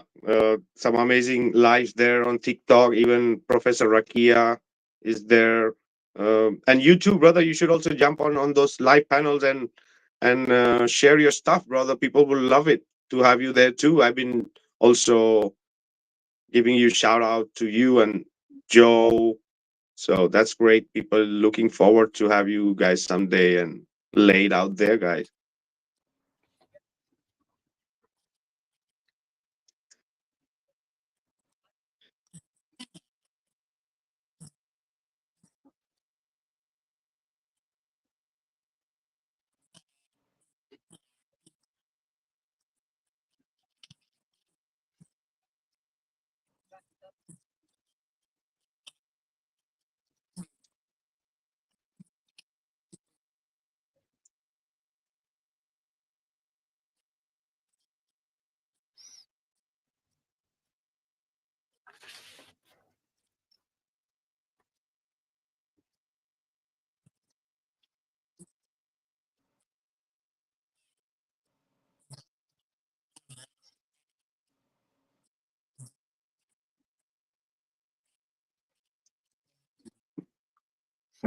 Well, Steven, I tell you what, man. No Steven, if worries, you man. get a It's great chance to to have look you. at it during the week, maybe come back next week and let us know what you think about it. You know, give it a good scouring and check it out yourself.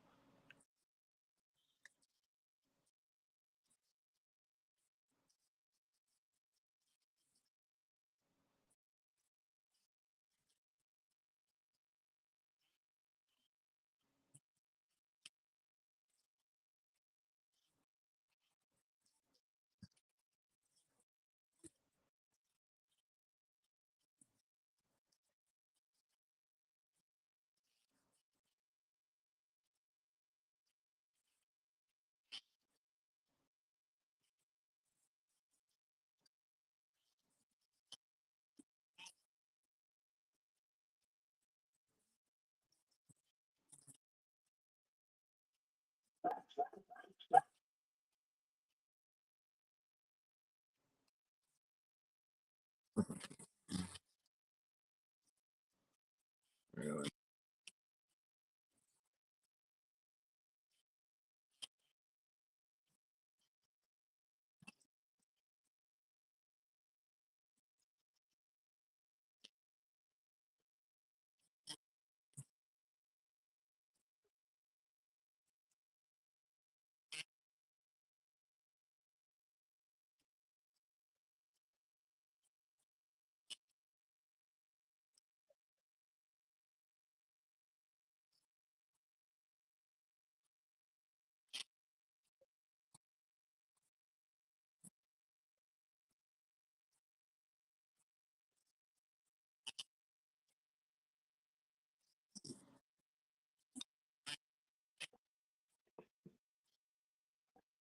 So, so what makes you believe it's real in that case? If you understand that there's a lot of fakeries.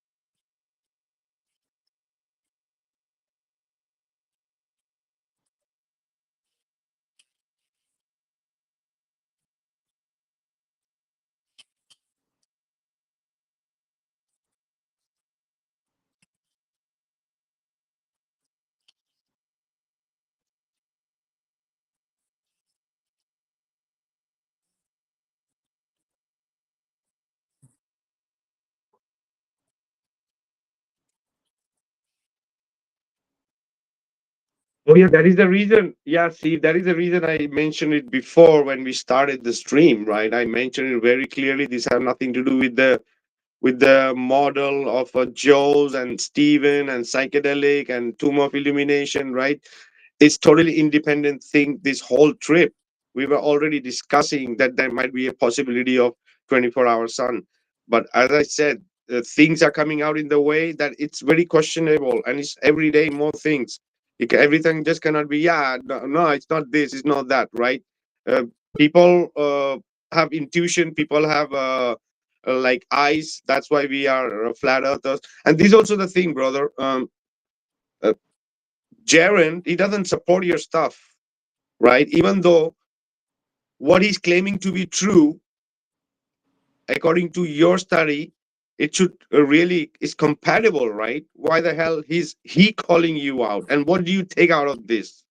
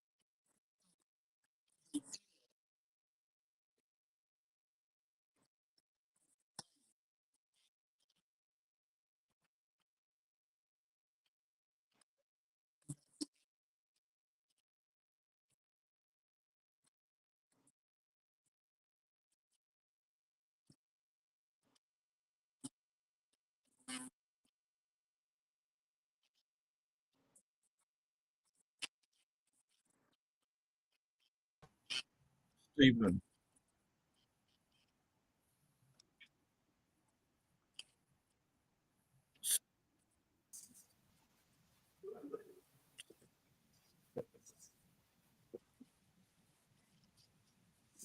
Stephen.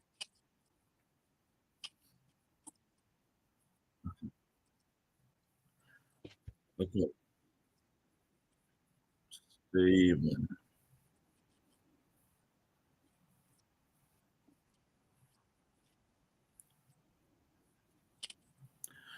So in other Steve, words, what you're saying is that everything that we have some so far to deduct that all this was fake, it was not real, is not enough for you to believe it's real. It's not real. That's what I understand. So now my question is like, what will make you understand that it's not real? What do you need? How do you What know? more will you need? Like, that's You, interesting to know how.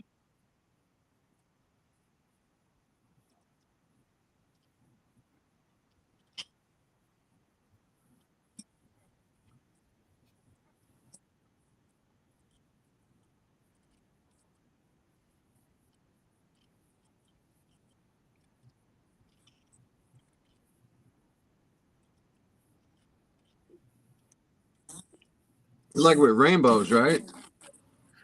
Isn't that what happens with rainbows?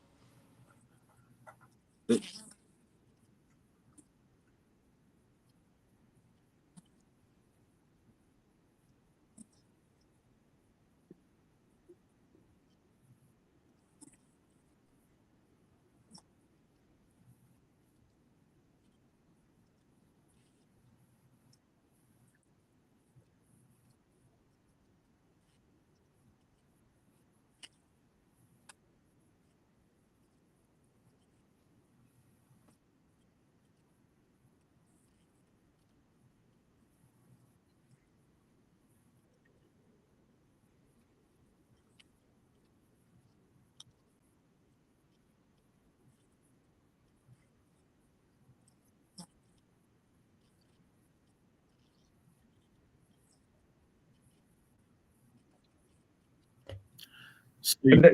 Yeah. The thing is, Steve, you can literally see there in the line that how the things are converging and mirroring itself, right? That's not happening in a nature, right? In a way like that, right? So it's obviously looks like artificial almost. Before we continue, just wanted to say hello to Big Riso. Big Riso, how are you?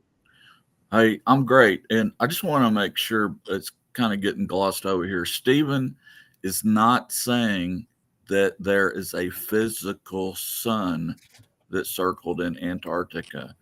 This is a refraction, it's a reflection off of the dome. It's a if I go to a movie theater and I see a sunset in a movie theater, is that sunset thousands of miles away, or is it 30 yards away or 30 feet away on the screen? And effectively, when you get below a certain point, which I believe is, Stephen can correct us, but I think it's around 66 and a half or 66.5 south, you're going to get that anomaly that happens, but it is not the physical sun, because the furthest the physical sun can travel south is 23 and a half degrees. But anyway, I just want to make sure they understood, Stephen, that you're not talking about a physical sun. And that could also explain some of the camera stuff, is the fact that they're not actually seeing the actual sun. So that could be a thing.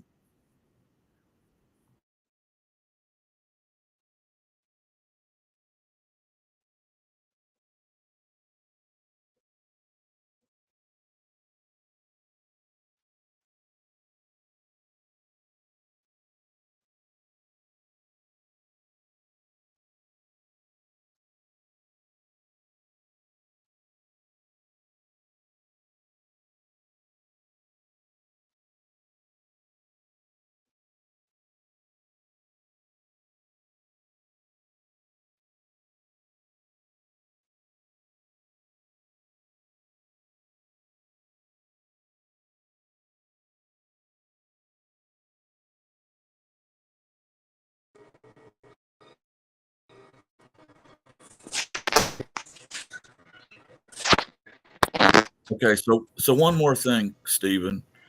Is it possible that the fakery that's going on here is because the fact that it may be an apparent sun and not an actual sun was literally detectable by them?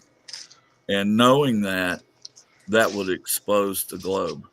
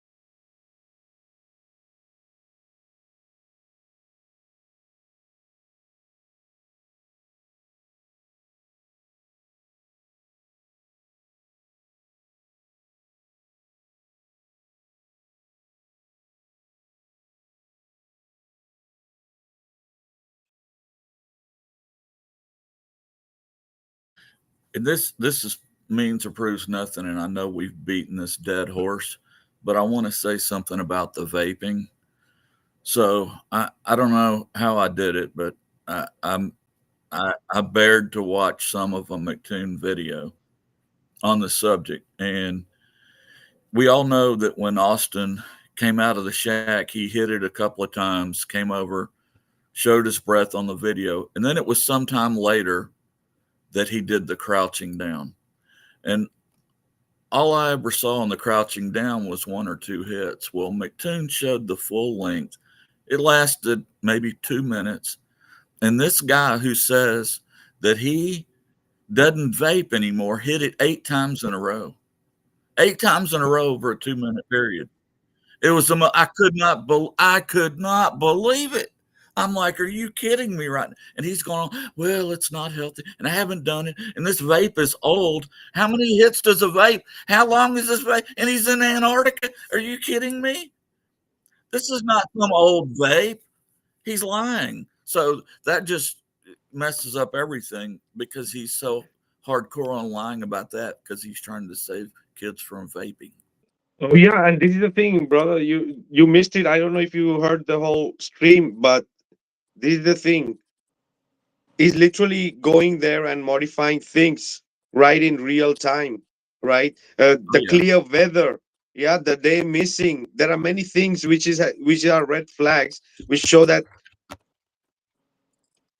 it's absolutely possible that it could be in a studio, right? Why to smudge things, right? This is real time modifying things to make people look bad. What is it? In 3 hours, you go and you smudge the things out. Why? If it's not of that importance, why did you smudge it out, right? Why didn't you make a video showing this is the line, so and so reason, this is what is happening there? You can see many anomalies happening there in that same, near the same stand. There is or where they everything is starting, or they right? could they could have just bring on somebody who's got Alonzo's expertise to explain why those things are where they are, but they're not doing that. That's what they should do, is bring somebody on Exactly. to explain rather than to try to cover up.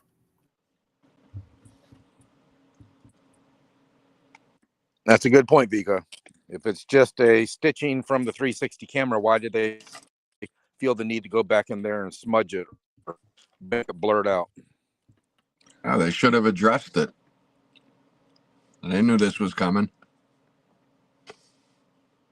so they tried to hide it.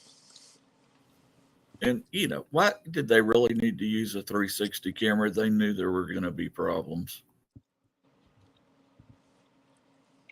Oh yeah, that is where all the convexing and the converging of the shadows happening. I don't know if Stephen missed it. I was playing this before. If I can play this a little bit ahead, maybe Stephen, you want to add something on this? That would be interesting. The sun is bending in their footage. See how the table stretches. See how the camera stretches and bends. Right, so even if they're using a 360 camera, they're busted. They're lying. Now, if I bend the footage in the opposite direction, see how the perspective changes? They've bent the footage. Now I'm bending the footage in the other way and I'm keeping the footage going. So I'm running the footage on the NLE and I'm keeping the footage. So I've kept the proportion of their footage the same. No bendiness. So they use the psych. See how the camera now doesn't bend and distort?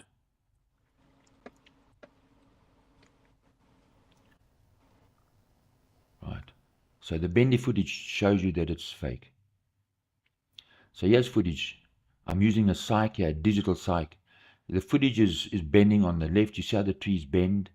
And then they squash up to the middle, then they return and they bend back. Right. It's that spatial bending.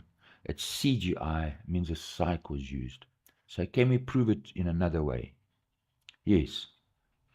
So when we look at spatial blending now, then we're going to have a look at clipped video levels. So how can we prove that they used a psych? Well, the shadows. So pay attention. Now, when I say go, we both point to the right. Go.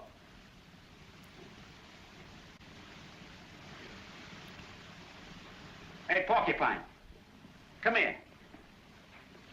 Point to the right for this jump, will you? See?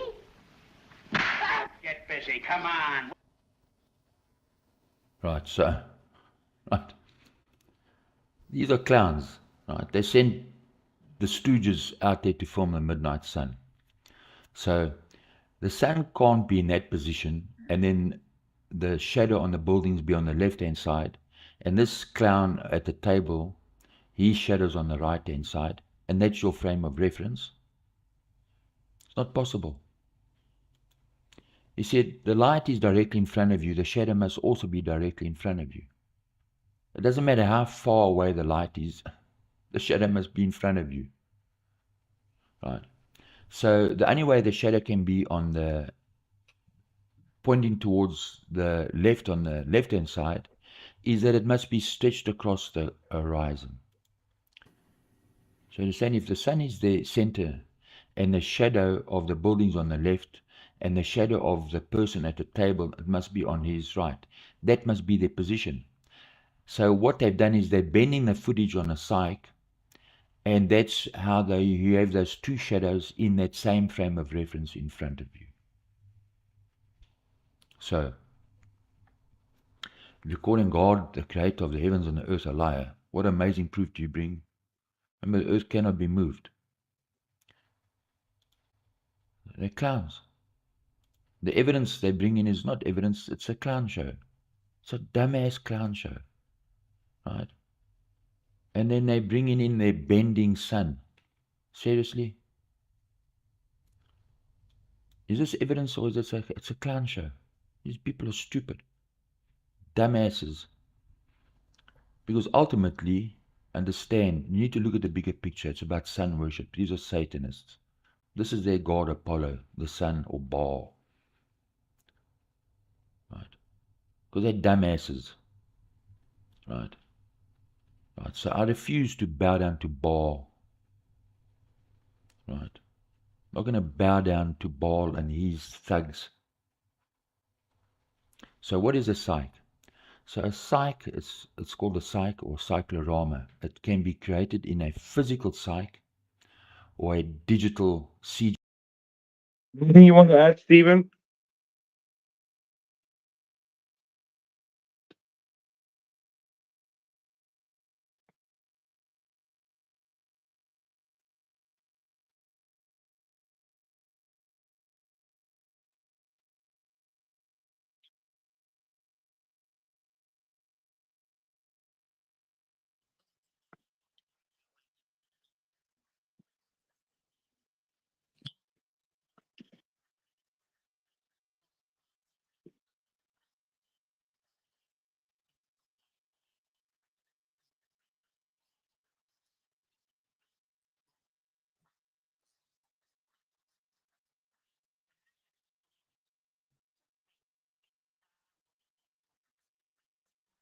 It seems like it.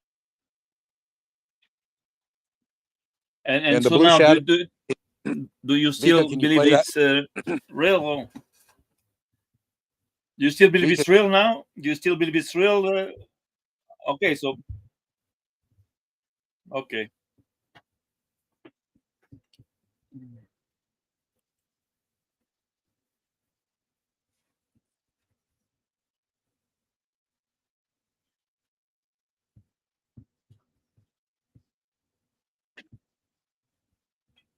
The way also the things are merging and moving, right? It's just compressing and moving. Like the earth is not moving for sure, right?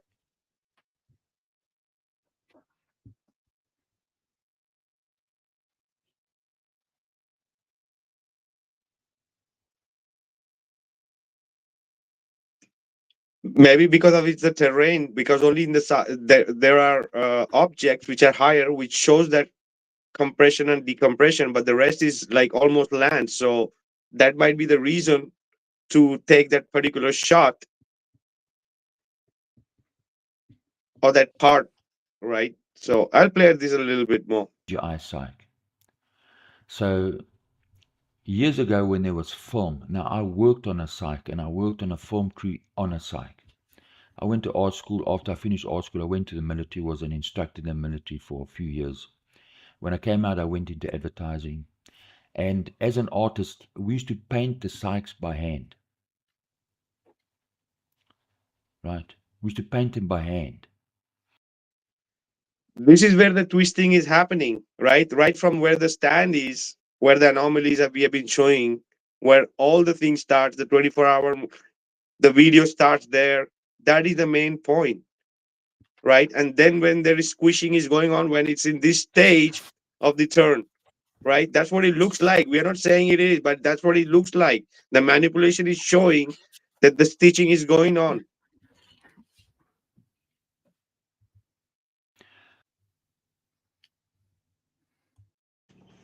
Hey, Steven, what's up with the blue shadows from your perspective, bro?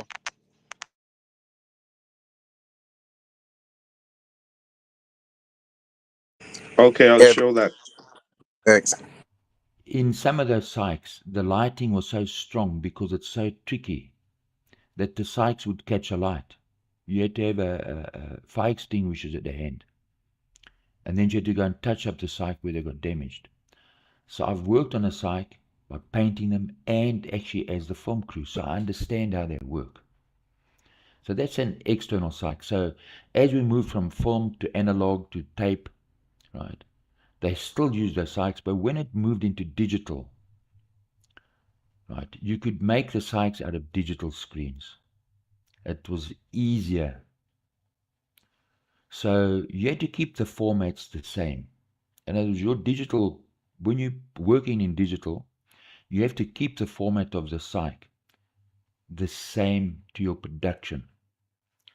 Otherwise, everything gets distorted. Right, so let's look at a CGI psych. So that's, you have to keep your proportions the same for your CGI and your psych. Keep the formats the same, otherwise they're going to be distorted. So, right, so the Mercator map, all the Mercator map is, it's an equitriangular map on the same principle. It's designed to be bent and curved. An equitriangular image in those proportions, in those digital proportions of 360/720. So I can take this image, it's a panorama, but I'm keeping it in those same proportions as double 360 or 360. So I can take that image, when I put it in a CGI psych, it means it allows me to pan. You see, it looks like I'm looking down wherever I point the camera. Now, when you use a psych like this, remember this is a CGI psych. You have to watch your camera angles, right? Because you want to keep your buildings upright. So you can't just turn your camera willy-nilly, like there the buildings are falling over. You got to keep your camera vertical and then pan and turn and change the angle of your psych, because otherwise people will get sick. If you put this on a movie screen, right, so I've filmed TV commercials, I've filmed productions for television, and I've filmed content for movie theaters. If you do this, people in the theater will get sick. So you can't do this. You have to keep your buildings upright. Right, so that's used for a psych. If I changed, here's another image, right? Same principle. Right. I can warp this. Right. Must be the same principle. Right. So you see how it stretches, bendy, compacts in the front and then stretches back as it moves out. That's a psych. It's a CGI psych. Right. We see the same in their footage because it's fake. Right. God's not a liar. They are the liars.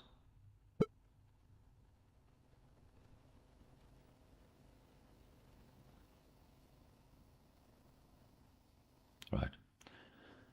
So let's talk about clipped video levels.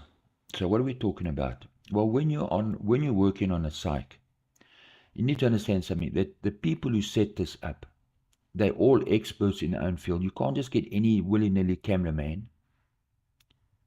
That cameraman, he understands the lighting. It's got to be perfect. The cameraman understands his camera. His exposure has to be spot on. There are lighting crews who would come and light up you can't just get a bunch of clowns to go and film on a set like this. The guys who are doing the digital psych, their gamut must be 100% on point. So I can film a shot and then render that shot out and then play it out onto a digital screen, and that's my psych. But when I play it out, I have to make sure that my screens are calibrated. Otherwise, what's going to happen? Your footage is, your shadows are going to come out blue. Your shadows will come out blue. And your images are going to be clipped. So if you look at their image, we look at the RGB, it's clipped. It's pushed up and it's truncated. These are the problems you have when you work with either rendering out on a CGI psych or you're working on a literal psych. When we compare that to normal footage, you look at the colors, right? You still have your reds, your blues, your yellows. Must be normal, right? If it's sunset, it must be normal colors. So in this one, the blue is a bit truncated. So the guy must have calibrated. So the person color graded the snow, probably wanted to get a nicer look. But in doing that, you're clamping down on your blues. But when you look at their footage, it's complete bullshit. Because they're amateurs, they're clowns. Right? And so these are just idiots. I don't know if you saw it or you missed it about the blue shadows, because here is showing how it's manipulated. And this is the thing, to have more clouds also would have made things more difficult for them. That's why they had the perfect weather. Right? Come on, guys. Come on. Are we truth seekers, or are we just have to take things for face value because somebody said so? Go ahead, Stephen. Your thoughts on about the blue shadows. I don't know if you saw it or missed it.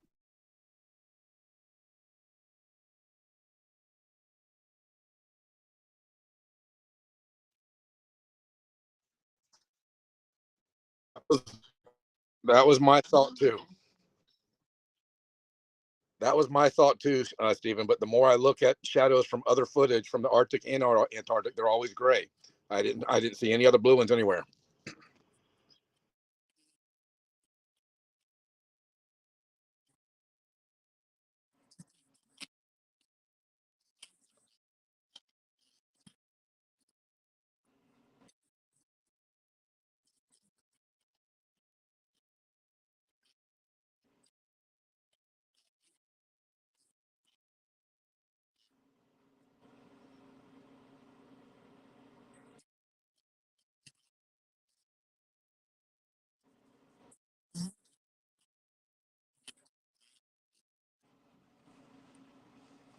Who was supposed to play me? No.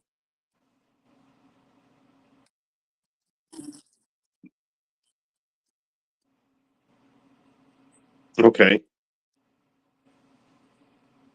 Here also many glitches and stitching going on apart from the lines we discovered and how Austin smashed it and everything in 3 hours, right? And having that additional time, we already went through all this. Like literally, there was a blue line there happening where the supposed stitching is going on, and then it was blurred out instead of addressing, right? So yeah, and then also here I shared, I think so, about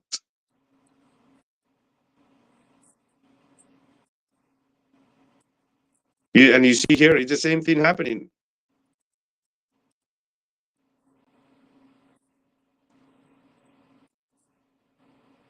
Things are converging, going left, and then it starts turning, how it shows in the Amazon video here, Amazon Studio. So yeah, it wasn't required. So yeah, Austin on 50 minutes mark, it was, the line could be seen And then after a few hours, the line was taken out because somebody came to know that the people saw this line, and it was taken out in few hours, smudged out. Or if you really want to, because yeah, and 50 to 52 mark, and there are many other glitches if you really look good. But yeah, it's like almost a stitching of various. And here I played this video too, like it was showing how you can without losing views on them and having to delete them and re-upload them again. You might be wondering, why would you need to edit your video that you've uploaded to YouTube? Now, let me give you an example of a couple reasons why. Let's say you have a video you've uploaded, it's getting good views on it, and you've just noticed a mistake, maybe at the beginning or the end, or maybe even in the middle. You'd like to get rid of that, and you don't want to have to re-upload the video, because if you do that, it gives it a whole new URL and all your views are gone. And you want to keep those views or maybe comments that you have, you just want to remove something. So this is where you could be using the YouTube video editor built right into YouTube. The other reason, maybe you want to blur a face that you've noticed there's a face in there that you didn't want to be seen. You can add a blur effect to it, or maybe you want to add some music. These are all things that you can do in the YouTube editor after you've uploaded your video. So I'm going to be So there you have it, right? The screens and the stitching of the screens. Absolutely. Why is that square appearing there?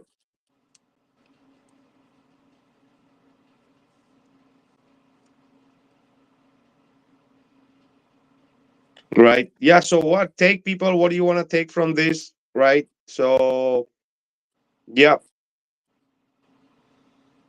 that's my stance.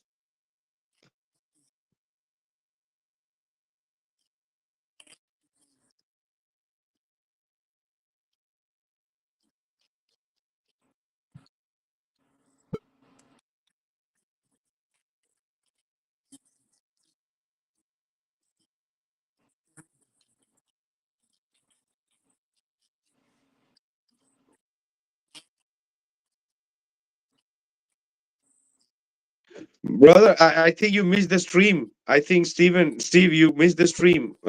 It was literally showing in the video how Kevin found this anomaly. He sent it to me, and in few hours I went to check, and it was gone, and it was smashed out.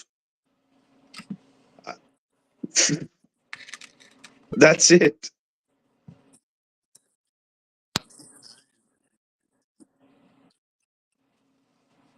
Yeah, the If you're really timestamp is interested, bad. watch the stream, and maybe you find the places where we are. You can make it big and watch it, because here we are watching it on a smaller screen. I can even send you some images if you want from the. It's all from Austin's video. We didn't take this from anywhere else.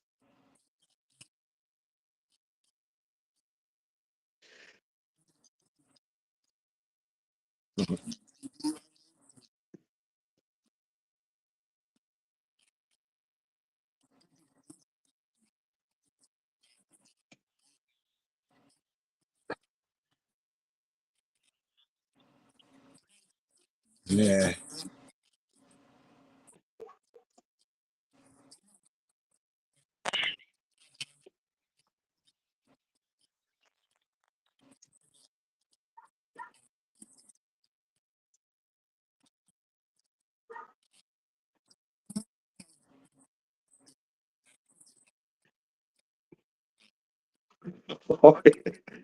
It has more chances of being that than anything else. Yeah.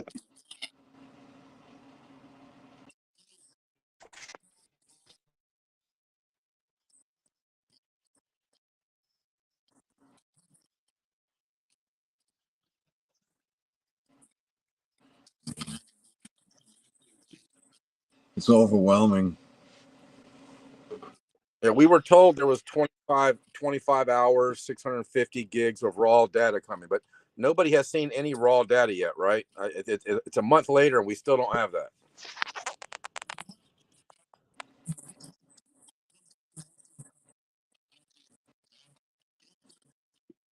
Yeah.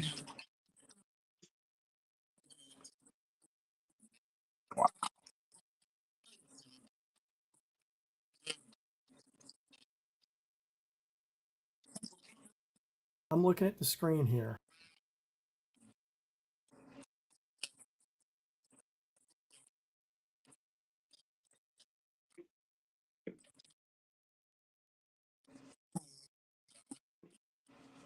You can see this line, Stephen. Just look at this. This line was there and it was taken out. Have a look at that. Here, right? This line runs all the way from almost this camera.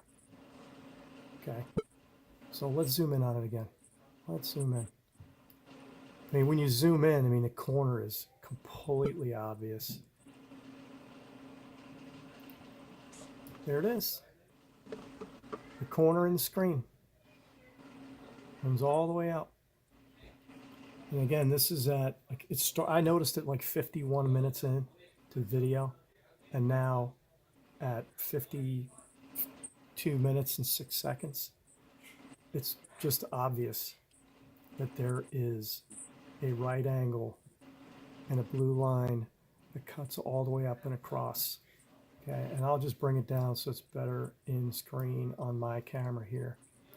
And it runs all the way across. All the way across. All the way across. And it was And they taken must down have in few blended it better hours, down the other Steve. side there, but you can see it ends up right there. See it? Blue line running all the way across the screen. Yeah. I don't know. I wonder how they're going to, how Dave Weiss is going to explain this one away.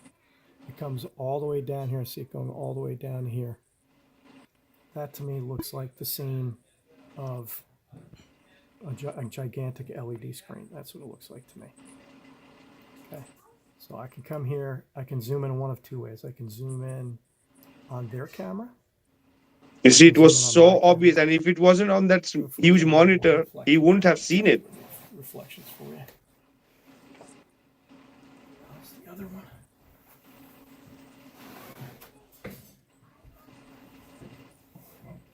Undeniable. See it? All the way down. Even into here, all the way down. Oh, it's completely nuts. It makes that camera look like it's not, it's part of the screen. I don't know how far out the screen would be on the bottom. I have yet to see the image there, but seek and ye shall find. There it is, running all the way across the sky on a right angle from here to here. I don't know how you explain that away with, the 360 camera or whatever it is they'll use to try to say that this sky isn't just converging locally here, and it's obviously being projected as the horizon. This could be the fourth wall, right, that they had to cover up from their 360. Who knows? Anyway, I'm going to try and get this out as quickly as possible. Again, right up here, cutting across, there's this line in the sky. And fortunately, you can zoom in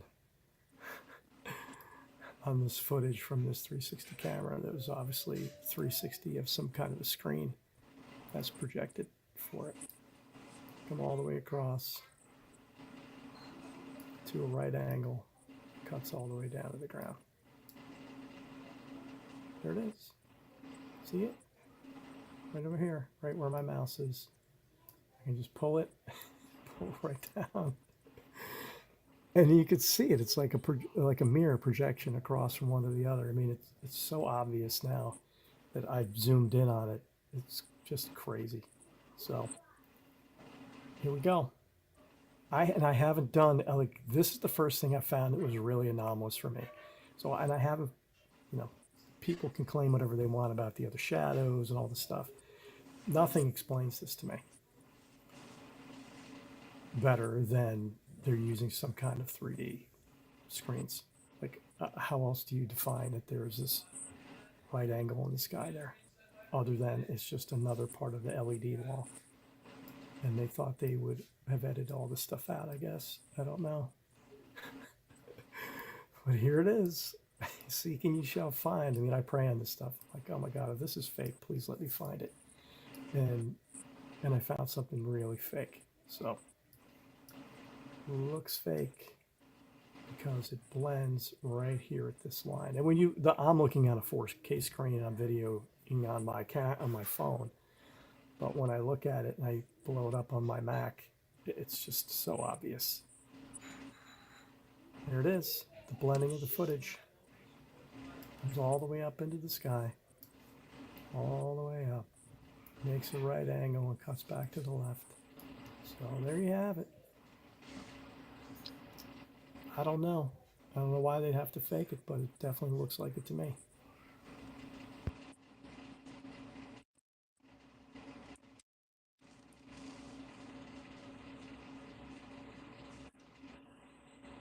Yeah, Steven. So this is the thing. And later I went and I checked, and it was difficult to find. And then I see, and then it was easy. Changing a bit of level contrast, you can see the same line back again, where all the converging is happening.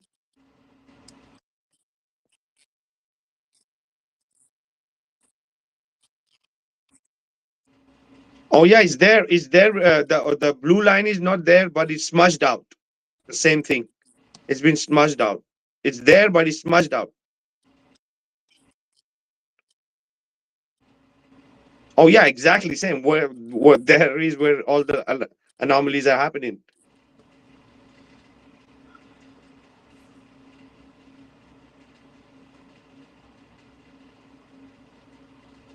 The way the line goes, all the way the line goes, or comes from exactly the same place. It cuts. It goes all the way up.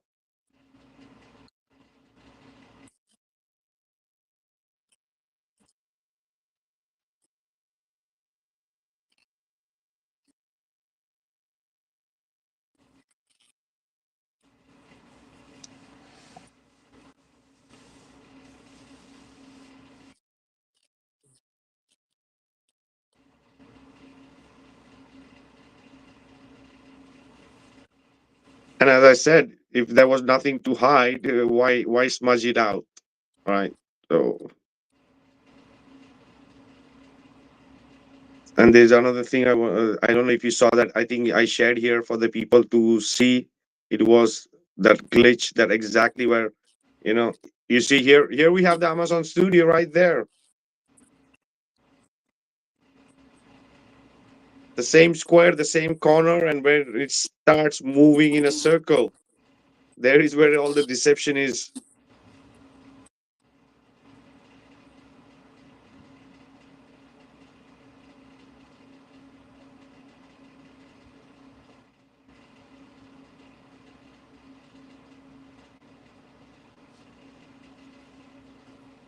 Oh yeah, this one. Check this, Steven.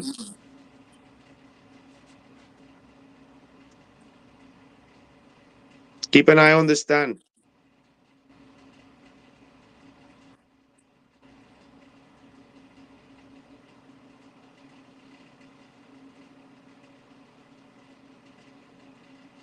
See that? One. Yeah, again. Yeah. Yeah. It's happening.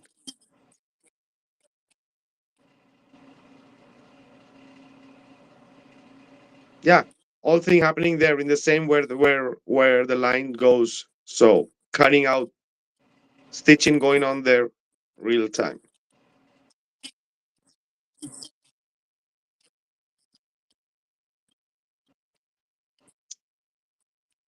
Or you're a liar.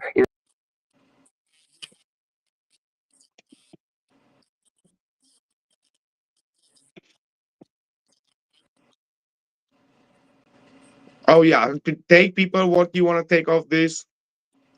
Yeah, the only thing what I'm saying is that they didn't need to hide it. Why the hell did he smudge it?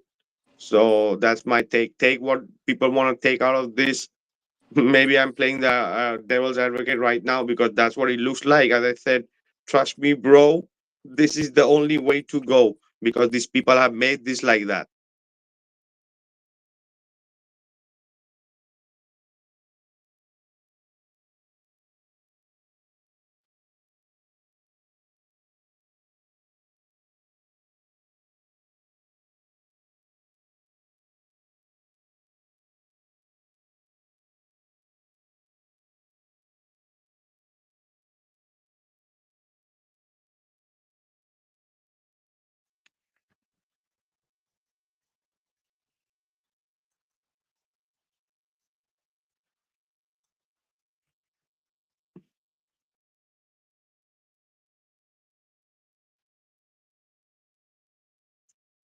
Oh yeah, Winter is saying then we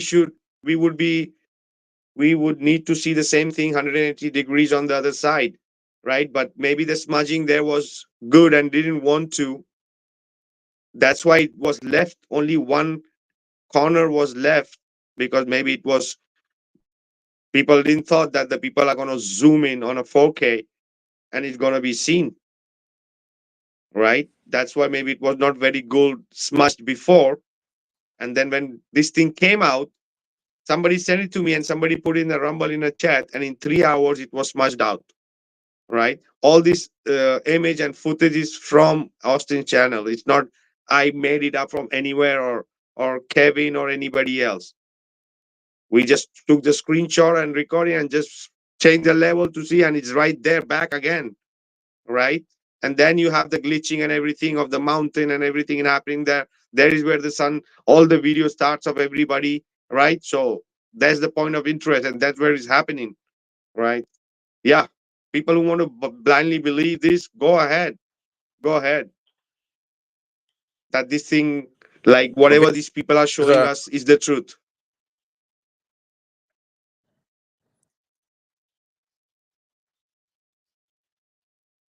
I still think there's another option. You know, one option is that it's just whole studio, though they weren't there. Another option is they were there, and is the footage fake or is the footage real? Let's just say they were there. Let's say the footage was real. Is it not still possible that there's a technology of projecting a bright light into the sky that it could still be a fake 24-hour sun? I think that's still a possibility. Oh yeah, oh yeah. We the laser plasma technology with mirrors. We already discussed it here. All the possibilities, right?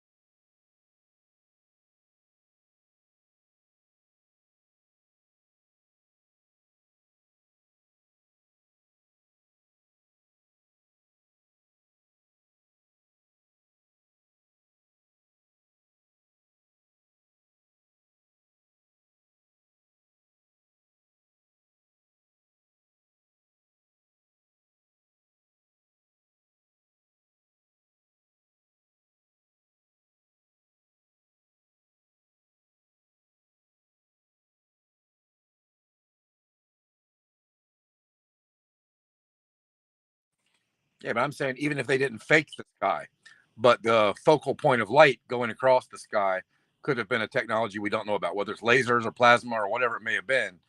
There could be a technology that we just simply don't know about now that they've been working on for a number of years, and now they have somewhat perfected it. Oh yeah, the main data is the 24-hour sun. These people being somewhere on a snow for even a day or few hours, it's maybe showing, yeah, these people went somewhere. That's true. But the main data is the 24-hour sun. And there we are, is where we are seeing the fakery, right? So this is what it is. And it's more questionable than, yeah, that's the truth, because it's a lot of modification and manipulation going on, right?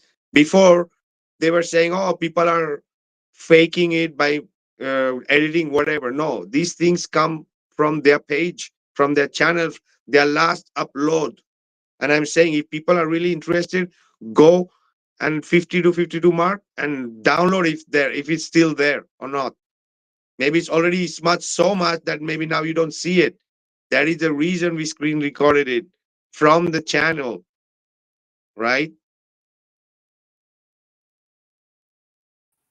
Could I share my screen?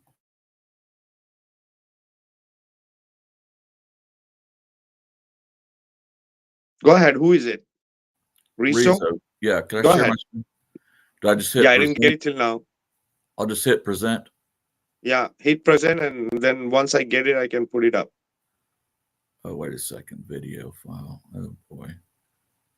Oh, never mind. I thought I could just like actually share my screen like you do on a No, you can only share videos or something like that. I don't know if you can Oh, there screen it is. share. There's Square Okay. Sheet. Yeah, I got it. I got it. It just took me a minute. Okay. There we go.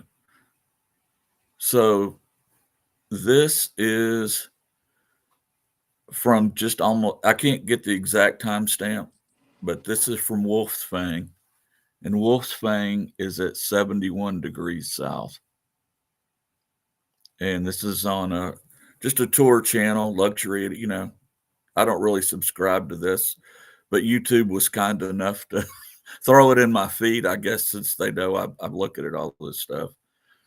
And so I just scrolled to the end because I figured that's where it would be. And sure enough, they're telling you that the sun sets for a few hours. But the biggest thing here that I wanted to point out that had been pointed out by others is that the sky in all the videos, no matter which angle it's going at, are always clear blue. And usually, even in the Arctic, when the sun is far away and low, you're going to get kind of a sunset effect or some orange hue, or, you know, a little bit of changing of color. And there's never one change of color in that video footage from Union Glacier. Yeah, there's no dusk. There's there's no dusk at all, or just even if it's distant, it doesn't even have to be dusk. Or anything like it, right? When the sun gets far away, that's when you're going to start getting low and far away is when you get these this orange hue. And then there, just to verify that, I don't know. Well, I'll just stop sharing. The other thing I wanted to say that I noticed that does kind of lead to the Amazon studio theory is that if you look really close, and it's very subtle, and I watched it several times, but when the sun is going behind the mountain, or I say behind the mountain, it's not below the mountain, but it's going behind the mountain. When it comes back from behind the mountain, the turn that it makes to start heading back northeast is very sharp. I say very, relative to any other turn. It's a tight turn, kind of what you would see if you were going around like something that looked like this. So you'd have to go back to the actual one, and you'll notice it's a little bit of a. I mean, I watched it over and over and over and over, and especially when it's going, what would that be, counterclockwise? When it's going behind the mountain, going left. When it comes back from behind that mountain and starts heading northeast, I guess the turn is just way too tight to me. Yeah. Now, I don't know what you can see on this. You'd have to go back and look at one of the actual videos. You'll see it. It's really tight. It's subtle, but now that I've cued you in on it, I think you'll pick it up if you go back and watch it again. Yeah, Stephen, what do you think about the light attenuation, that there is no change of color in the sky?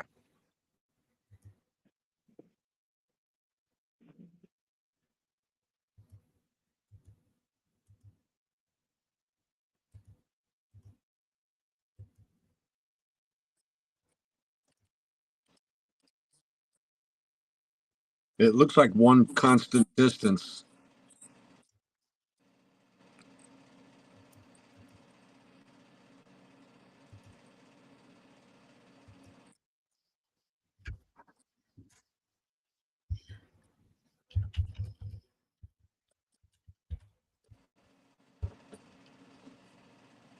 Hey, I'm going to hop out so Samuel can get back in, guys. Thank you. I'm in already. Later, bro. It's already in here. No, don't worry. Good to have you, man. Thank you.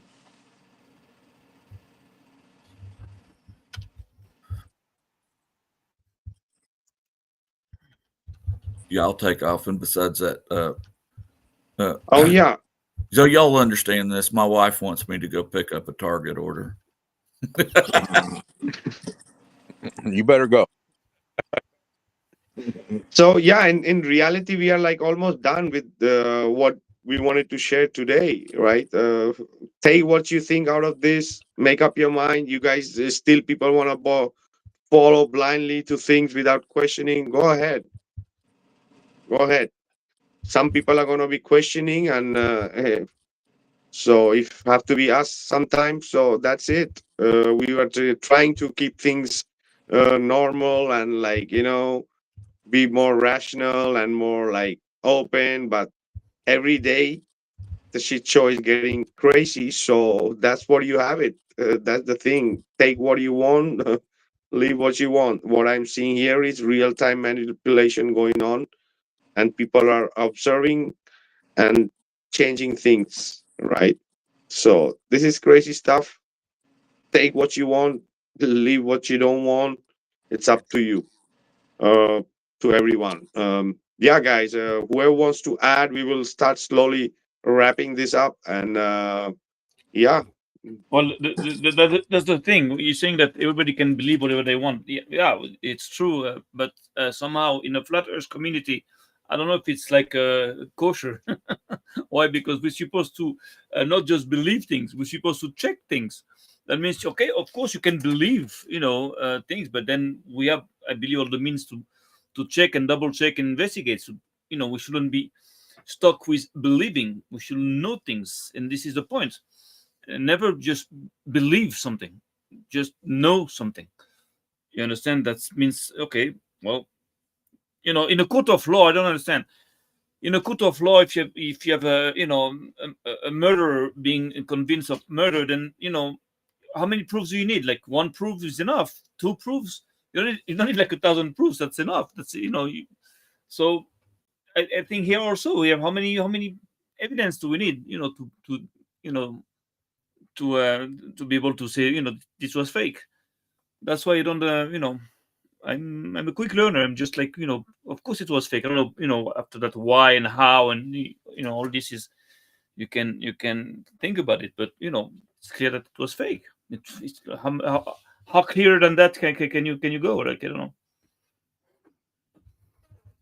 I don't know. Oh yeah. Kim, you wanna add something?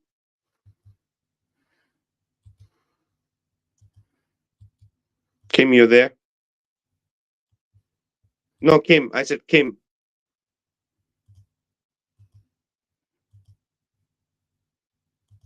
Mic check. Kim, are you there? All right. I think she's not there. Anybody else? Last thoughts on whatever? And yep, we are almost Yeah, done for today. Let people I'll go first. digest. Go ahead. Yeah, I'll go first. Was kind of address it to Stephen too, because he wasn't here earlier. Stephen, everything that I've looked at and listened to, I'm of the opinion right now, and I reserve the right to change my opinion as more information comes in. But I'm like 90% sure now they faked it some way, somehow. Even if they were actually there, even if the footage is real, I think there was fakery afoot. I'm 10% that you're right, or that Joe Hamby's right, and that you actually would see a reflection or refraction of the actual sun. I am 100% sure that whatever they saw moving across the flat and stationary Earth was not the actual sun that we see moving from tropic to tropic in the north. That extremely small, tiny geographical area that they were in would not see a sun for 24 hours. And then people in northern Canada and Alaska and Russia be seeing the sun move pretty high across their sky at noontime. So that's where I'm at right now. Time will tell. I think we will find out more over the next coming weeks.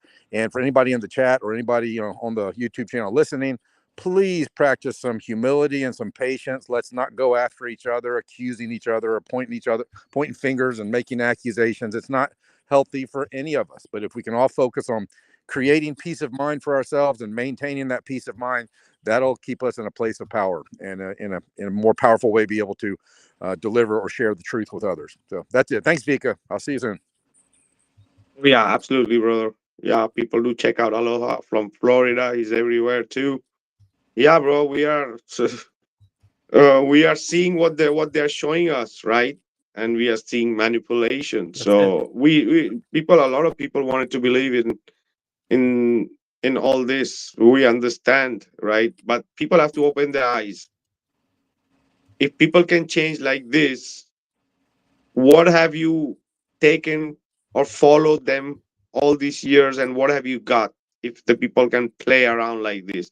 So this is not going to be the end if people are still blindly following this. it's gonna continue in circles. It's gonna circles. It's what it's called. It's gonna be like called gatekeeping, just keeping in circles there, right? A bit of truth, but always manipulation and indoctrination going on. See for yourself. See for yourself. Follow for yourself, right? What I am seeing is a big shit show how this is unfolding and the So, way the people are behaving, and especially the people who went there and calling out people to ask questions. That's why now it's going to be more questions. And here it looks like, yeah, absolutely. Who wants to go next? Yeah, I'll go. I had a great time tonight, Vika. Thanks for the show, bro. Like I said in the beginning, I wasn't sure what to expect, and I still don't know what to expect. To tell you the truth, I wasn't expecting that. It was very compelling. So I'm in a little bit of shock, you know. I guess I had some maybe rose-colored glasses on. You know, looking back now, and things were fishy, and I didn't really want to admit it because I think the ramifications of that being fake are kind of creepy, yep. you know, and to what degree, how it happened, how long it's been happening, who jumped the fence, who's been over the fence the whole time. All these questions are coming to my mind now, and it's, you know, I hope I don't develop like trust issues within the community over it. But it don't look really good right now for any of those guys that said they went, you know. But we'll see what happens. You know, I'm still willing to. I'm, you know, still willing to explore it. Let's say, you know. But I'd like to hear uh, some answers to those questions you came up with today, bro. Timestamp, the missing day, that glitch in the matrix right there, glitchgate, whatever you want to call it. Some great comments in the chat tonight. You guys rock. But that's how I feel. I'm a little shaken coming to a realization now that what's up with those two guys.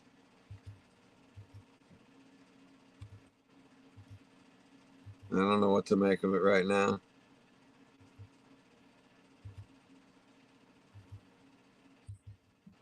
Oh, yeah. Oh, yeah. The thing is, I took this a little bit personal because I was a freaking a victim of this bullshit. Few hours, night before I get this, and I go and watch this, and in 2 hours it's gone. All right. So maybe that is the reason. And yeah, before I give my conclusion, who wants to go next?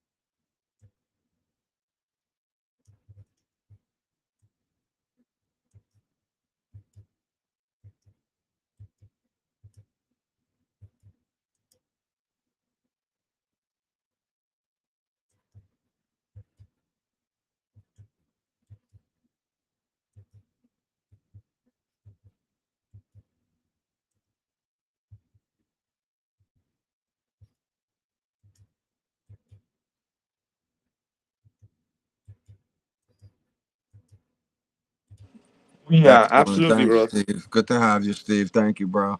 Looking forward to hearing from you next week after you check this stuff out too, man. Oh yeah. So yeah, people might think it's not enough reason. This yeah, because people are here trying to see and oh, what is happening, what the people are showing or speaking. But when you are into it and trying to from different angles, things are coming, right? You are not really living it, how these things are evolving and how these people are behaving, right? For me, it's enough that that anomaly was there and there's many things happening there and it was taken out, right? So I was very open, but right now I'm not at that open, right? I am like going on more of the side that this is a fakery, Of course, right? you have to call things So the way they are. Of course. exactly. Whatever you want to think of me, go ahead. I'm going to call out because this happened to me in real time. And I'm seeing that this manipulation is happening in real time and is going to happening in real time, not only for flat earthers, also for the globers. Because in the end, everybody is a peasant for these people. Of These course. guys who all went there, the rest is all just peasants who are following blindly and they're going to follow. It doesn't matter what they say, what things come out. In the end, it's a shit show for everybody, globers and flat earthers. This is what it looks like. It's too obvious. You don't want to see it somewhere else, right? So that's what my take is, right? So I'm onto it. I'm not believing this shit. There had to be a miracle for me to believe this shit. Really? Cracking me up. But I tell you something. It's about growing up. I believe that so far the little I know about the flat Earth community, because again I just got in. I'm a newcomer into that whole thing. But I believe that so far everybody that like was very comfortable into like playing guitar and meeting and watching the stars, and we know the earth is flat and it's cool, like hippies a little bit. But now they realize that in fact they're in the middle of a very very serious war. That I don't believe that they realize that. I don't believe that most flat earthers realize you know the amplitude of that thing. If they don't realize how important that subject is, and how deep they are into the most difficult war ever. I don't believe they realize this yet. That's why they're like in shock, and they're scared to admit it and everything, because they realize that now they're part of something that they're gonna have to fight somehow. So far I don't think they realize that they were gonna have to fight so hard. But I believe that now they're starting to realize that this thing is a big thing. It's a big deal. And well, it's a part of growing up. That's it. That's why I tell you, flat earth I believe now has to go to the next level, and to the aggressive mode, and to the attack mode, and not to just like the defensive mode all the time. So because in front of us we don't have just like liars, we have like hardcore criminals, and this is what they are. This is no joke. Those people are no joke. They might be called clowns, but they're not. They're dangerous clowns. So at one point we're gonna have to fight them hard. So well, that's my opinion. See what happens. Yeah, everybody's doing their part, right? So if this is coming out like this is all natural. It's not made. Yeah, It's of all course. natural. Yeah, yes, Everything of is course. happening naturally, flowing Yes. naturally. So yeah, I thank everybody for being here today. Absolutely, everybody Thanks who's to in the you. chat there, and everybody here in the panel with all their input. I also want to thank Kevin. Right? Absolutely awesome find and catching almost like red hand. It's almost right there. So yeah, guys, I'm gonna be playing this last 2 minutes, and we already have said bye. Take what you want out of this, and yeah, let's see how it rolls. So there's gonna be 2-3 minutes more of playing, and it's gonna end. So thank you everybody for being here. Take it easy. Thanks to Sam, you. Steven, Kim, Aloha, everyone. Gene. So I'll be playing this. Don't go away just now. Let this finish and roll up, because a big shout out to Mr. Cheswick again for that awesome track. I'm gonna be playing after this when we hear